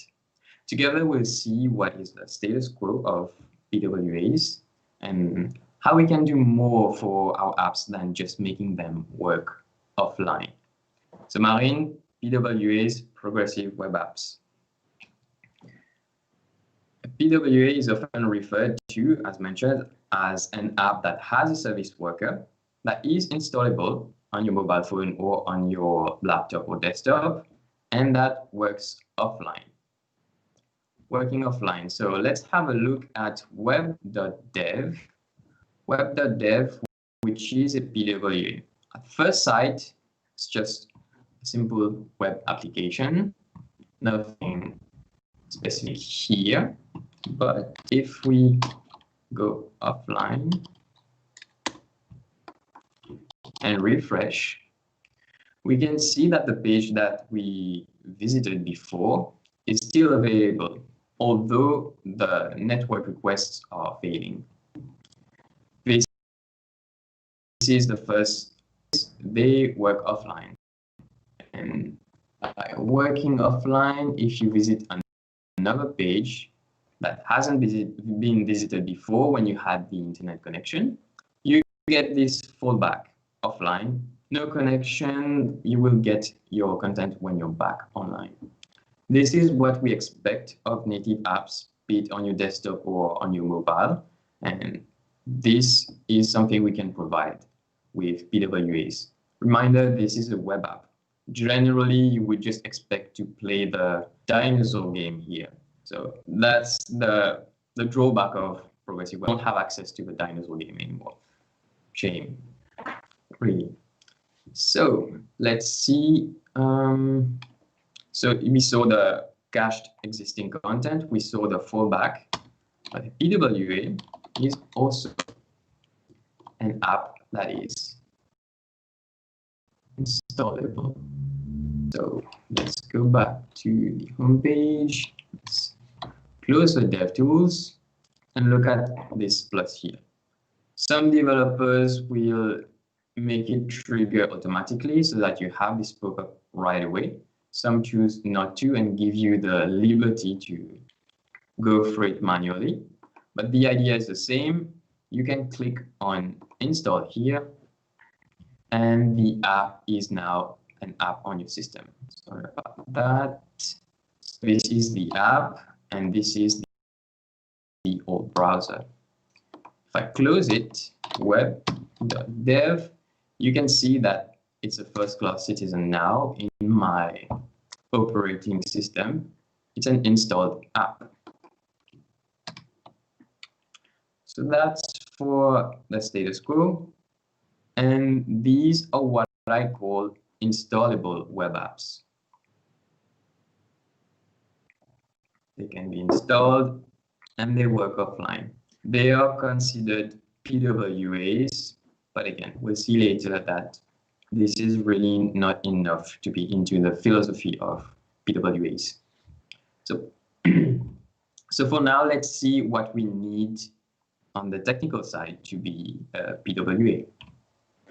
Quick recap, you need the manifest.json file where you can declare the name, the icon sets, and importantly, the start URL. When you have a native app, you generally have the same screen that opens each time you open the app. With a PWA, when it's installed, we can specify that same screen or route actually in the web app. And you do that with the start URL. Generally, we want to point to the home route, right? Okay. This is a declarative file, but it's really important to have it right. If it's invalid, you won't even get the prompt to try to install the app. Just won't trigger. The other file that is needed is our service worker. It is a proxy between your front-end code, so your SPA or your multi-page application, doesn't matter, between that code and the network. There in the service worker, you have access to very low-level APIs. You have access to the lifecycle of the service worker itself, and you have access to the cache API, which is helpful for storing static files for your web apps. But dealing with low-level APIs directly often requires a lot of boilerplate code, takes a lot of time to provide basic results, and is really often error-prone.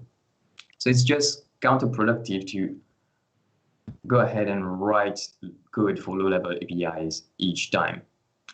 Hence, as with other low-level APIs such as the DOM API, smart people develop tools for other developers to focus on more end-users features. Workbox is one tool that we can use to handle those patterns in the service worker. On the screen, you can see we have two lines where we are directly using the API from Workbox. And then on the last piece of code, we still have access to the native API for the service worker. Right, get those two files configured properly, and you can replicate the behavior that you can have fallback content for when you're offline and the content is not available, and you can have visited content that is cached and available again even when your users are offline. And with that, your system works offline and you have killed the dinosaur. Yet, PWA should do more, and of course we can. More than just working offline. The progressive web app is about progressively improving our products across devices, where we can take advantage of the higher power that we have on desktops or native APIs that we get access to on mobiles. And also through time, we can take advantage of new features being released, new features being released to improve on the existing user experience. We'll see about that in a minute. So bottom line, it comes down to the best user experience possible on each device at any point in time. Make your users happier and improve your results. So how do we do that? Well, there are features that are specific to installed web apps. This is where we see the link between being technically a PWA and applying the philosophy of progressive web apps. Two APIs that require a service worker to work are the push API. This is the API where your server can directly send messages to the front-end code. You can use it to create more engaging user experience, for example, when you combine it with the notification API.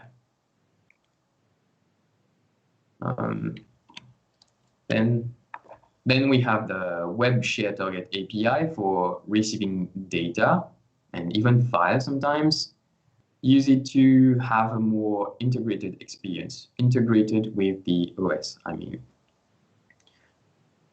So there we see that the number of reasons for building native apps versus PWAs is getting smaller each time the web platforms gets a new feature. So let's have a look at a pet project that we will use as a base to demonstrate the progressive improvement on an installable web app.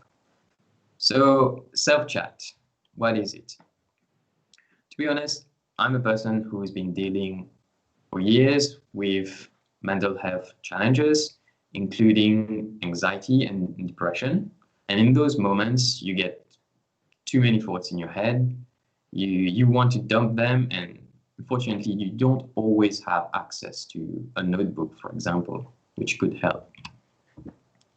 But what I have with me all the time is my phone, and I admit way too often I would chat This is something quick, instant, but really doesn't help me with the issue. What generally helps is journaling, which is a pretty effective way at handling those fault patterns. It allows me to visualize those faults, and from there I can take action and course correct. Thing is, journaling can take some time once started, and as mentioned, it's not always reachable, accessible, and at any time where the fault pops up. Some, if not most, of these faults are brief, and a quick note would help really. So I really needed something instant. Hence the idea of building a chat to yourself system, really. I know the idea is kind of crazy, but hence the name, self-chat, basically chat to yourself. What does it give on the technical side? Well, I'm a developer, so by definition, I'm lazy. I'm a front-end developer, so I know little about back-end development. Combine the two, and I decided that nope, no backend for me and for self-chat. And also, generally in chat systems, we have WebSockets in use, but I don't have a backend, and I don't need for instant communication. Well, at least not over the wire. So WebSockets, that's a no as well. That is not to say that for self-chat or for a PWA, there's little work involved. Self-chat is an app that works on your phone, on your desktop, that's meant to work as a native app in many of its behaviors. So it needs to work offline, especially for dynamic content, because it's all based on dynamic content. So for that, I use IndexedDB as a local database. You can do the parallel between IndexedDB for the web and, say, SQLite for Android development. So we have storage on the cloud, and we have storage locally. That's the first difference between just a usual website and a PWA generally. For most of the processing involved, we offload the work to web workers. And I still wanted data to be stored in the cloud. So I already had this plugin, Vue.js API, that helps you to connect Google APIs for the front end with your Vue.js app. So I decided to use that as my quote-unquote backend and database. So Google Sheets as backend. You can see already that it's not just revolving around the manifest JSON file and the service worker. This is the starting point, but there are lots of decisions and a lot of tech that we can choose to add in our apps. Just a quick slide about Google Sheets as a backend, because I just think it's really cool. So I'm using Google Sheets to store the user's data. As the developer for self-chat, I never see your data. I never have access to your own data. The user has full ownership because the data is sent to a sheet on the user's account. And from there, you can do all the analysis that you want. Self-chat is implementing some graphing and some trend analysis, but you are free to do whatever you want with your data. And I think that's pretty cool in general, to have an app that gives the user full and easy access to their data. So let's have a very brief demo of self-chat. As you can see, it's installed on the computer. So it's starting up. I've already tried some messages there. And it's a work in progress. It's being refactored, so some things are broken. Sorry about that. Dev run, if I can type, is awesome. hit enter. And here what happens is that the message is stored locally and also sent to the spreadsheet. So that was a brief demo about SelfChat. You get the idea. So thoughts also include something else than just what's on my mind, what's happening personally or things like that. It can happen that I encounter some content online and I want to store that because I want to write something about it as well, like a quick note. This is how recent APIs can help us improve on our apps. We mentioned earlier the Web Share Target API. Well, let's see how we need to implement it first, and then we'll see a demo of how it works with SelfChat. So in this article from web.dev, again, we get the essentials that we need to implement the Web Share Target API for a PWA. So you will need to have your manifest.json file, obviously. What you do is you add a new property to the JSON file, and this property holds an object with three properties itself.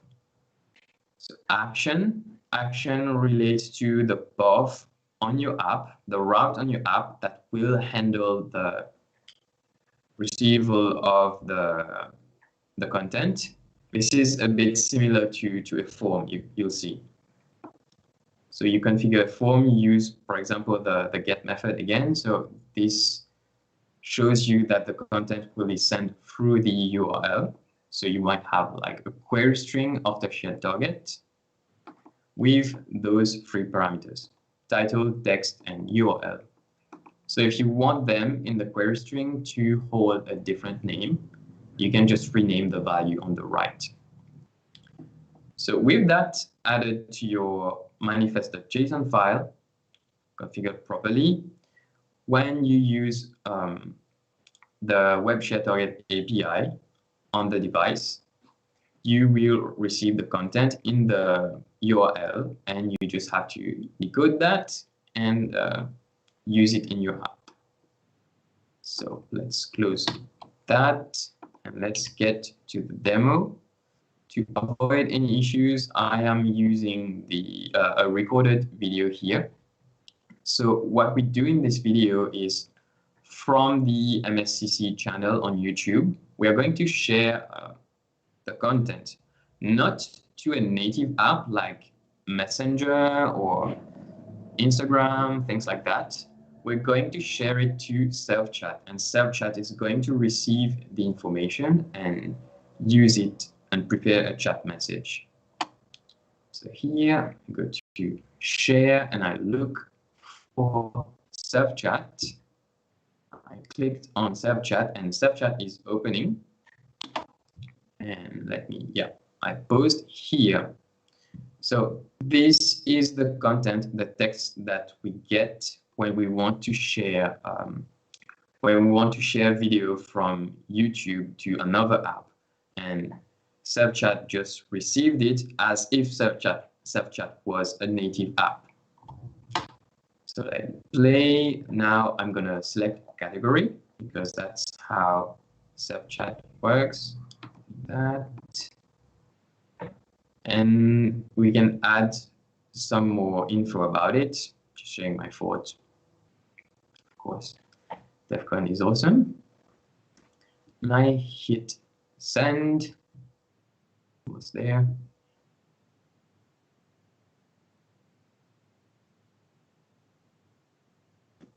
We hit send and voila, we just have content that was shared from a native app to a progressive web app. And this sounds like a small addition, but this is really powerful in the context of SelfChat itself. So there are other APIs. Find out what they are, which APIs there are out there, and try to see if it matches your context. At least for me, as my personal end user, it really helped me throughout the day. Continuing on the philosophy of progressive web apps, here's a slide about improvements.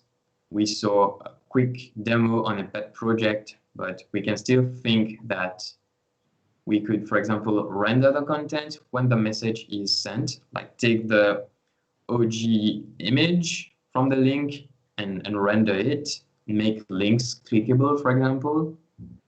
Always see if you can improve your app when you want to say that your app is a progressive web app. So we saw a cool feature that we can add to our apps to have a better user experience, but there are things that we have to do. Some things that we have to do to provide a smooth user experience. Remember that we are kind of competing as web developers writing PWAs with native web apps. Doesn't have to be all sorts of fancy native apps, but some business classic native apps have good performances out of the box generally. And there are techniques, there are approaches for us to apply to improve the base experience that we provide throughout the web technologies. So how? Well, there are a lot of good best practices that we can apply here. We can improve on the load time. We can load only what's necessary and then load the rest on demand. We can check the bundle size. We can make use of code splitting, and in some cases, we can prefetch some code if the user has a cheap and fast internet connection. That works. If you want more in-depth content for around this topic, I would recommend the talk from Wednesday from Stefan Nikolic. The title of the talk is "It's Too Big." Says it all. Go check it out. Then we can also improve on the psychology of the users, on the perceived performance, perceived response time. We can keep the refresh rate high to have the same experience that native apps provide.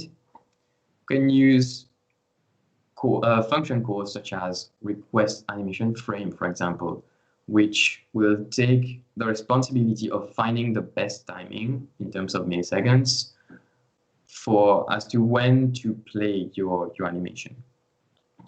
You can use approaches like fading fast on network requests. Let's say you have a request that's supposed to take like 5 seconds maximum, and it's already taking like 10, 15 seconds. You can stop it, cancel it, and either try again automatically, or you can let the user know this request failed. Do you want to try again? These kind of approaches are possible. And then you can use web workers where appropriate to offload some work to other threads. For example, the AMP framework forces you to write JavaScript code inside workers. The code just runs there, not on the main thread.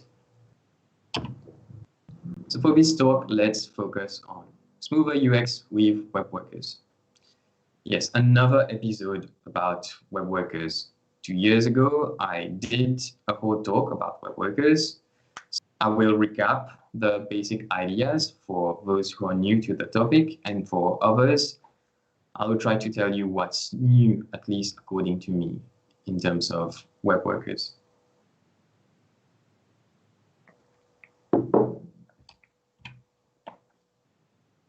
The idea of web workers is to offload the JavaScript work to other threads. I'm oversimplifying here, but the idea is there. Basically, in general, you have your tab, your browser tab, which has one thread. This thread is responsible for rendering the HTML and CSS, and on top of that, running the JavaScript code. So if the JavaScript code is too intense to run or takes too long, Your UI is not fluid anymore. You're losing frames, etc. It's junky. So not fluid UI, bad user experience, obviously. One approach, one solution to this problem is to offload the work to other threads, web workers. They have no access to the DOM and other APIs, and they have no context whatsoever about what's going on the main thread in terms of JavaScript or anything. So these two worlds communicate through messages and events. So that's the theory, that's the idea between about how main thread works with web workers. So what's new? Well, kind of web workers in production. And when I say production, I really mean Webpack. I have tested two libraries that work with Webpack for my use case. They might work with other bundlers, but I cannot confirm that at this time. So the first one that I use and which I use the most is Comlink. Comlink, let's see what it is about. Let's see the documentation on GitHub. So it's a very, very small library that helps you deal with web workers in a much more modern way. Instead of using messages, which are kind of an event-based API that no one likes in modern front-end development, at least, we get a promise-based API. So here's the idea. You have your main.js file, which could be any code that runs on the main thread, really. It could be your Vue.js code, React, Angular, or just pure JavaScript like here. And then when you work with web workers, you need a separate file, hence the worker.js on the right. So here's what we do. We create an instance of the worker on line 4, and we wrap it using the Comlink API with the wrap method. Then we have a class that we can instantiate, and voila, on line 12, you have access to sort of a proxy between your main thread and the worker thread.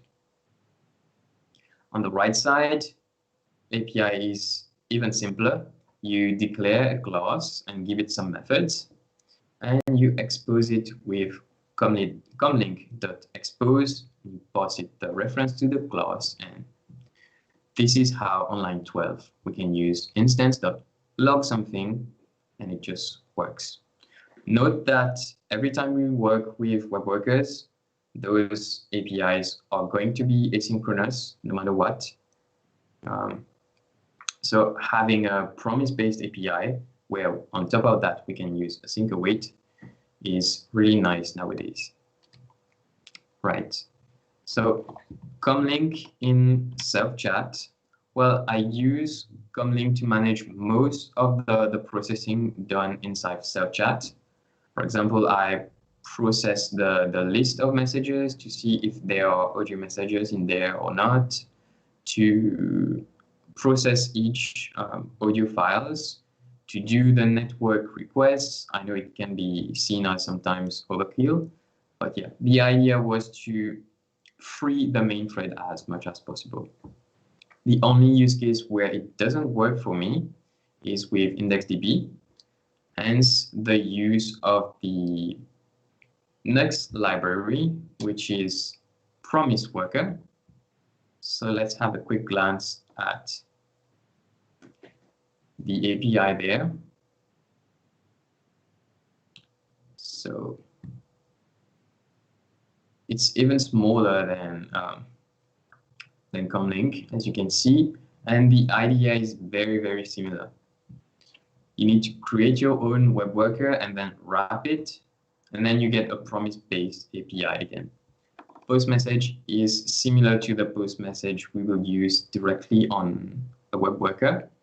It's just that they decided to keep this API. So don't get confused here. It is a promise-based API if you use promise worker. And inside the worker, we couldn't be more straightforward and to a point than this. You use the method register promise worker, give it a callback, and inside the callback, you have all the features that you need. So promise worker, again, it's used in self-chat for handling exclusively indexed DB. Two small libraries, they work well with Webpack, and I'm serving it to an external URL, and it's working fine for me. So I would say you can try web workers in production now. So that was about it for this talk. I'm sure there will be some questions. So to recap, we can make use of new APIs where it makes sense for your use case to improve on the already existing user experience. And also we can apply existing techniques to provide a smoother user experience to all your user base. So that was it for me. Thank you for your time. And now I am open to questions.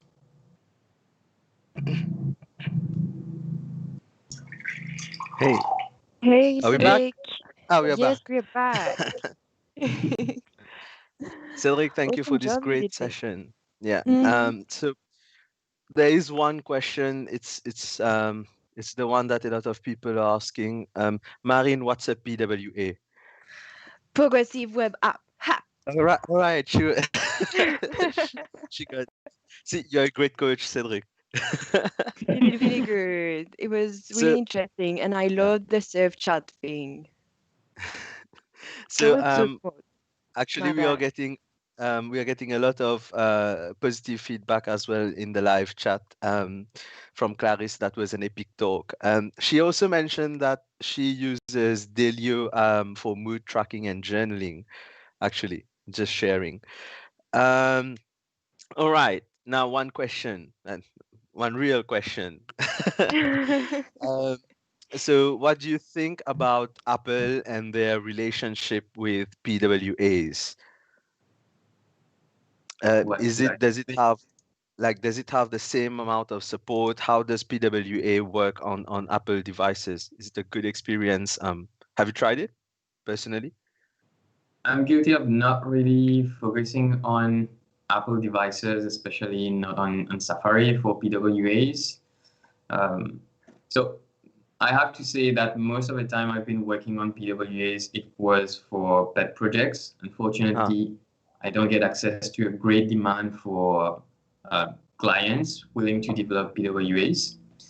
Well, about Apple, I think they did good progress. We should give that to them. But they're still, I would say they're still struggling internally about, do we give up on our App Store walled garden, or do we avoid to become the new IE really with Safari in general? So I would say there's hope there. Let's see how it evolves. I'm confident they will improve, but I don't know how fast they will. I should remind everyone that for the first iPhone, they were using web apps, actually, if I recall well. It's only as from the second iPhone that we had the App Store and native apps on the device. I did not know that. Then again, I've not really worked with Apple from the start. I mean, I got into Apple development quite recently and started working cross-platform. So, yeah, actually, we say we generally have to support all of those devices, but the reality is it depends on what your client needs, what's the budget, what's the time frame. You can't do all with just what you have sometimes. Yeah, true. Actually, the thing is that if I remember correctly, it's around iOS 12 or 11, Apple added support for PWAs. And it's true that I guess this question is coming from from the point of view that actually Apple, it does support PWA, but its implementation of it was somewhat conservative, a bit restrained compared to something like Chrome or Edge. Of course, that does not mean that PWAs don't work on iOS. And since we are talking about PWA and Apple, the fact that you are developing a PWA is you are pretty sure the look is gonna be the same on the devices and so on. It's basically a website that you're making it a web app, progressive web app. So yeah, it's often the case that you won't really go that deep into each platform, like if you were developing a native application. So yeah, actually PWA, it works on iOS, but if I remember correctly, it's pretty restrained. I think there's a limit on service worker cache or something like that. But I don't know if it's been improved. So that's probably where the the question is coming from. Sandeep, if I'm right, just send a thumbs up in the chat. So we've got some comments from Mike Geiser. PWA is a wide spectrum of capabilities, though. So WebKit does and will support some of those. Yeah, that's true. There are others that they may just never support, like Web Push.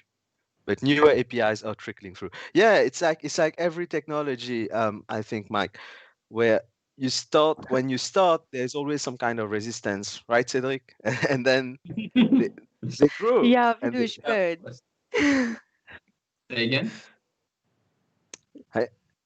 Repeat your question. I don't know. Yeah, I think we lost. Sandeep sent a thumbs up. So I was right. That's where the question was coming from.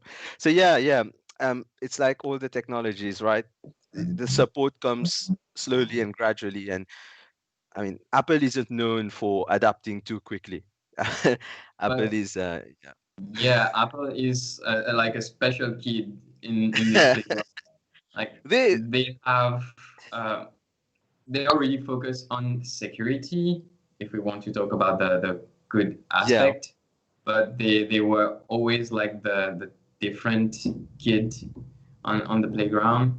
But more generally, with features that we want to have on the web platform, it's mostly the responsibility of developers.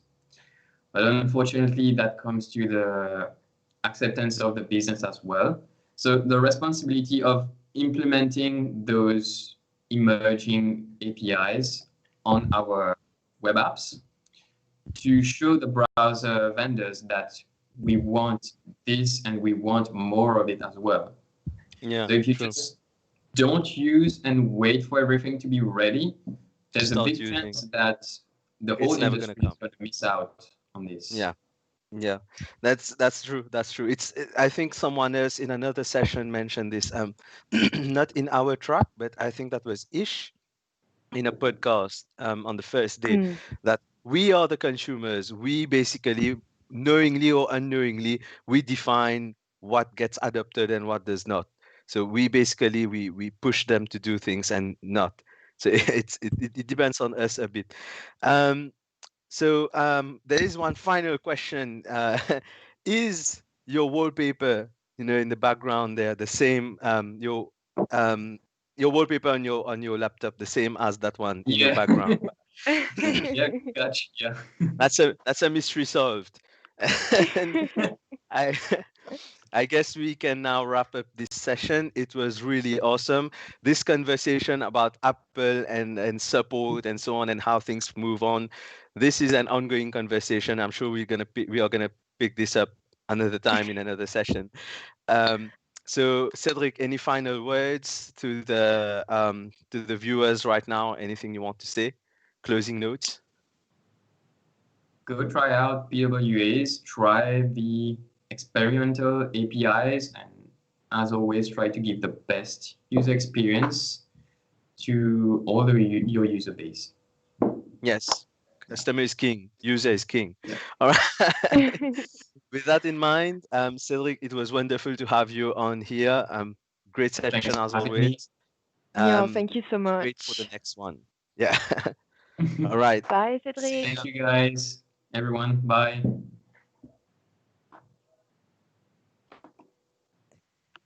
Marine. Providus. I think that went well. Cedric is really focused on UI and UX. Every time I talk to him, he always has this perspective in mind, and you know, it's great because you do need to have that kind of mindset when you're developing websites, especially PWA websites, mobile apps, UI UX. It's so important. It is. Especially the apps that we have. From some certain developers, some certain very common apps that a lot of people use, and you look at them and it's like no thought was gone into the UX or How UI people are part. going to use it. Yeah. Yeah, it's sad sometimes, but yeah, we have Cedric, so he's gonna help the world out. So our next session is actually Mike Geyser. Le retour de Mike Geyser. Diagnosing performance problems with Lighthouse. Yeah, as usual, I'm a big fan of my guys' sessions. he's so he's gonna join us in 15 minutes. Yeah, at 3 p.m. about. Let's just take a break and let's meet up here again at 3 p.m. Okay, that All right. works. See you later, guys. Stay tuned. See you guys. Cheers.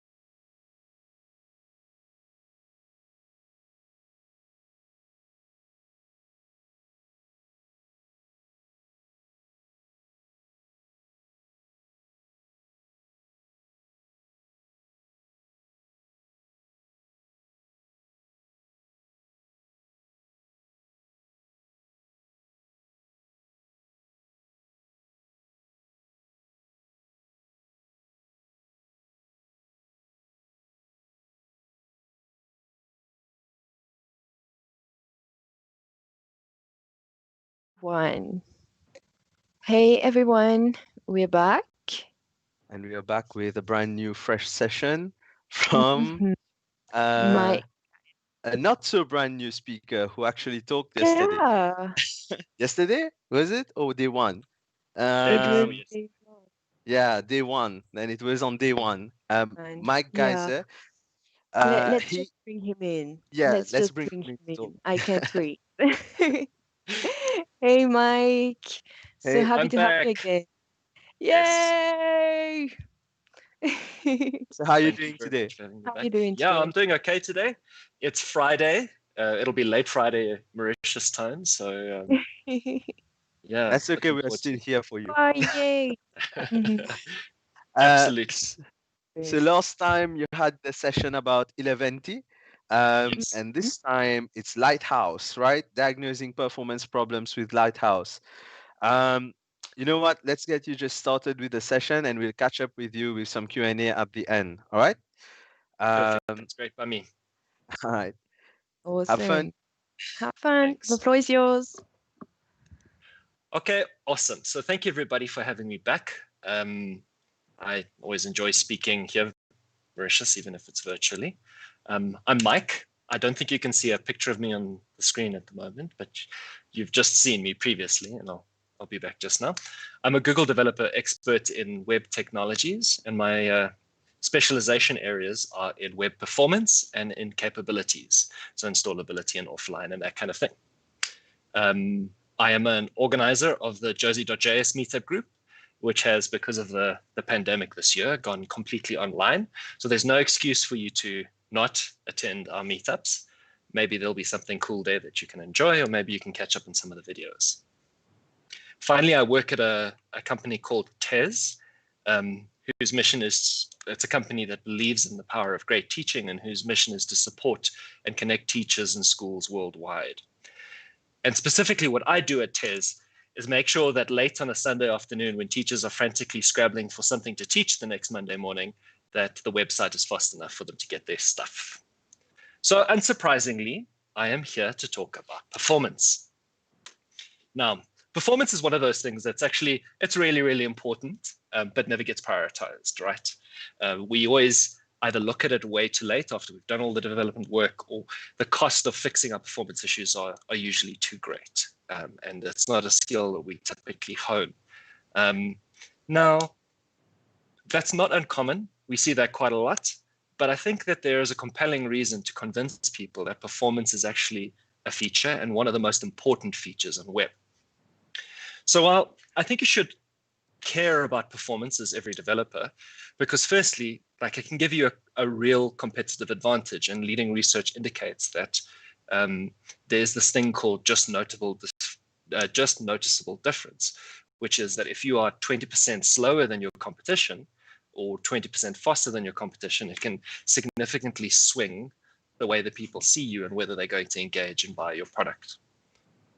Maybe you care about like organic growth of your web application, or new users or new user acquisition, in which case, like, it's important to know that performance is one of the most important things, second only to content itself, for search engine optimization and, you know, robots and trawling and that kind of thing. Or maybe like me, you care about the African context and building for emerging markets like ours, where connectivity is not always the best. And in that example, like, performance is crucial when you're running on a mid-tier feature phone that has really limited CPU and RAM. And there are lots of design patterns specifically catering for low CPU devices. Or maybe you should just care about performance because you're a programmer. And maybe I can appeal to the programmer within you with one of my heroes and the legend that is Larry Wall, benevolent dictator of life for the Perl project. And that's where he talked about the 3 great virtues of a program. Laziness, which is the desire to do less work. Impatience, when the computer itself is being lazy, so you make programs that are very, very efficient to run and run quickly. And then hubris, where you don't want anyone to say anything bad about your code, so you write really, really good code. And I think that last one at the very least, and maybe the second last one as well, appeals to us as programmers. When we really want to, when we put our heart and soul into this thing that we're building, we want it to be really, really good. And some of that is the quality of the code itself, and some of that is the performance. So that's why you should care. Now, the star of the show itself is Lighthouse. But for a lot of you, I hear you asking, what is Lighthouse exactly? Like, why is this a thing that I should care about? Now, it is a bunch of things, but essentially it is evergreen developer tooling that's built into your browser, being Chrome, presuming you use Chrome, that accumulates a whole bunch of stuff like best practice guidance, a whole bunch of really clear, concise, actionable audit responses with help documentation that backs it up, and very simple aggregated scores that socialize really detailed front-end performance metrics in a way that is consumable by people who are not necessarily so technical. You can take these scores to business, and they can also track and monitor this stuff and care about what they mean. And importantly, this is the runtime that runs a lot of the newer performance tooling that Google themselves uses, like PageSpeed Insights and Web.dev and a whole bunch of other stuff. Okay, so it's really a very useful tool. Now, when we get into what the score means, which is basically the starting point of engaging with Lighthouse, we have to understand a whole bunch of key metrics that it measures, right? We're going to go through those metrics in some detail, and those metrics are in this weighting where some of them count for more than others to give you sort of an aggregated score that doesn't really add up to 100, but it is supposed to make you feel like it is a simple out of 100 score to measure. Now, importantly, these numbers change over time. Now, were this movie, particularly probably set in the 90s, this is where we would cue the record scratch and the frame would freeze and I would stop talking and a narrator would voice over. Now, unfortunately, I don't have a narrator handy, so I'm going to have to do. These values change over time, which means that, in full disclosure, this was supposed to be a repeat of a talk that I did way earlier in this year, and all of this has changed subsequent to my talk earlier. And I've had to scramble in the last few days to make sure that I've got something that's at least interesting and engaging for you. And hopefully I've done that. But there's an opportunity for learning in any kind of disaster. So let's take a look at what we're learning. So the key metrics this year between Lighthouse 5 and 6 changed significantly. Not just the numbers, but also the metrics themselves. So they dropped 2 metrics and they added another 3. And we're going to go through them all in detail and explain the differences and why that's happened. Now, importantly, for future Mike and for anybody else watching this after the fact, these numbers will change over time.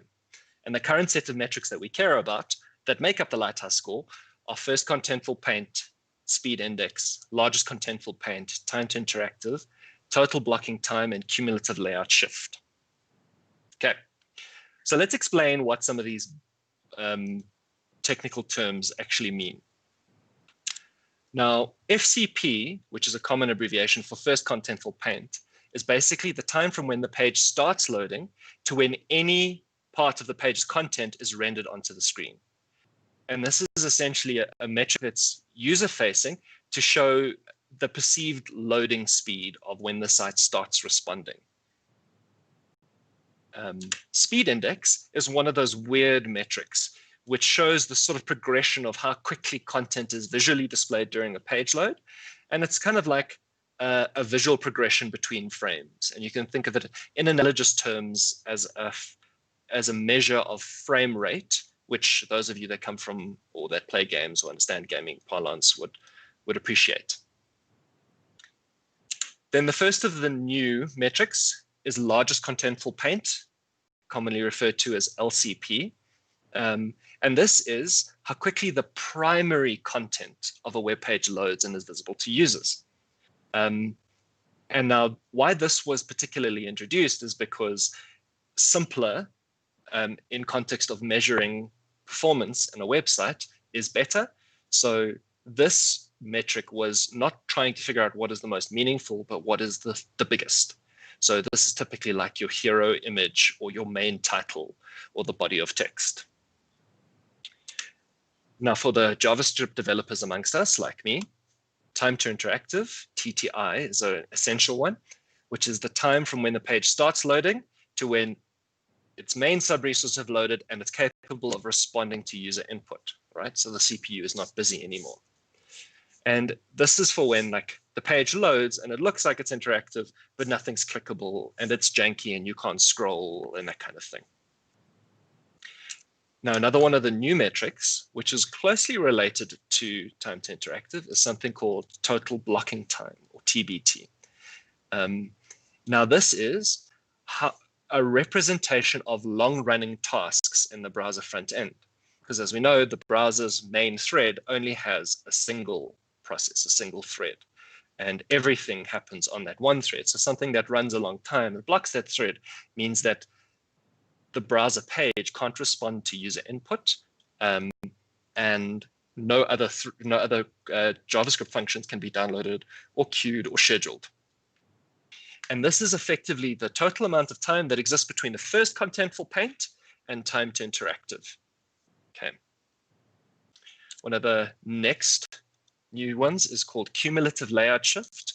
And this is one that is actually kind of tricky to pin down, but it's essentially the unexpected movement of a page, either during or after page load. And commonly this results in like the user either misclicking or losing one's place when content loads. And you can imagine, you know what it's like as a page loads and things start subtly moving around, and that's less angering. But when you hover over a button and it suddenly shifts a little bit and you accidentally click on an ad, is a big deal. And this new metric is introduced for that. Now, let's just quickly cover the deprecated metrics as well, because I think they're useful to understand before we get into why they're deprecated. So first, meaningful paint was when the primary content of the page was visible to a user. And it was trying to figure out which was the first piece of content on a page. So it's not always so meaningful is difficult to find, but that was what it was doing, measuring how long until like an H1 was visible. Another one of the deprecated ones is, or the last of the deprecated ones, is first CPU idle, which was the amount of time it takes for the CPU to become minimally interactive, which is very closely related to time to interactive. And I think that's a good point for us to segue onto explaining why these were deprecated and why the changes existed and why there will be this continued flux of changes. So this particular change was firstly in the context of first meaningful paint, because first meaningful paint is sensitive to very small changes. So small changes on the markup, for example, could lead to wildly inconsistent and variable results, which meant that you had to deal with a whole bunch of flux in terms of the page, because identifying, or the performance score of a page when you're measuring it over time, because you have to identify what is in this moment the most meaningful bit, which is why they simplified and they went for first contentful paint and largest contentful paint. So the first thing rather than the first meaningful thing, and the largest thing painted onto the screen, because that's a little bit clearer to identify, which is the largest thing on the page. And then the second one, which is first CPU idle, is basically essentially the same as time to interactive. And from a development perspective on the Lighthouse team, there's a lot of overhead in tracking two similar metrics and scoring it. And realistically, there's a double whammy, because they were both similar. The two of them together added up to like 46% of the score, which meant that if you scored poorly in it, it hit you very heavily. And if you scored well in it, it artificially bloated your score to something really, really good, which we'll circle back to if we can. Now, in between those 2 points, Google also launched something that's sort of related, which is their idea of Web Vitals, the essential metrics for a healthy site. Now, we've discussed already largest contentful paint. And I missed one there. There was a copy-paste error. But that's supposed to be cumulative layout shift, so ignore that copy-paste error, apologies. So those two we've covered, and the one that we haven't is first input delay, which is how long from when the page loads to when the user can actually process input. They can type stuff onto the page or click on things. And now these are user-facing metrics. So first input delay doesn't actually exist in Lighthouse. When we talk about time to interactive, that's referring to first input delay. And I think one of the good things about this step is that Google gave very clear guidance as to what they believed good starting values between those were. So like in a very simple red, amber, green context, this is where your site would fall. And at that point, I think it's important to talk about metrics, right? Because you may have heard the adage, you are what you measure. And we know this from like an agile context in terms of what your team measures, it optimizes for in terms of their workflow.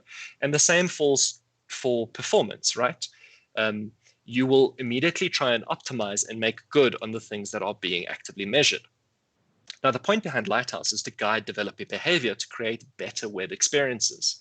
So when the metrics are leading to really good results, in scare quotes, for sites that are not necessarily good, or really poor results on sites that are doing pretty well, but are failing at one or two key metrics, it doesn't guide the right behavior. You know, people think that they're good enough, therefore they don't have to get better. So in some ways, the introduction of Web Vitals helped combat that, because what we saw was some high-scoring sites dropped, some a little bit and some significantly, and most poor-scoring sites went up just a little bit, some a lot, because they were no longer being double penalized for having a slightly slower time to interactive. Okay, so now I get to my why I abandoned the demo. So the demo that I had was very heavily JavaScript focused, obviously. And because of that, it leaned into the time to interactive and the first CPU idle. Now, with the changes, it meant that those by default worked really, really well, which is a good thing because it now reflects what your typical starter project looks like. You're not going to be heavily penalized by Lighthouse just for having a vanilla JavaScript project, right? But that also meant that showing you how to optimize that stuff wasn't necessarily meaningful. And I decided to take the opportunity to talk through some of the theory stuff instead, rather than show. So for those of you that were looking forward to some React-specific demo code, I'm really, really sorry. I can link you to a talk where that actually did work, but this is not that talk. However, there will still be Lighthouse. Okay. Now, I'm going to show a little bit of workflow of what Lighthouse looks like, just so we can start talking about some of the interesting bits and pieces. So firstly, I'm assuming that people know how to get to Chrome DevTools, which is either F12 or Command-Shift-I or Control-Shift-I or right-click inspect elements. And there'll be this pane on the right-hand side, helpfully labeled Lighthouse. Previously, it was called Audit, but now it's just called Lighthouse, which is a lot clearer for people. There are a bunch of categories which you might care about. You can check on mobile or desktop for running a Lighthouse report, and you can care about progressive web app features, best practices, accessibility, SEO, if you do. I clearly only care about performance, so only leave that one checked. And there are a growing set of community plugins that are very niche or domain specific. Like for example's sake, I've had to do a lot of customizing of ads, so I've got the ads plugin installed in my Chrome. Then you can just smash on this big blue button, which is generate report, and you get a Lighthouse score. Now, the Lighthouse score is made up of a bunch of components. At face value, it's really easy to consume, but it's made up of a big number that business can understand. This is a 67, not a 67%, because it's not a percent of what, but it's a score of 67 out of 100. And that's something that you can share with your business people for every single change that you make. There's a section which shows the metrics that were tracked and measured that make up that score. And those are very useful to track individually. And we've discussed them in the past. There's this innocuous looking button that when you click on it, gives you this detailed flame chart that that shows all of the CPU events, all of the disk I/O, and all of the micro tasks that were queued, and which scripts they came from, and all of the rendering work that the browser did. And it's super, super cool. And one day when I'm big, I hope I'll be able to read it. But again, today is not that day. And then below that, you get the sort of film strip approach, which shows you the major rendering points of your web application. So on a typical one, you'll see a whole bunch of white blocks, and then it'll start showing bits and pieces of your application being rendered. It's not very useful in this because it's a complete client-side application. So the code is already there. Then if you scroll down a little bit, it's got two things. Firstly, it's got a set of opportunities, three things. Firstly, a set of opportunities, which are some audit feedback that might help you improve the performance of your page. Some of them will have a direct impact on your key metrics. Some of them won't. They're just useful things that might improve your overall performance. So it's not a direct correlation, but it is very interesting to dig through. And you can get stuff like, if you go through the remove unused JavaScript, it'll say where your JavaScript is where your potential savings lie. Not specifically which lines, but which files. And things like images and encoding images. The next part is a whole bunch of diagnostics. So these are very interesting meta pieces of information that are not metrics to be measured in terms of the score. And things that are useful is stuff like keep request counts low and transfer sizes small, where it'll list all of the requests that you're making and what each size of those requests were. It'll show you which domains you need to pre-connect to because you're going across domain, and it'll show you things like where your layout shifts are during page load and things like that. Very useful stuff. Finally, you might want to drill into parts because there are sometimes some false positives in there. So you might see some interesting things as to things that Lighthouses reckon that you're okay with, that you might know, I can do a bit better on.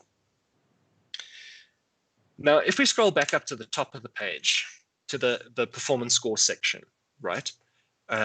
These metrics are covering the whole spectrum of what the page load performance should be, but some of them are very closely related.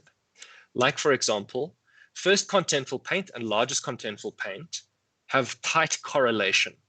And now the thing about that is that if you're trying to fix one, you will likely have an impact on the other, okay? So you'll get a positive benefit for some of those changes. Similarly to that, not in this example, but in most examples, time to interactive and total blocking time are very closely related. So fixing problems for one will likely have a knock-on impact on the other, improving it.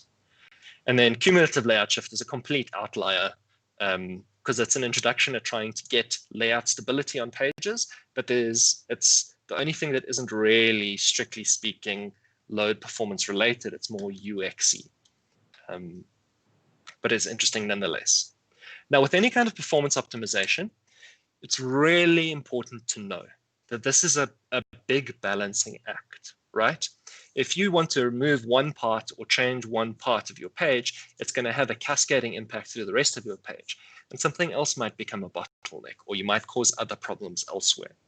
So with this, when firstly looking at the stuff, and then secondly, implementing some of the changes, you need to remember to make small changes, or as small as possible, and then measure that at every single point in time. So having said that, let's take a look at some of the typical strategies for optimization. So if we group first contentful paint and largest contentful paint together, basically what we're trying to optimize for is when the user sees the page content. And there's a bunch of stuff that we can do for that, or there's a bunch of stuff that causes it and a bunch that we can mitigate. So this is all down to blocking the render path of the HTML parser, right? As it's trying to read through all of your markup and render your stuff. So getting everything off of that critical render path means that the browser itself can display content that you're delivering to the user quicker.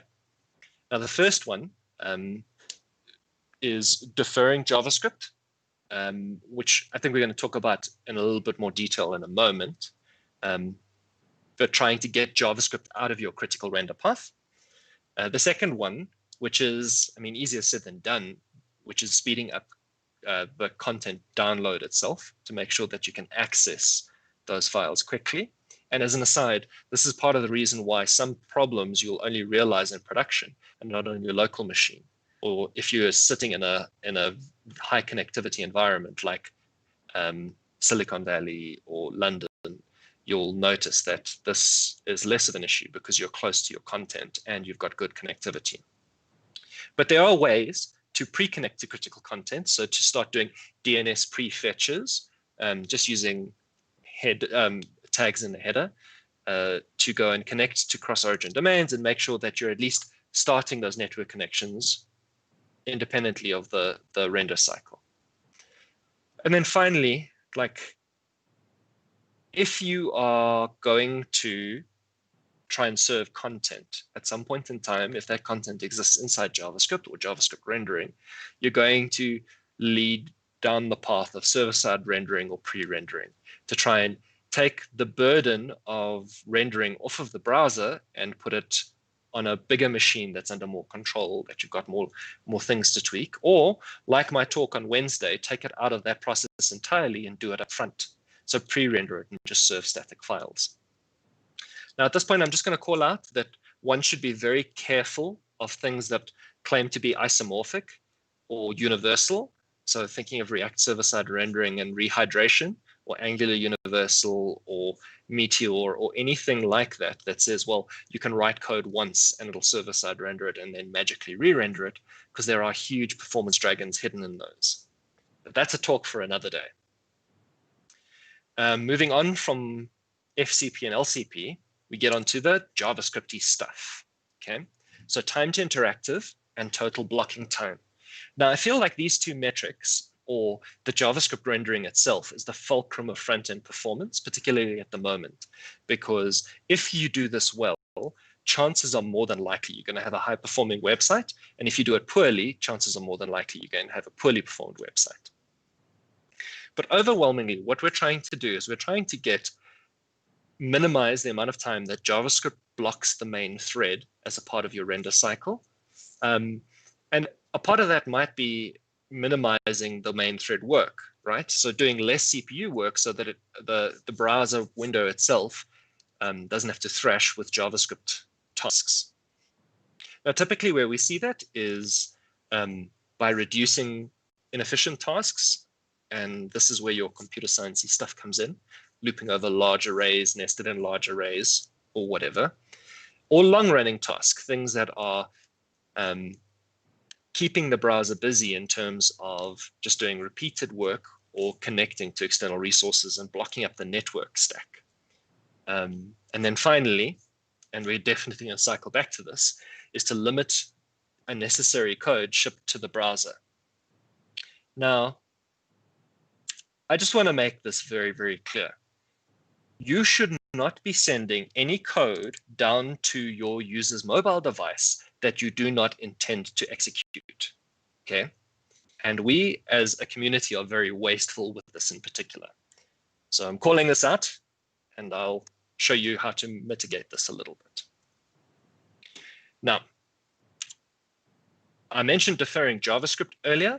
Now, deferring JavaScript, I have found a very, very effective way of getting JavaScript itself out of the render path. And it's really simple, right? You literally just have to put a defer in your script tags that link to wherever your JavaScript is. That's it. What this does is it moves the parse, compile, and execute step all the way after the render stuff and just before DOM content loaded. So it's before the user interacts with the page, and the net result is still the exact same from your JavaScript execution.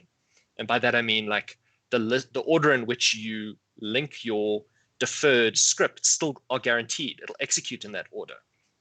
But it just doesn't block the render while it does so, giving you the best possible chance at serving the user fresh content while you get your stuff together. Now, a lot of people refer to async as well, and recommend that you use async instead. Now, there's an interesting trade-off here. because what async does is it starts downloading the script in the background, the same as defer, but as soon as it's done, it pauses the render thread and then executes immediately, blocking render for that period of time. And additional to that, when you use async, it doesn't necessarily guarantee execution order. So the order in which you link to your script tags is not the order in which they will execute, depending on which one's bigger, which one's faster.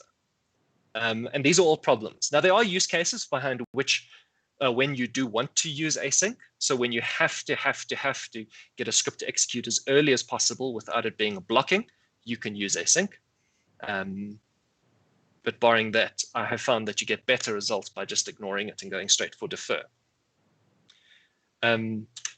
So just to reiterate and to maybe just explain it visually with them all on a single chart. So when we just link to a script tag, a JavaScript tag normally, what will happen is that we'll render until the browser gets to where that script tag is. Then it'll stop everything. It'll download that script tag. It'll pause and compile that script tag at runtime. Then it'll execute it, and then it'll carry on rendering. So that takes a long time. Your user's waiting with like a blank screen until that. And what we used to do in the old days is we would then put the script tag at the bottom of the body, and that's really a hack, right? That has always been a hack, and we knew that.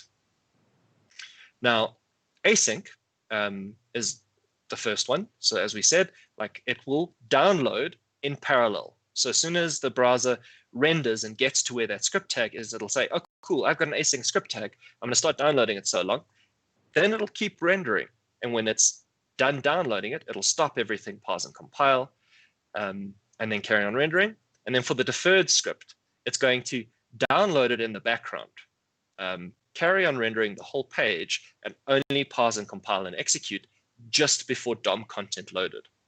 Now, DOM content loaded, importantly, is a lifecycle event that shows that the DOM and the JS DOM and the CSS DOM are, sorry, CSS I think. How do you say that? Are all loaded up and primed and ready to go, but the stuff that's non-critical resource, so things like images and iframes and videos and that kind of thing, those are not necessarily there yet. Those only get fired on the loaded event. So basically think about that as the important executable code event for your browser page. Now, that's the first thing that you can do, but that's not nearly enough. So we're going to spend some time going over how you limit unnecessary JavaScript code. So the first thing that you can do is you can lazy load code that's not essential for the render. Hopefully you'll remove unused code and not try and rely on your bundler to do that for you. And then maybe look at using alternatives, so built-in browser functions, if you can, or smaller dependencies. So if we go into lazy loading, now this one's actually super easy, right? So if you look at the top line, which is import component from component, that's what's known as a static import, and really important for modules and for tooling, so it can figure out what your dependency graph looks like and what it can, quote unquote, tree shake. Now, when you use import as a function, and it is a promise function, or it returns a promise, that's your dynamic import. And that's also very useful for your tooling, because that is a key indicator that whatever sits on the other side of that can be split into a completely separate code bundle and linked into the page completely separately.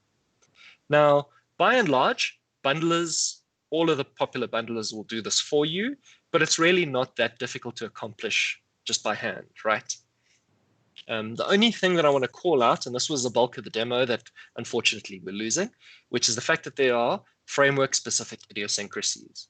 Because for this to work, you need to download and parse and execute code, and then in a React context, you need to hydrate that particular bit. So React.lazy and React suspense do this thing for you in a React world. So I can recommend that if you are interested to go take a look at those things. The next thing you can do is ship modern code, right? We shouldn't be loading ES5 standard code that's like a decade old, just because one browser out of all of the browsers that we have to support uses it. use the modern language features. And to do that is really, really easy. So there is this, if you use script type module, obviously that's going to load everything with ES modules.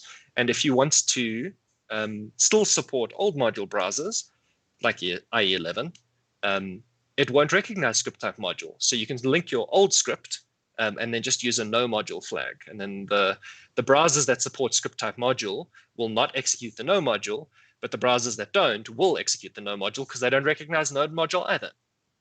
And the nice thing is that by and large, your transpiler will do all of the heavy lifting for you here. And there's a nice opportunity for you to, for example, use your tooling to bundle just the polyfills that you need for the code that you've written. And if you use browser targets and Babel preset, you can basically say, well, these are the browsers that I want to support. This is the usages within my code base, and CommonJS will, or sorry, not CommonJS. Words fail me, but it'll basically work out what it needs to bundle at runtime. Now, finding unused code is actually really, really hard. So as much as I shouted at you earlier, it is not a trivial thing. Now, there is a couple ways you could do it. So there's Chrome code coverage, which is hidden in a little radio menu in the console, that you can go and you can run code coverage on a page, and it'll show you which lines are unexecuted when it reloads the page.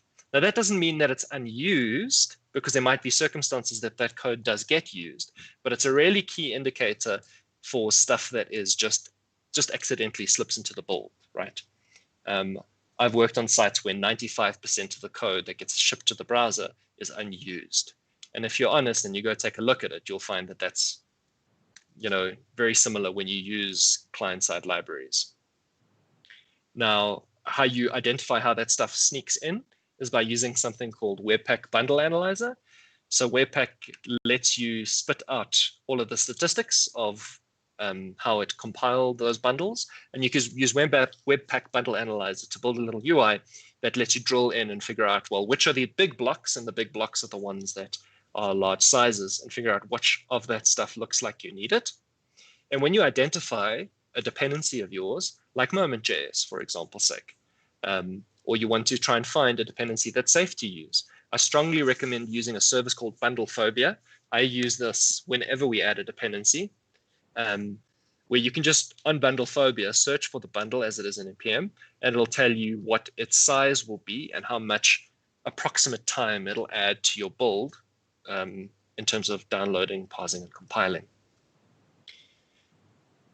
And then finally, we're going to talk briefly about monitoring.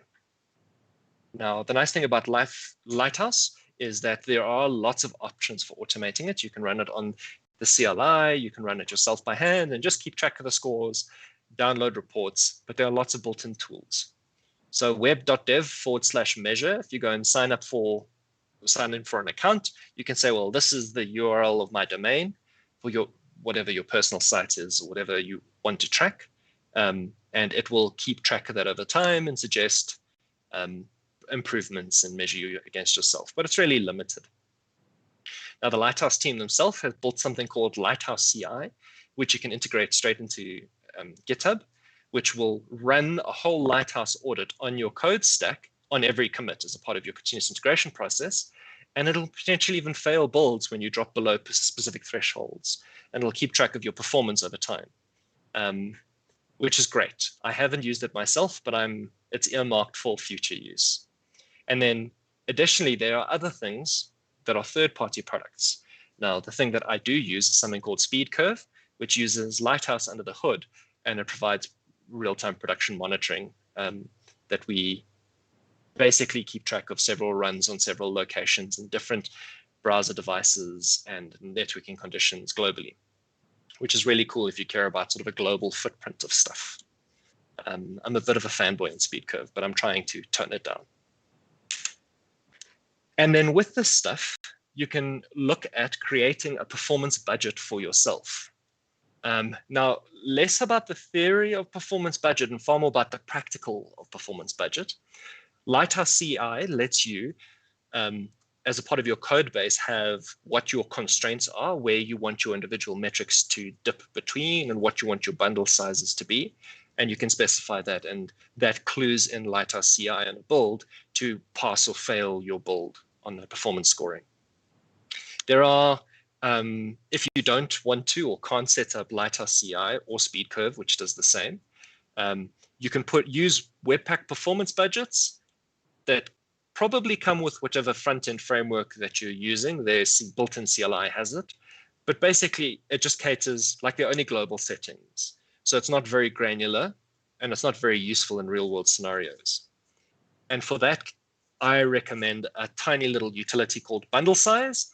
And bundle size lets you, for every single one of your output files, CSS, JavaScript, whatever, specify how big that file is. Now, I know that sounds like a pain because you have to update it every single time you make changes, but that's what you want, right? On every single pull request, you want to say, well, I'm deliberately and knowingly increasing the bundle size here, rather than accidentally including a megabyte of JavaScript. Okay, so on that point, I'm going to really quickly conclude before I take some questions. So what I call you to do is to understand the key events of your browser. So what is going on? Understand the tooling, your ecosystem, the stuff that's built into the browser that you're probably using right now. And then to really apply Occam's razor and cut away as much stuff from the critical path, even when you're doing well. Make sure that you keep that clean because it ensures that you won't regress. When you're trying to make changes with the stuff, it's really easy to get lost and not be sure about what had what impact or where you really are and regress. So make really, really small measurable changes and then keep track of that over time. And then finally, automate as much as possible, monitor as much as possible, and keep track of your history. And don't ship code you're not going to use in the browser, please. Thank you very much. I'll take whatever questions you have. Hey. Hey, Mike, awesome presentation. That last point came off like really, don't ship code. Yeah, it came off with some power. We do have a few questions, however. From Clarisse, she's asking if you have ever tried Lighthouse Metrics. I think it's lighthousemetrics.com. Yeah, lighthouse-metrics.com, where from what they say, the website, they use Lighthouse behind the scenes, but they also give you like your ratings, your scores over different centers, different regions rather. So I haven't used that. That looks very similar to Speed Curve, and that's exactly what we use Speed Curve for. So I mean, it looks like a good tool. I've never looked at it. But I think using something like that is a really, really good idea. All right. I'm guessing that it's I'm not sure. I did not check the website either, but yeah, it's got paid alternatives, so like paid subscriptions as well for different features. Yeah, it's an interesting thing to check out. I just opened the site. I'm guessing you did too. Yeah. All right. There's a second question. This one is interesting. When you use Lighthouse, you get the score per page. So is there a way to make sure, like for Lighthouse to crawl through the pages, like via a sitemap or something, to go through the different pages? There totally is. But as soon as you do that, you're out of the realm of just a single button push on this page, right? So you need some measure of automation. And that's where the Lighthouse CLI and then Lighthouse CI itself comes in. Because with Lighthouse CI, you can say, well, these are the pages that I care about, and this is what their bundles look like. This is what their performance characteristics should be. Because a website and the various parts of a website doesn't have one score, right? It doesn't have one load time. Different pages should do different things. I think Lighthouse the tooling in Chrome falls into the default of trying to fix problems where developers are looking at a single page, or the propensity for developers to have single page applications. But as you take a step lower, the automation tooling and the CLI and the CI and third-party tools are all designed to solve that problem. Yeah, that makes sense. It depends on what you want to do, I guess. How you want to approach it and how you want to use the toolings you have available. So there is a comment. It's not really a question, but it would be interesting maybe to get your views on this. It's from Cedric saying that AMP is trying to solve the cumulative layout shift out of the box. Well, he thinks that AMP is trying to solve that. What do you think about that? Is that a possibility that AMP is going to tackle that issue? So I am by no means an AMP expert, right? But AMP tries to solve a lot of problems. So it's a suite of products that are trying to push performance, which is amazing and admirable, but it's also a JavaScript library that predicates how you're going to write those pages. Yeah. Now, that solves that problem in terms of AMP. If you're going to write an AMP page with a specific view of creating something that can surface on the Google Search Console, right? You know, when you search for something and like it's got that ribbon at the top. But not all of our applications that our users need to access are all about accessing it via search. And in those cases, AMP doesn't really fix that per se. And yeah, so I don't think it completely fixes it. Yeah. No, but it's like I said, it's not exactly a question. It was more something about an opinion. We do have one more question though, from Cedric himself.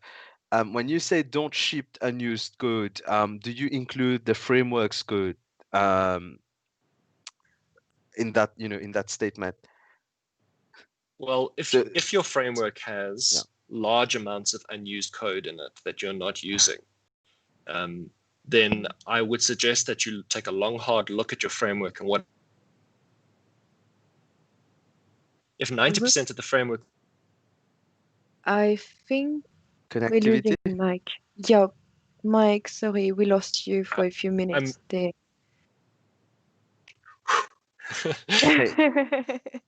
Yeah, I think it's a so what I was saying is that if yeah, am go I on. back now? Yeah, you're back Yeah, now. we can hear you. Yeah. Okay. Nope.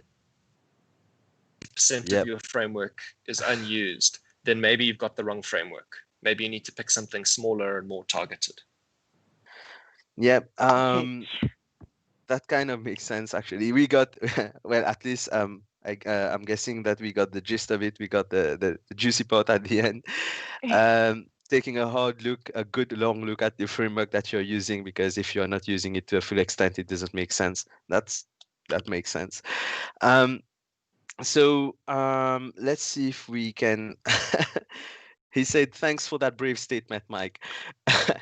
So let's see. We have two more questions, and then we can wrap up. So you mentioned poor connectivity and feature phones. How do you test those effectively? Is that normally possible with Lighthouse or?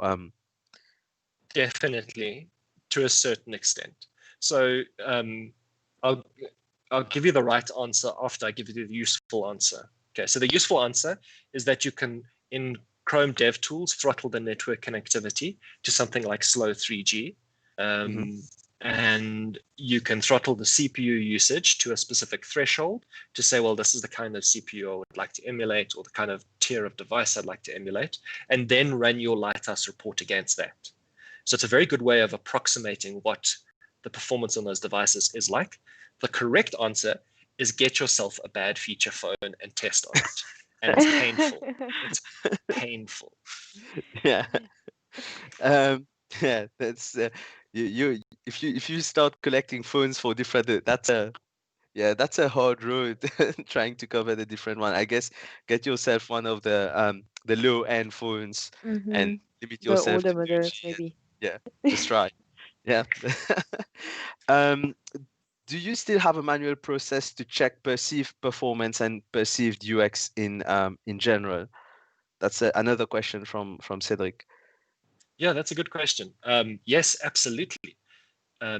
Because a lot of the things that are easily measurable are not necessarily big UX problems, and a lot of the things that are UX problems are not easily measurable. And like there's a lot of so often what we do is we try and look at changing and shuttering of pages. So like when a value changes after it's loaded, and try and find different ways of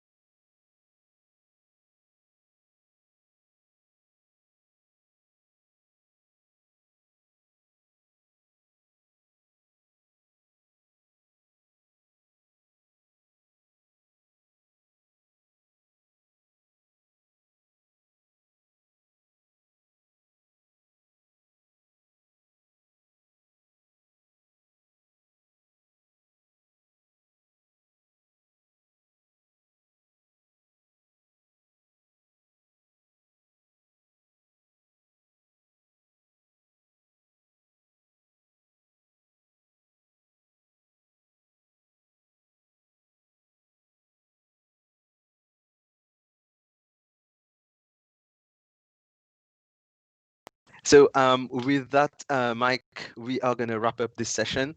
Thank you very much again for being here for this second session. It was just as good and as inspiring. I learned something new from it.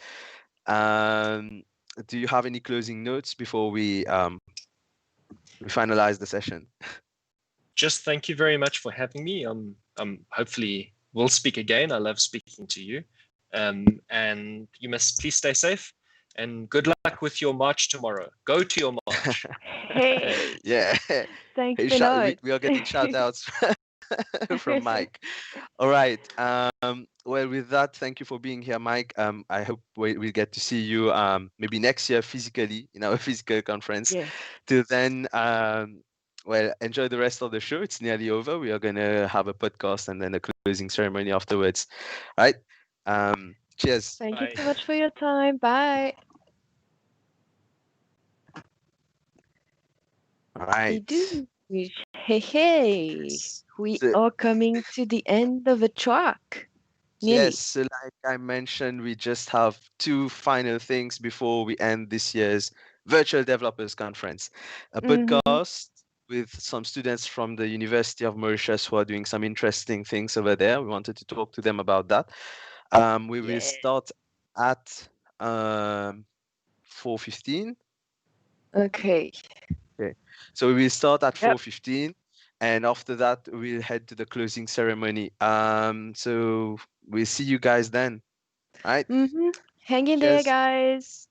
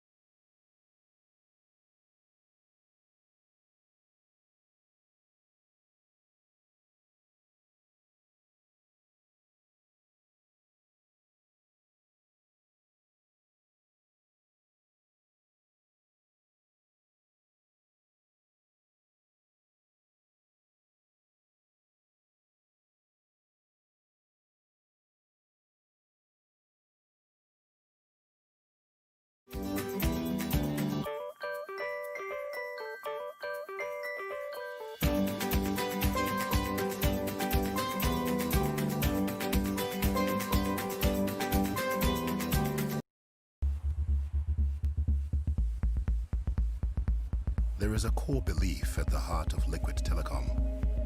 The belief that every individual has the right to be connected. The pursuit of this vision has seen us build the largest independent fiber network in Africa. From Cape to Cairo, we are connecting more of Africa. Liquid Telecom, building Africa's digital future.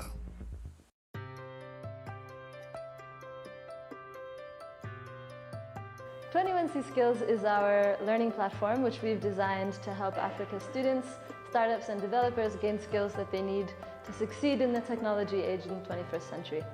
21C Skills has been built for the African tech enthusiast. It's about empowering kids to get the necessary skills to compete at a global level. Let them use their imagination to create their own companies, to work for other companies, to be part of the gig economy, etc. 21C Skills for me means eyesight. You got to have very qualified people train us through video, and we also got to have highly interactive labs that challenged me. Take the 21C Skills program, put a lot of work in it and time in it, and it does pay off.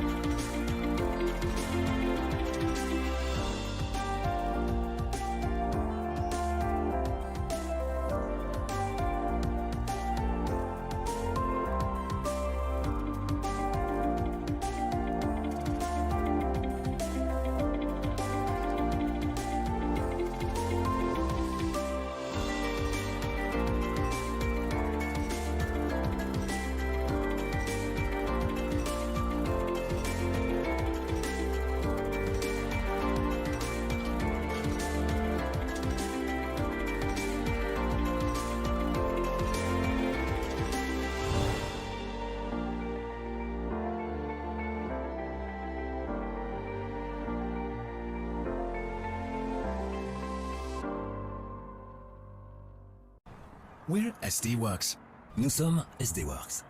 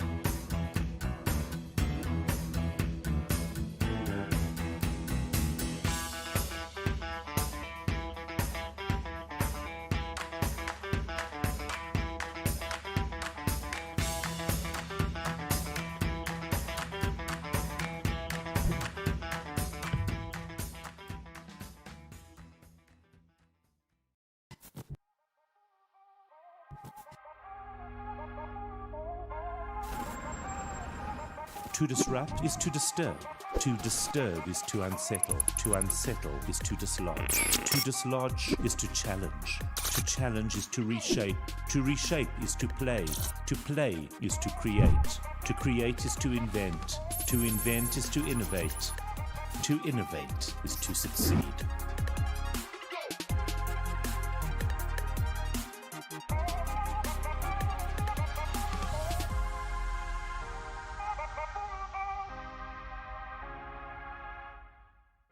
We caught up with Managing Director Michael Shapiro and asked him in 120 seconds or less to tell us all we needed to know about synthesis software technologies. It helped that he was on a treadmill.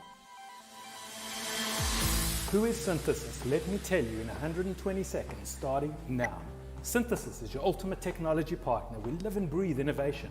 If you're looking for us, don't look anywhere near the box because we're so far out of it that we hardly remember what it looks like. We haven't forgotten that technology is all about people. Our team is our family, and we live by the adage that culture eats strategy for breakfast. We employ over 150 people. We have offices in Melrose Arch and Sandton, and an office at the foot of Table Mountain in Cape Town. Our tickets are booked for Mauritius, and as soon as COVID allows, we'll be set up on the island. True story.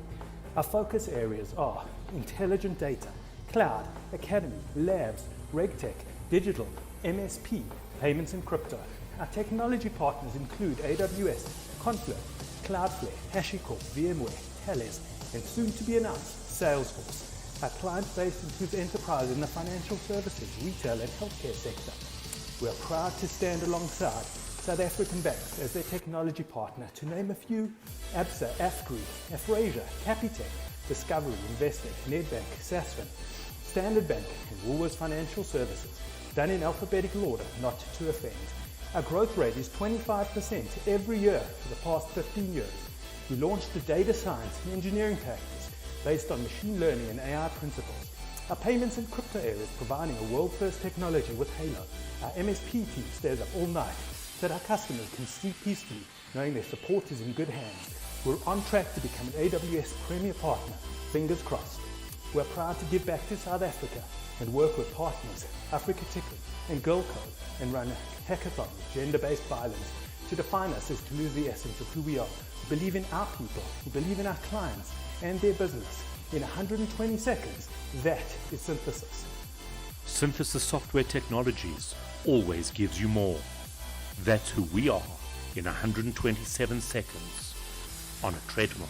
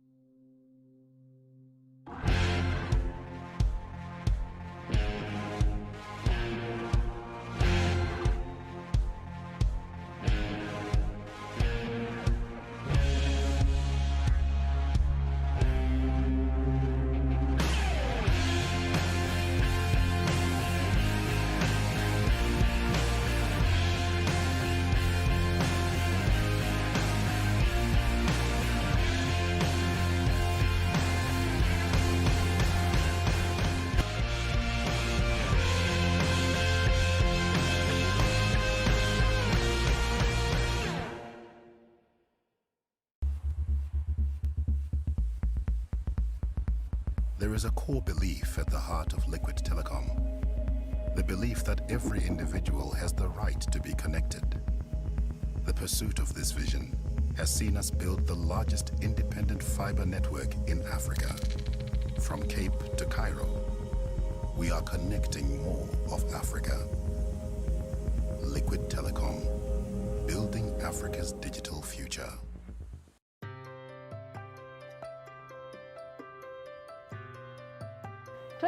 Skills is our learning platform, which we've designed to help Africa students, startups and developers gain skills that they need to succeed in the technology age in the 21st century.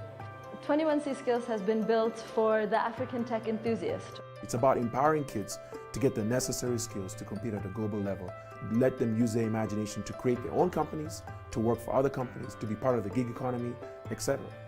21C Skills for me means eyesight. You got to have very qualified people train us through video, and we also got to have highly interactive labs that challenged me. Take the 21C Skills program, put a lot of work in it and time in it, and it does pay off.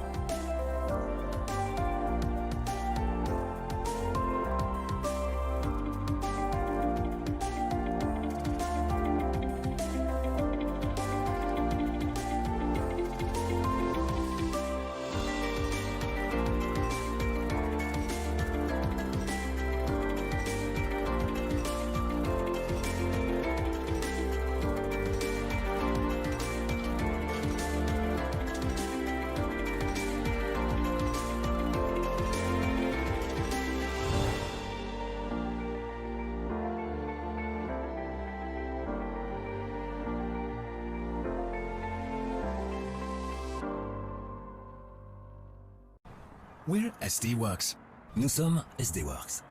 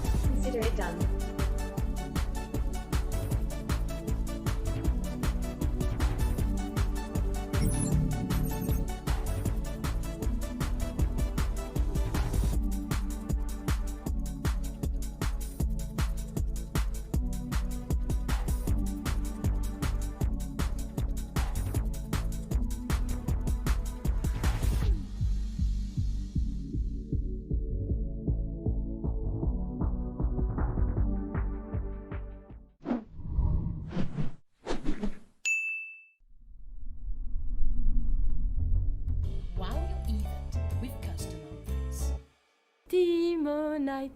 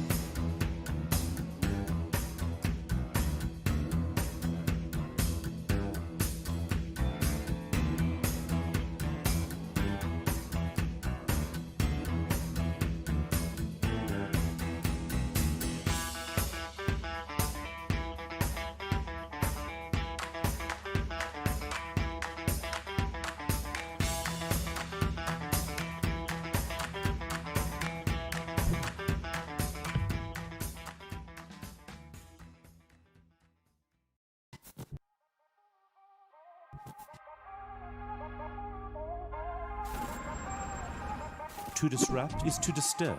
To disturb is to unsettle. To unsettle is to dislodge. To dislodge is to challenge. To challenge is to reshape. To reshape is to play. To play is to create. To create is to invent. To invent is to innovate. To innovate is to succeed.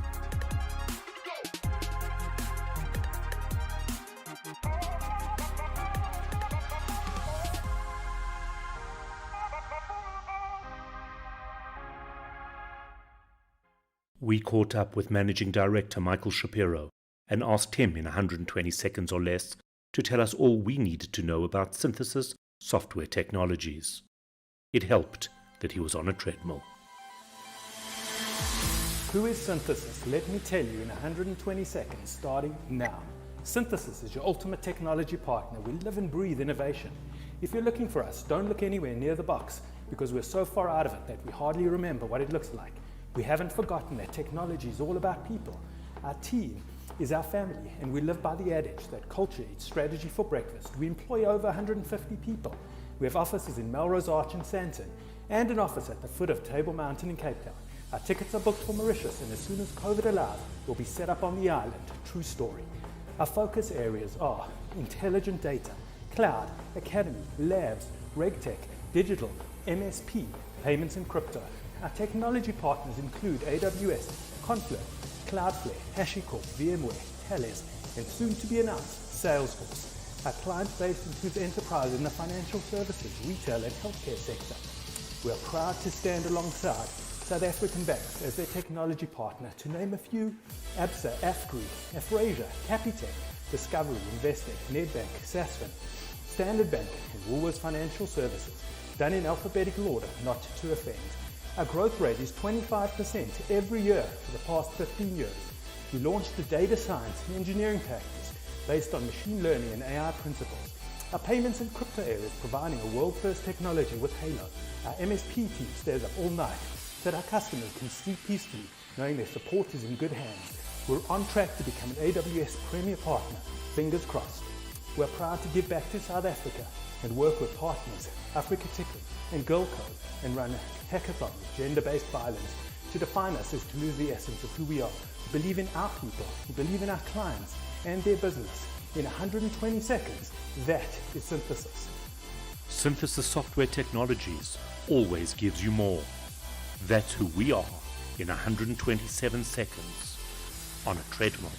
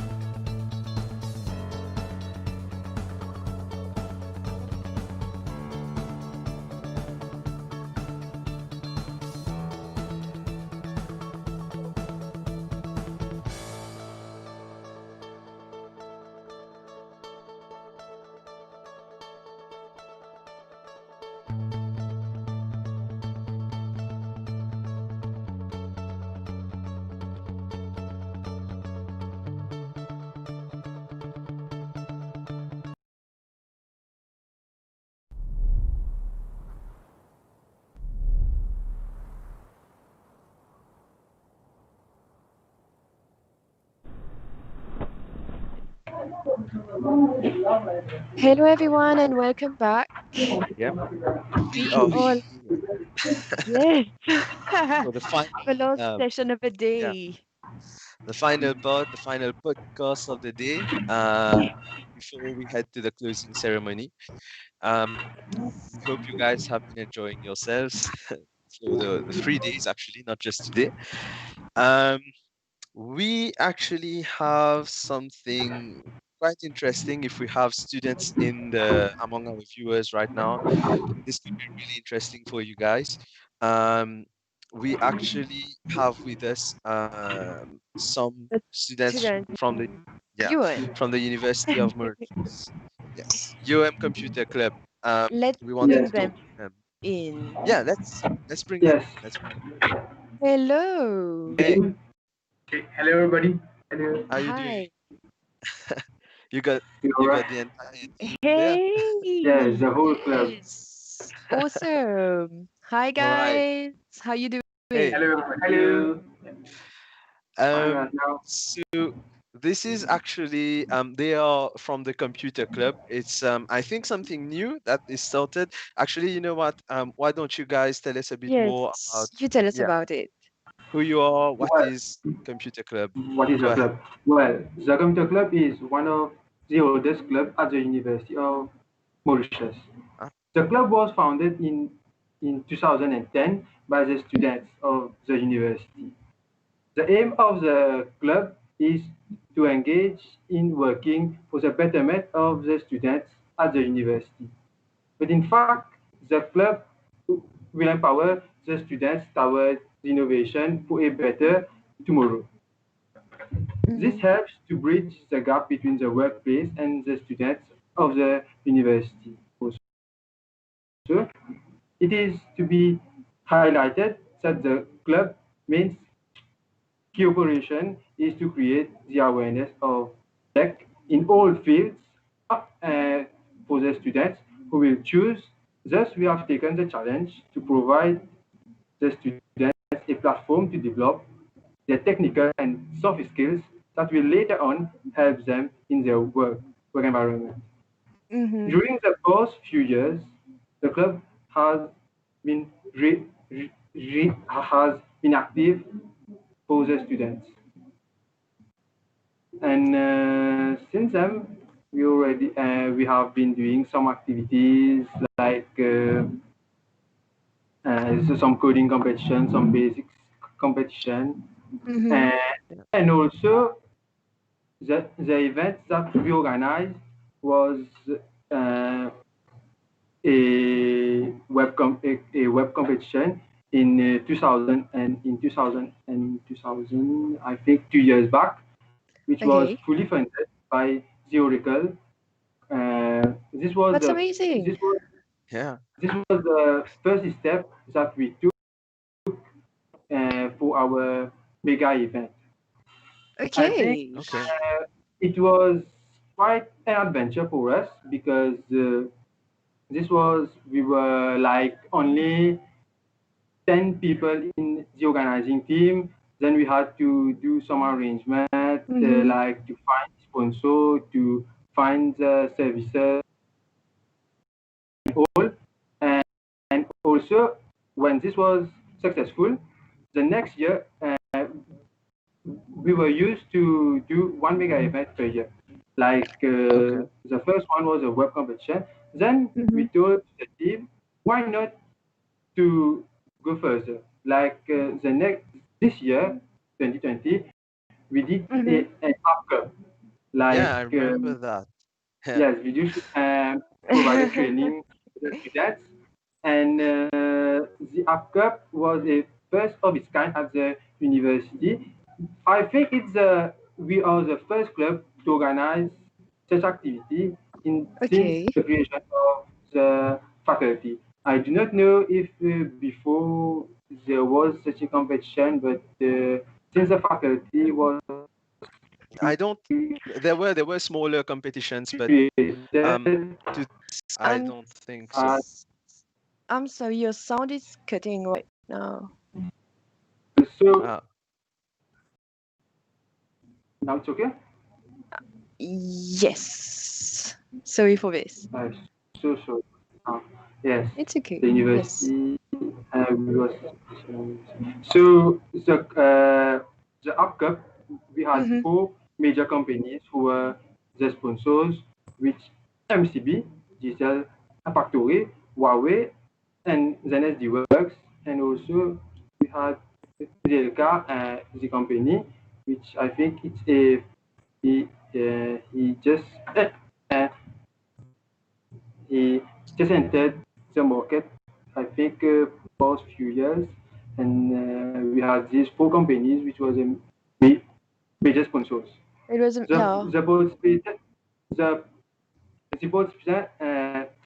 the participants were all from the University of Mauritius, in which the students were given the opportunity to develop a mobile app which had 5 SDGs.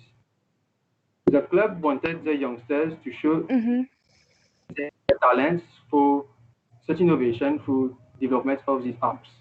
And also, the connection is good right now. Yes, it is. It's okay, yeah. The computer club also, we also participated in some competition at international level, where there was a competition by UNESCO, the AI Web Documentary Competition, in which we participated, the team from the club, and then we came second, which was thank you. The film for the video was Fusion de l'AI et de la jeunesse mauricienne, which showed the involvement of Mauritian youngsters in the AI field. Hence, we can say that the club is doing its best to meet the objectives. Yeah, I mean, can I bother you for a second? How many members do you have right now? Members, we have around 200 members, all students from the University of Mauritius. That's awesome. We started with only 10 members 2 years back. That's and very impressive. Now we reach around 200 members. You're your own small community over there. Yes. Thank you.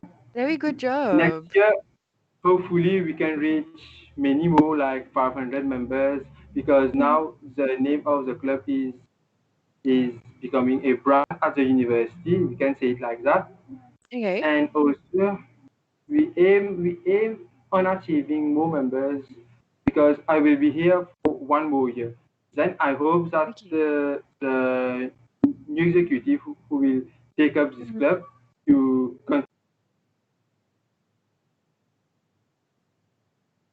continue the progress. I think we lost you for a minute there. Yeah, so sorry for that. And no, I think we might have lost him again. Also, we also face many problems. Like internet.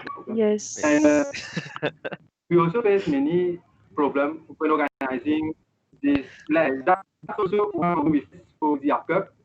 And also, there are many problems like the effort that we need. The sponsorship was one of the major problems we faced. At first, we did not really know the procedures, how to get the sponsors, how. Okay. Nope. Now so sorry. I think you broke again.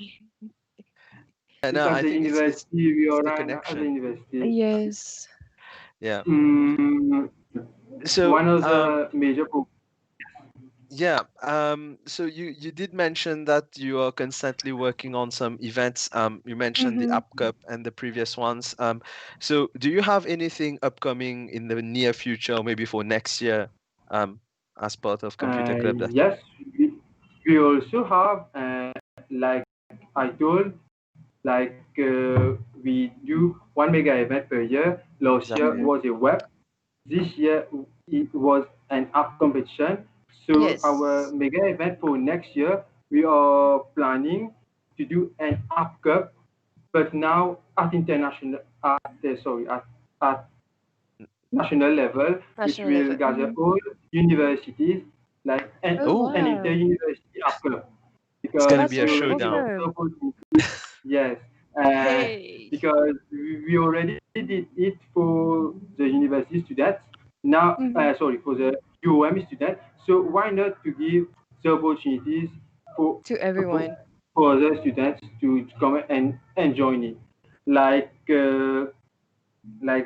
this year we are aiming, and sorry, next year for the mega event, we we will do an app cup which will comprise of 5 categories like the AI for a web app, even gaming, and also AI, gaming, web app, the IoT, and also like we can do fintech also, which is 5 categories, and Yes. then there will be one app cup winner because app is huge.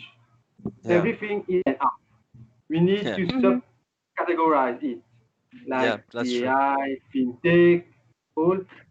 If a student wants to do gaming, he can do it. It's an app.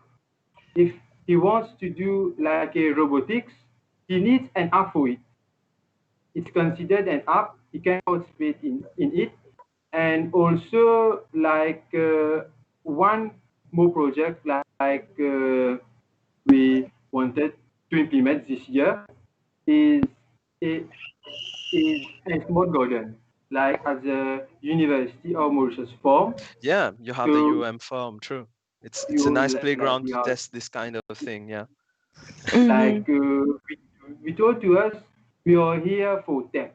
Why not to implement tech in the agricultural field and to help the youngsters to know the importance of the agriculture? Like during the COVID-19, we understood one thing. People can live without computers, but not without food. And it's during the COVID, like the people knew it. Nowadays, it's considered a shame for youngsters to go for farming. So why not to do to implement Smart farming. Yeah. in agriculture? Yes, smart farming. Like one of the aim for it, like we are planning to do it. Like if we if we want to plant a, let's say, a small plant, like we will monitor it for 30 days. Then next time, based on this data, we will try to know if we can more in if we can harvest in less than if we can harvest in less than 30 days, if we can reduce nutrients, if the plant needs more water. We have decided to take up this challenge. We know it's a bit difficult because I know some projects, they try to do it, but did not succeed. It's hard. Yeah. But why not give it a try? It's a very interesting project actually, because I think I read quite a lot of people are interested in that. Yeah, there is a growing interest in IoT and agriculture. They go pair in pair, and actually there are, like you mentioned, there are quite a few projects, even at student level, Marine. So there are a lot of students who tried to build prototypes of what a smart farm would look like, but they never really were able to equate, the cost of implementation with the gains that, it's there, the business value is lost, but the actual implementation, some of them were really impressive, but the actual implementation in real world, that's where it it's gets a bit tough. tough. But So yeah, Lavnish, this was a great intro to the computer club. the past events were awesome. I mean, I was personally involved in the App Cup. I worked with the students. I had a look at what kind of projects were coming out of it, and they did produce some amazing stuff. They were using Flutter stuff that people present in virtual developers conference, so they are embracing the new tech. Yeah. We look forward to see what next year is going to be like, what you guys can bring. And of course, we are always going to have the developers conference, so it might be a good idea to bring your prototype over and have a session you on guys should totally join us. Yes, we should join you. Yeah. And with now, that, yes. Yeah, no, go ahead. And then now at the developers conference, I would just like to tell all the companies who are here present, like for the App Cup for the next year, if some companies will be interested to sponsor or to partner with us, with the club for the event, you feel free to contact me. To contact me on Facebook page, like it's Computer Club. Contact us on the Facebook page, or even you can contact us from the university also, and also even you can contact Vidush. We'll give you my number or my email, anything, and we hope to have a great venture together. Actually, I'm gonna leave the name of the club so that they can find you. I think they Maybe will we be put able it to in the find you chat. easily. That way it's easier. So on our side, thank you for joining us, Lavnish, and showing us a bit about what's happening on the other side with the students, because Thank you so eventually they are the much. ones that's gonna join that's gonna join the community here. So with that, you took the time to join this session. Thank you for being here. We are gonna wrap up. So, any final comments before we finalize this podcast? Comment final. So sorry for the connection here. That's Like okay. we had It happens. some issues, and also thank you for giving us the opportunity to share our past project and future projects, and also to give the students the opportunity to participate in this competition, like the companies may have it sponsored. Yeah. And thank you very much. Thank you so Thank much. you. Good luck in All right. with everything. Yeah. Bye. Thank you. Good luck next year. Bye. So, hey Marine. Vidush. Final lap, last stretch, final sprint before we reach Oh the my closing god. ceremony. I Yeah, cannot believe it's already here. yeah. Sorry. Actually, this it's a bit unfortunate that there were some connection issues, but and also that we don't have a physical conference for maybe as well this year, because they could have shown the prototypes. But yeah, they've been trying to build a community on their side at UOM to get students and the corporate world and other communities like MSCC to basically try to link them. Yeah, we'll just see where this goes, That's and awesome, yeah. it's looking promising already. So okay, so this is it. Our final hours. Yeah, our final minutes actually. We got Yes, like it is. closing. Mm-hmm. Marine, how was the DEF CON for you? It was really nice. It was an experience. I must admit, okay, I maybe like the physical conference a little bit more, but yeah, it was awesome. No, it's true that I mean I don't think we can compare the virtual and the physical. They are the virtual is nice in its own way. That we are live, we have so many people easily just joining in, having a look at a few sessions. But the physical one has its own appeal, where you get to meet all these, you get to like network, connect with people. human touch. You know how many fellow geeks I meet them only at conferences. I'm missing out on this. I should be meeting them right now. But it's okay. It's okay. We are supporting Earth while it's updating, like we said.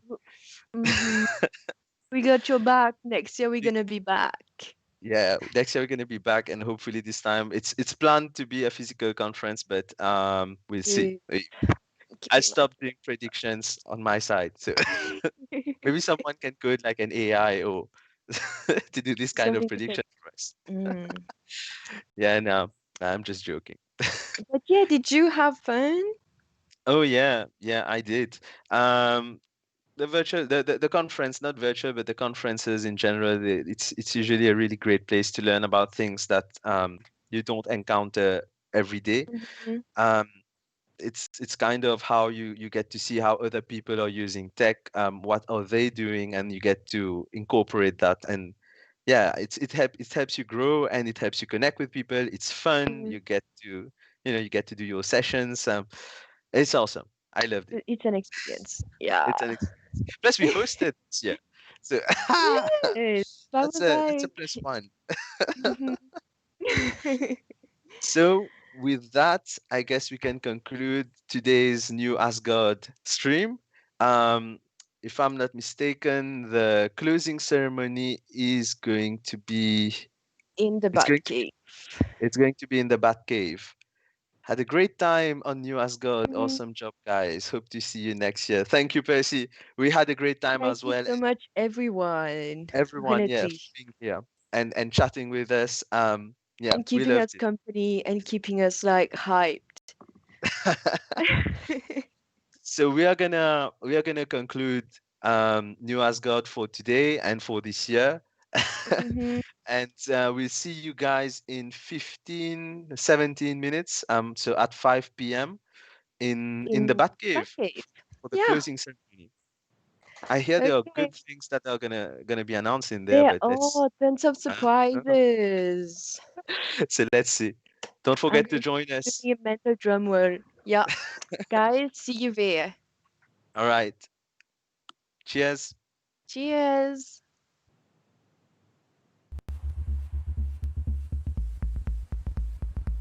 There is a core belief at the heart of Liquid Telecom. The belief that every individual has the right to be connected. The pursuit of this vision has seen us build the largest independent fiber network in Africa. From Cape to Cairo, we are connecting more of Africa. Liquid Telecom, building Africa's digital future.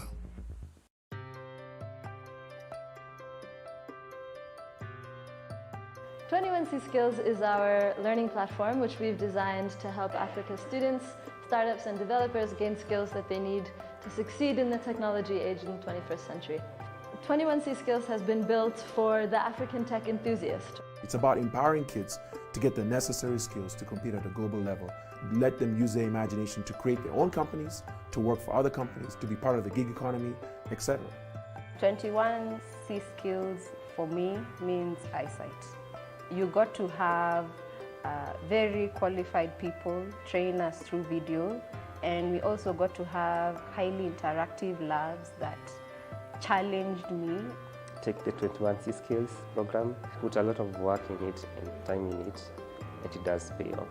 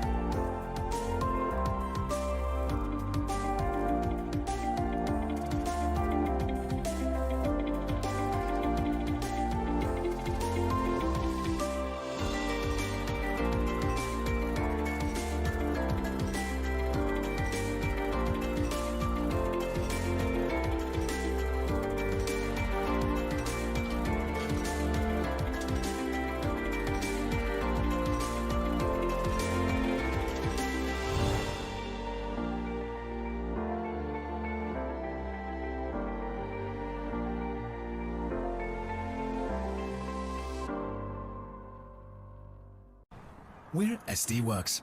Nous sommes SD Worx.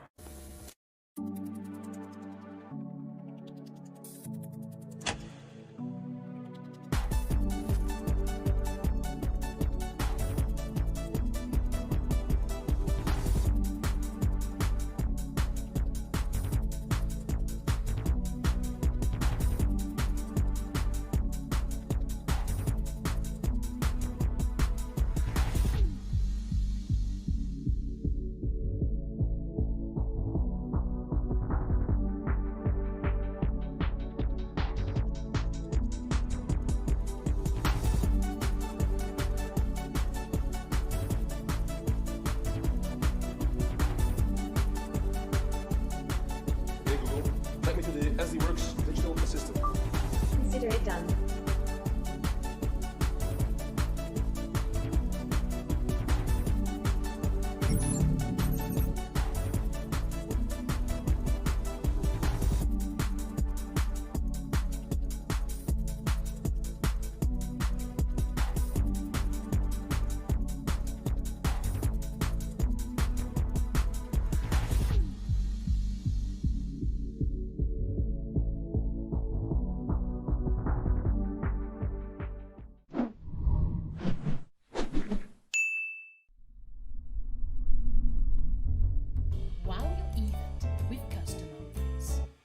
Teamonite.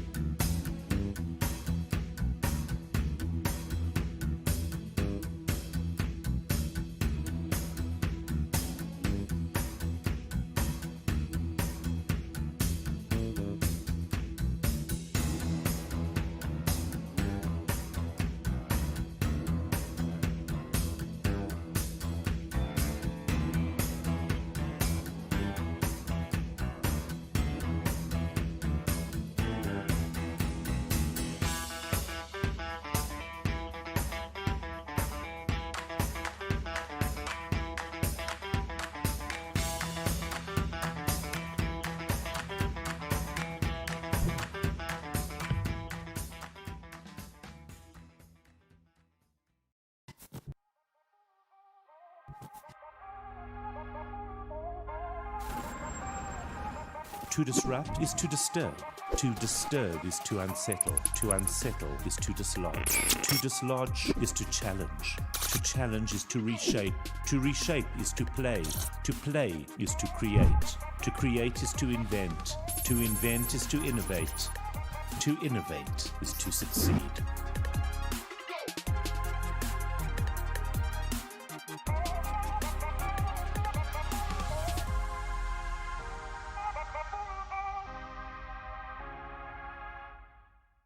We caught up with Managing Director Michael Shapiro and asked him in 120 seconds or less to tell us all we needed to know about synthesis software technologies.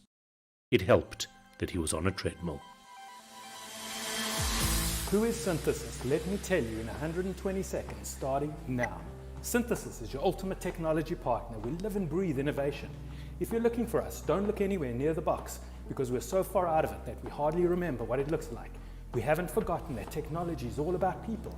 Our team is our family, and we live by the adage that culture eats strategy for breakfast. We employ over 150 people. We have offices in Melrose Arch and Sandton, and an office at the foot of Table Mountain in Cape Town. Our tickets are booked for Mauritius, and as soon as COVID allows, we'll be set up on the island. True story.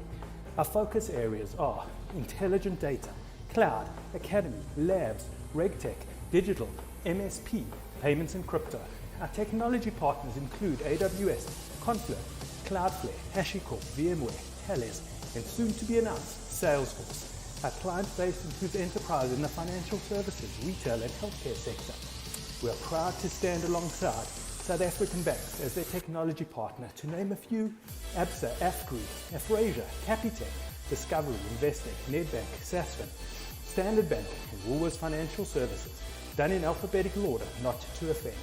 Our growth rate is 25% every year for the past 15 years. We launched the data science and engineering practice based on machine learning and AI principles. Our payments and crypto area is providing a world-first technology with Halo. Our MSP team stays up all night so that our customers can sleep peacefully knowing their support is in good hands. We're on track to become an AWS Premier Partner, fingers crossed. We're proud to give back to South Africa and work with partners, Africa Ticket and Girl Code, and run a hackathon with gender-based violence to define us is to lose the essence of who we are.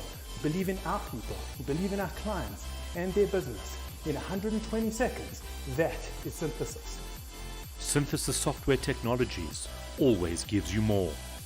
That's who we are in 127 seconds on a treadmill.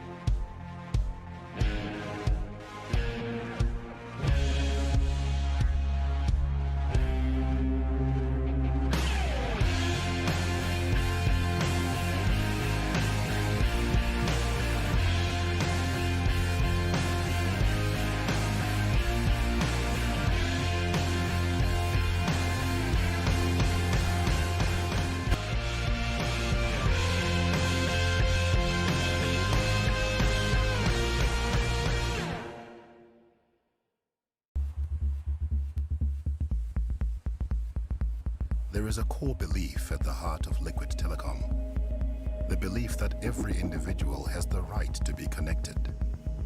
The pursuit of this vision has seen us build the largest independent fiber network in Africa. From Cape to Cairo, we are connecting more of Africa. Liquid Telecom, building Africa's digital future.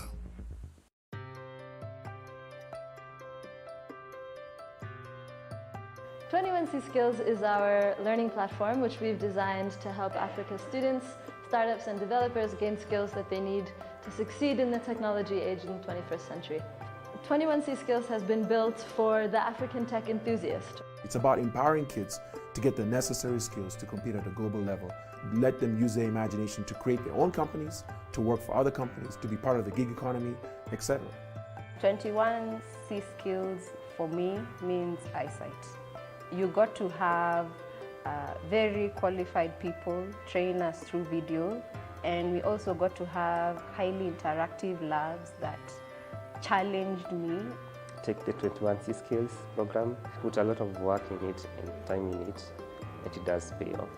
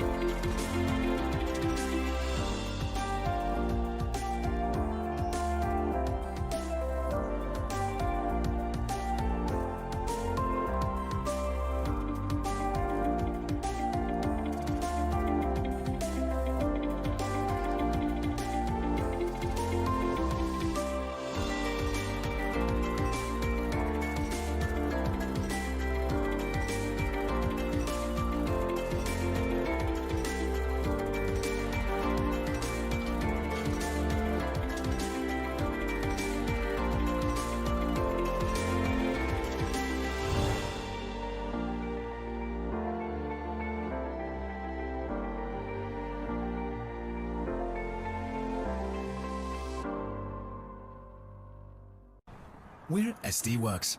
Nous sommes SD Worx.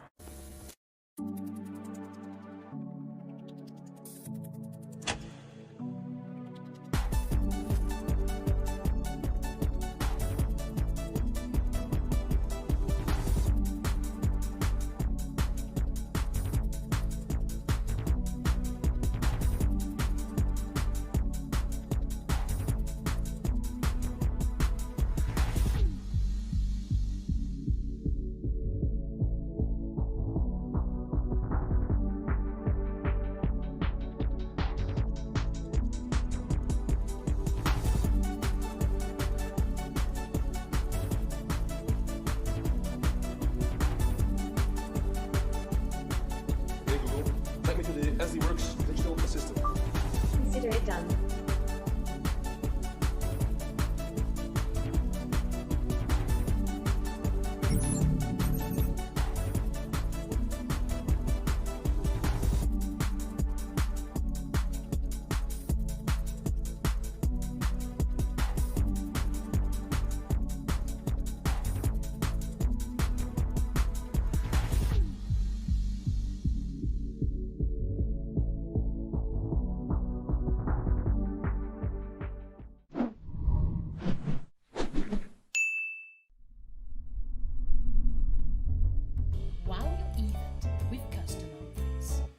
Teamonite.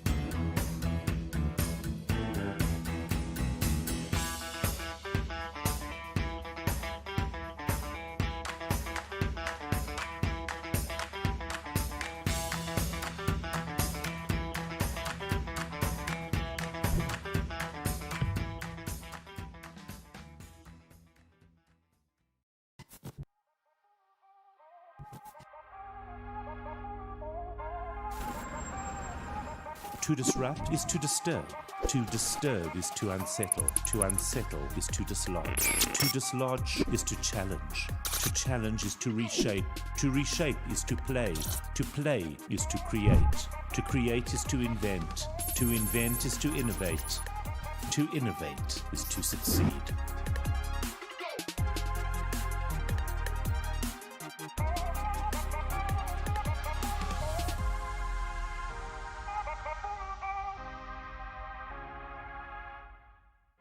We caught up with Managing Director Michael Shapiro and asked him in 120 seconds or less to tell us all we needed to know about synthesis software technologies.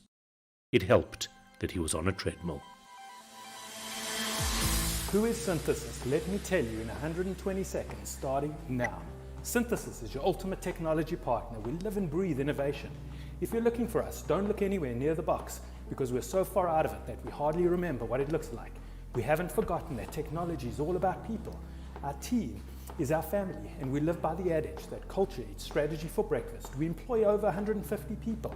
We have offices in Melrose Arch and Sandton, and an office at the foot of Table Mountain in Cape Town.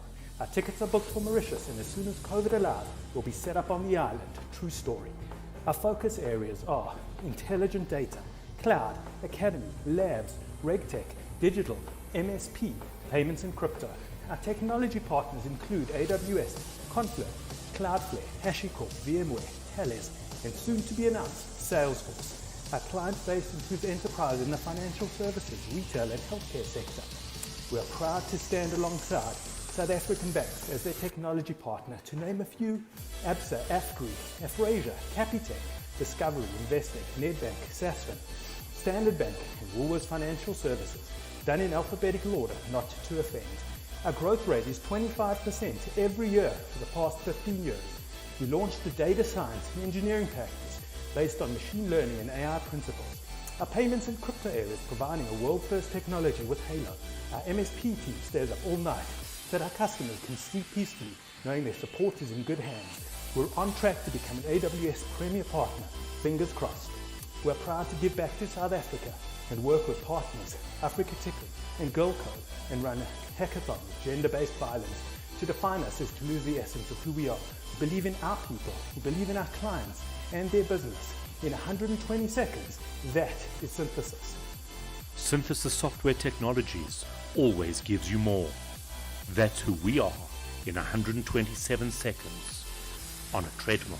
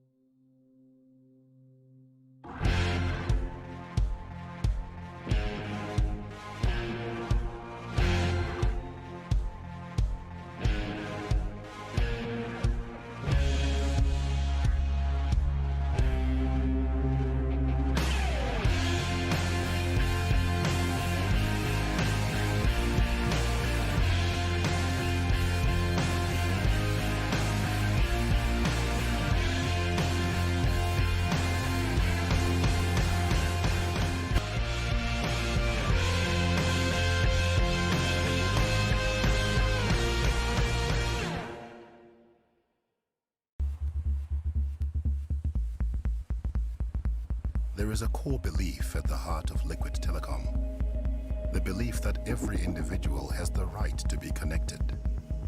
The pursuit of this vision has seen us build the largest independent fiber network in Africa. From Cape to Cairo, we are connecting more of Africa. Liquid Telecom, building Africa's digital future.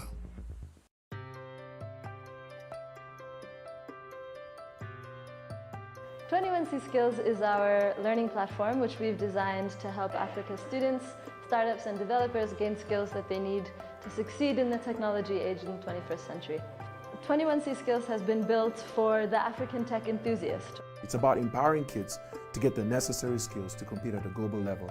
Let them use their imagination to create their own companies, to work for other companies, to be part of the gig economy, etc. 21C Skills for me means eyesight. You got to have very qualified people train us through video, and we also got to have highly interactive labs that challenged me. Take the 21C Skills program, put a lot of work in it and time in it, and it does pay off.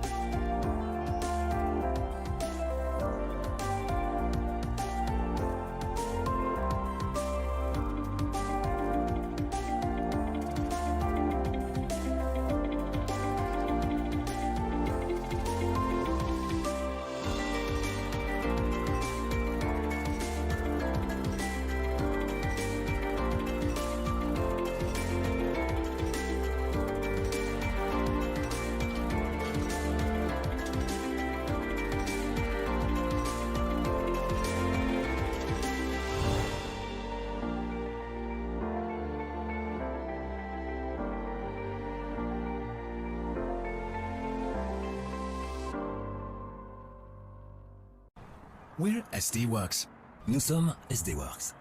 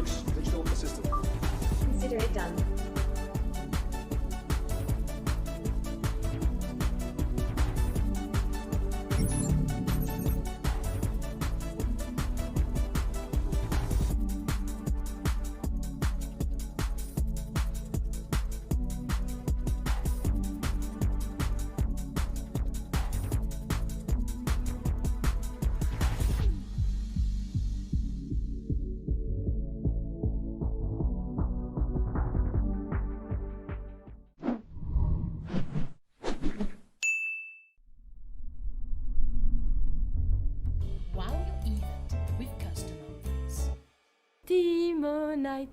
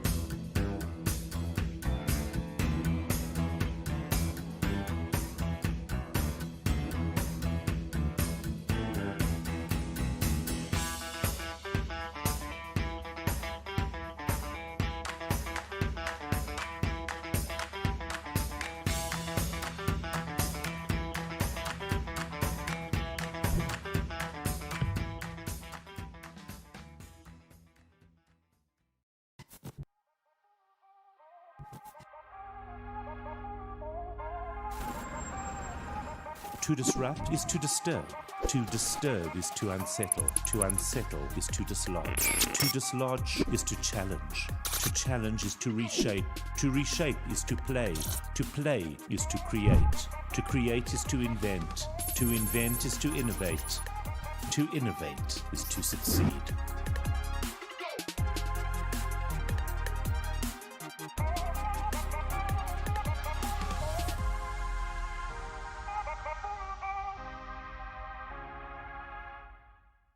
We caught up with Managing Director Michael Shapiro and asked him in 120 seconds or less to tell us all we needed to know about synthesis software technologies.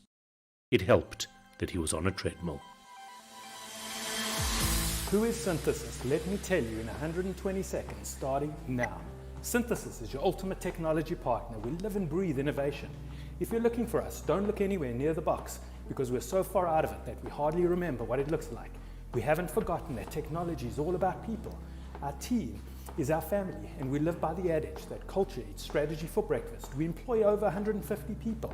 We have offices in Melrose Arch and Sandton, and an office at the foot of Table Mountain in Cape Town.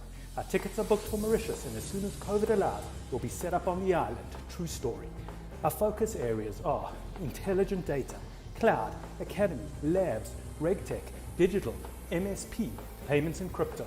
Our technology partners include AWS, Confluent, Cloudflare, HashiCorp, VMware, Thales, and soon to be announced, Salesforce. Our client base includes enterprise in the financial services, retail, and healthcare sector. We are proud to stand alongside South African banks as their technology partner, to name a few: ABSA, AFGRI, Afrasia, Capitec, Discovery, Investec, Nedbank, Sasfin, Standard Bank, and Woolworths Financial Services, done in alphabetical order, not to offend. Our growth rate is 25% every year for the past 15 years. We launched the data science and engineering practice based on machine learning and AI principles. Our payments and crypto area is providing a world-first technology with Halo. Our MSP team stays up all night so that our customers can sleep peacefully, knowing their support is in good hands. We're on track to become an AWS premier partner. Fingers crossed. We're proud to give back to South Africa and work with partners, Africa Ticket and Girl Code, and run a hackathon with gender-based violence. To define us is to lose the essence of who we are. We believe in our people, we believe in our clients and their business. In 120 seconds, that is Synthesis. Synthesis Software Technologies always gives you more. That's who we are in 127 seconds on a treadmill.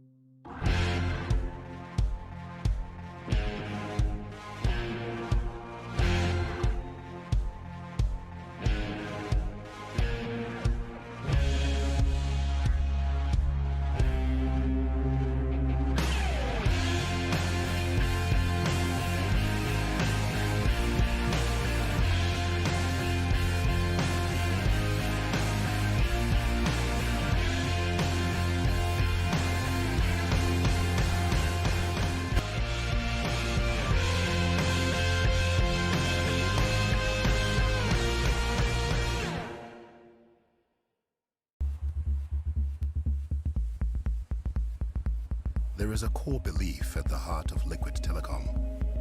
The belief that every individual has the right to be connected. The pursuit of this vision has seen us build the largest independent fiber network in Africa. From Cape to Cairo, we are connecting more of Africa. Liquid Telecom, building Africa's digital future.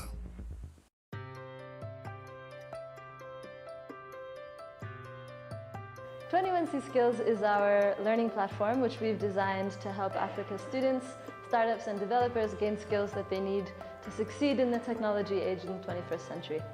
21C Skills has been built for the African tech enthusiast. It's about empowering kids to get the necessary skills to compete at a global level. Let them use their imagination to create their own companies, to work for other companies, to be part of the gig economy, etc. 21C Skills for me means eyesight. You got to have very qualified people train us through video, and we also got to have highly interactive labs that challenged me. Take the 21C Skills program, put a lot of work in it and time in it, and it does pay off.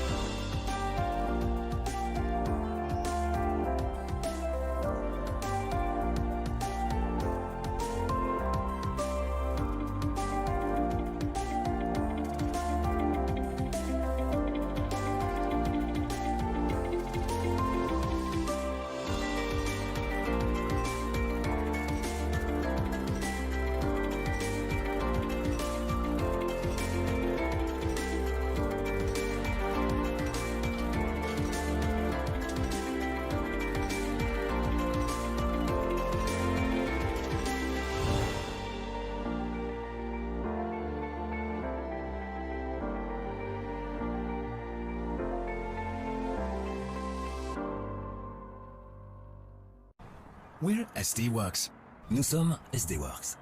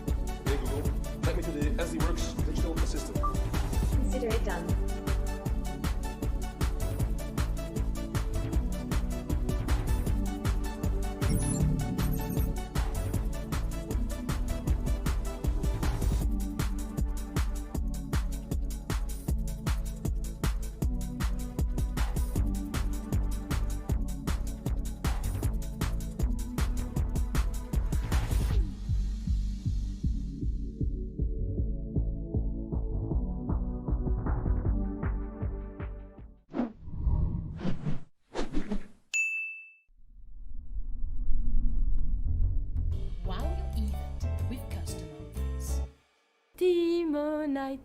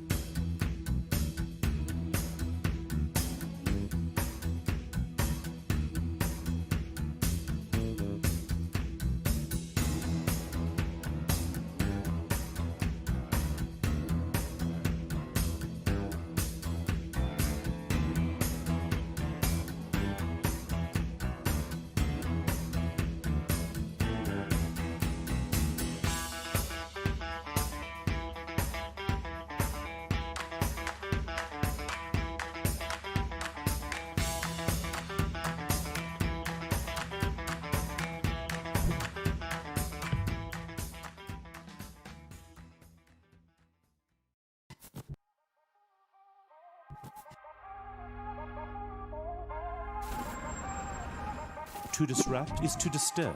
To disturb is to unsettle. To unsettle is to dislodge. To dislodge is to challenge. To challenge is to reshape.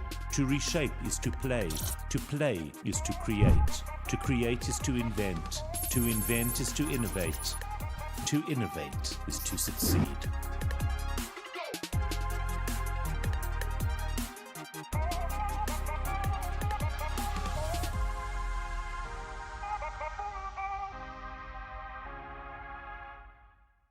We caught up with Managing Director Michael Shapiro and asked him in 120 seconds or less to tell us all we needed to know about synthesis software technologies.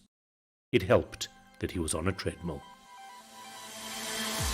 Who is Synthesis? Let me tell you in 120 seconds, starting now. Synthesis is your ultimate technology partner. We live and breathe innovation. If you're looking for us, don't look anywhere near the box because we're so far out of it that we hardly remember what it looks like. We haven't forgotten that technology is all about people. Our team is our family, and we live by the adage that culture eats strategy for breakfast. We employ over 150 people. We have offices in Melrose Arch and Sandton, and an office at the foot of Table Mountain in Cape Town. Our tickets are booked for Mauritius, and as soon as COVID allows, we'll be set up on the island. True story. Our focus areas are intelligent data, cloud, academy, labs, regtech, digital, MSP, payments and crypto. Our technology partners include AWS, Confluent, Cloudflare, HashiCorp, VMware, Thales, and soon to be announced, Salesforce. Our client base includes enterprise in the financial services, retail and healthcare sector. We are proud to stand alongside South African banks as their technology partner, to name a few: ABSA, AFGRI, Afrasia, Capitec, Discovery, Investec, Nedbank, Sasfin, Standard Bank, and Woolworths Financial Services, done in alphabetical order, not to offend. Our growth rate is 25% every year for the past 15 years. We launched the data science and engineering practice based on machine learning and AI principles. Our payments and crypto area is providing a world-first technology with Halo. Our MSP team stays up all night so that our customers can sleep peacefully knowing their support is in good hands. We're on track to become an AWS Premier Partner, fingers crossed. We're proud to give back to South Africa and work with partners, Africa Ticket and Girl Code, and run a hackathon with gender-based violence. To define us is to lose the essence of who we are. We believe in our people, we believe in our clients and their business. In 120 seconds, that is Synthesis. Synthesis Software Technologies always gives you more. That's who we are in 127 seconds on a treadmill.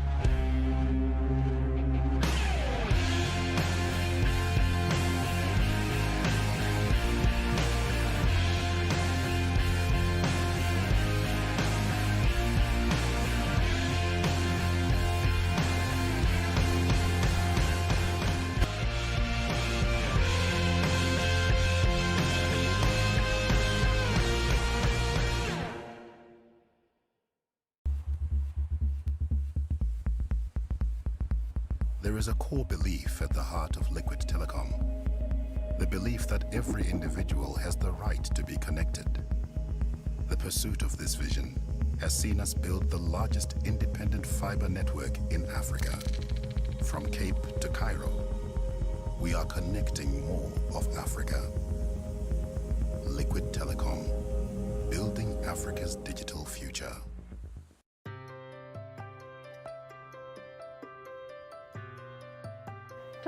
Skills is our learning platform which we've designed to help Africa students, startups and developers gain skills that they need to succeed in the technology age in the 21st century. 21C Skills has been built for the African tech enthusiast. It's about empowering kids to get the necessary skills to compete at a global level. Let them use their imagination to create their own companies, to work for other companies, to be part of the gig economy, etc. 21C Skills for me means eyesight. You got to have very qualified people train us through video, and we also got to have highly interactive labs that challenged me. Take the 21C Skills program, put a lot of work in it and time in it, and it does pay off.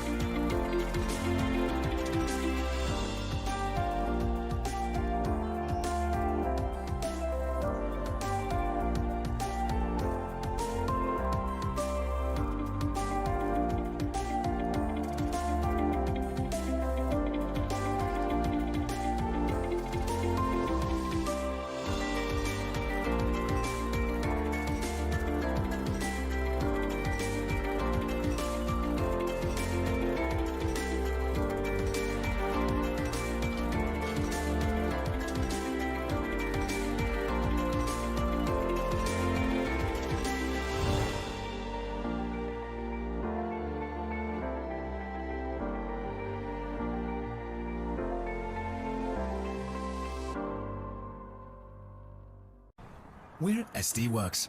Nous sommes SD Worx.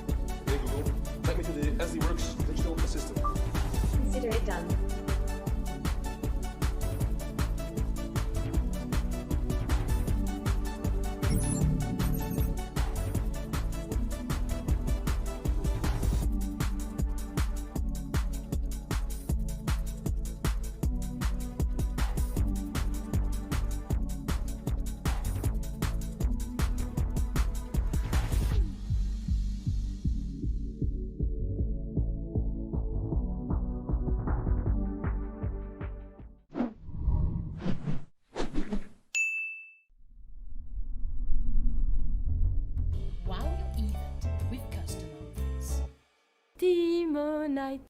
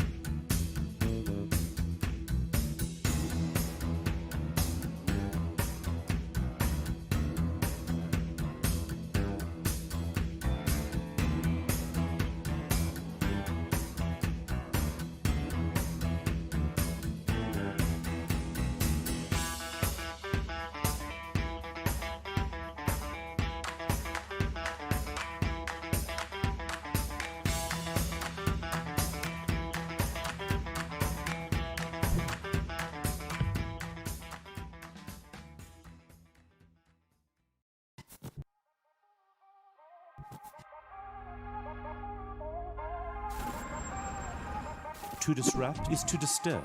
To disturb is to unsettle. To unsettle is to dislodge. To dislodge is to challenge. To challenge is to reshape. To reshape is to play. To play is to create. To create is to invent. To invent is to innovate. To innovate is to succeed.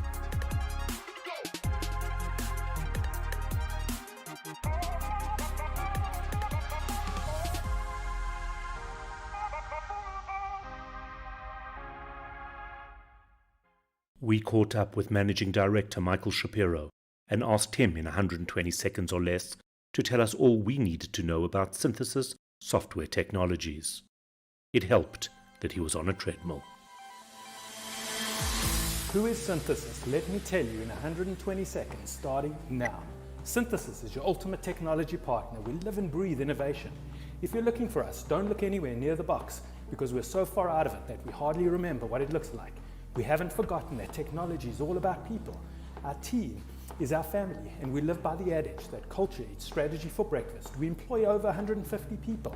We have offices in Melrose Arch and Sandton, and an office at the foot of Table Mountain in Cape Town.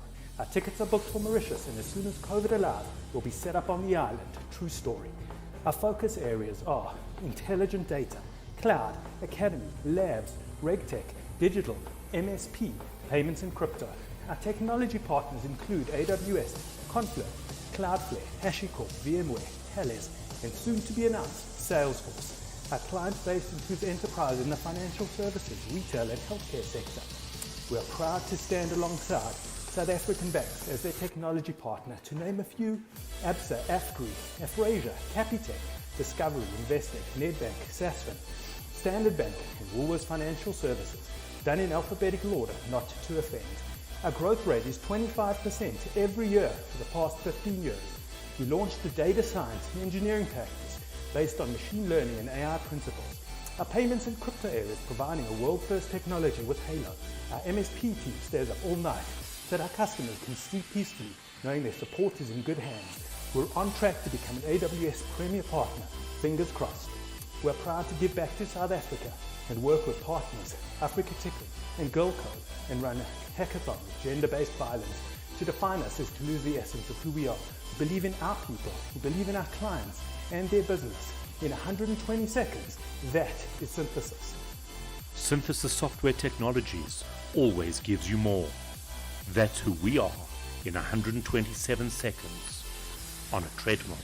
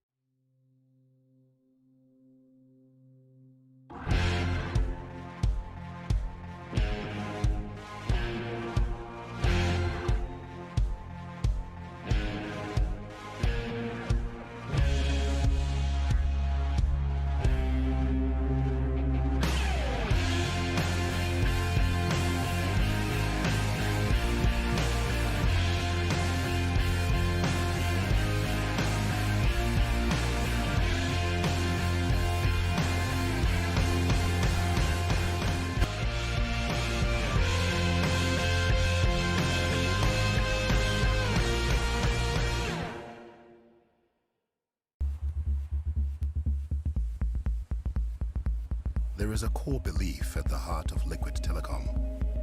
The belief that every individual has the right to be connected. The pursuit of this vision has seen us build the largest independent fiber network in Africa. From Cape to Cairo, we are connecting more of Africa. Liquid Telecom, building Africa's digital future.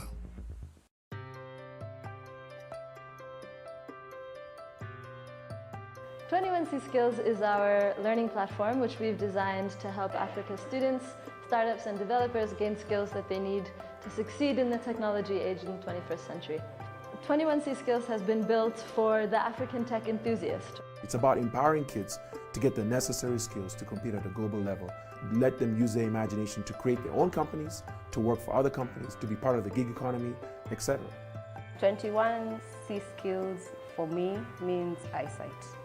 You got to have very qualified people train us through video, and we also got to have highly interactive labs that challenged me.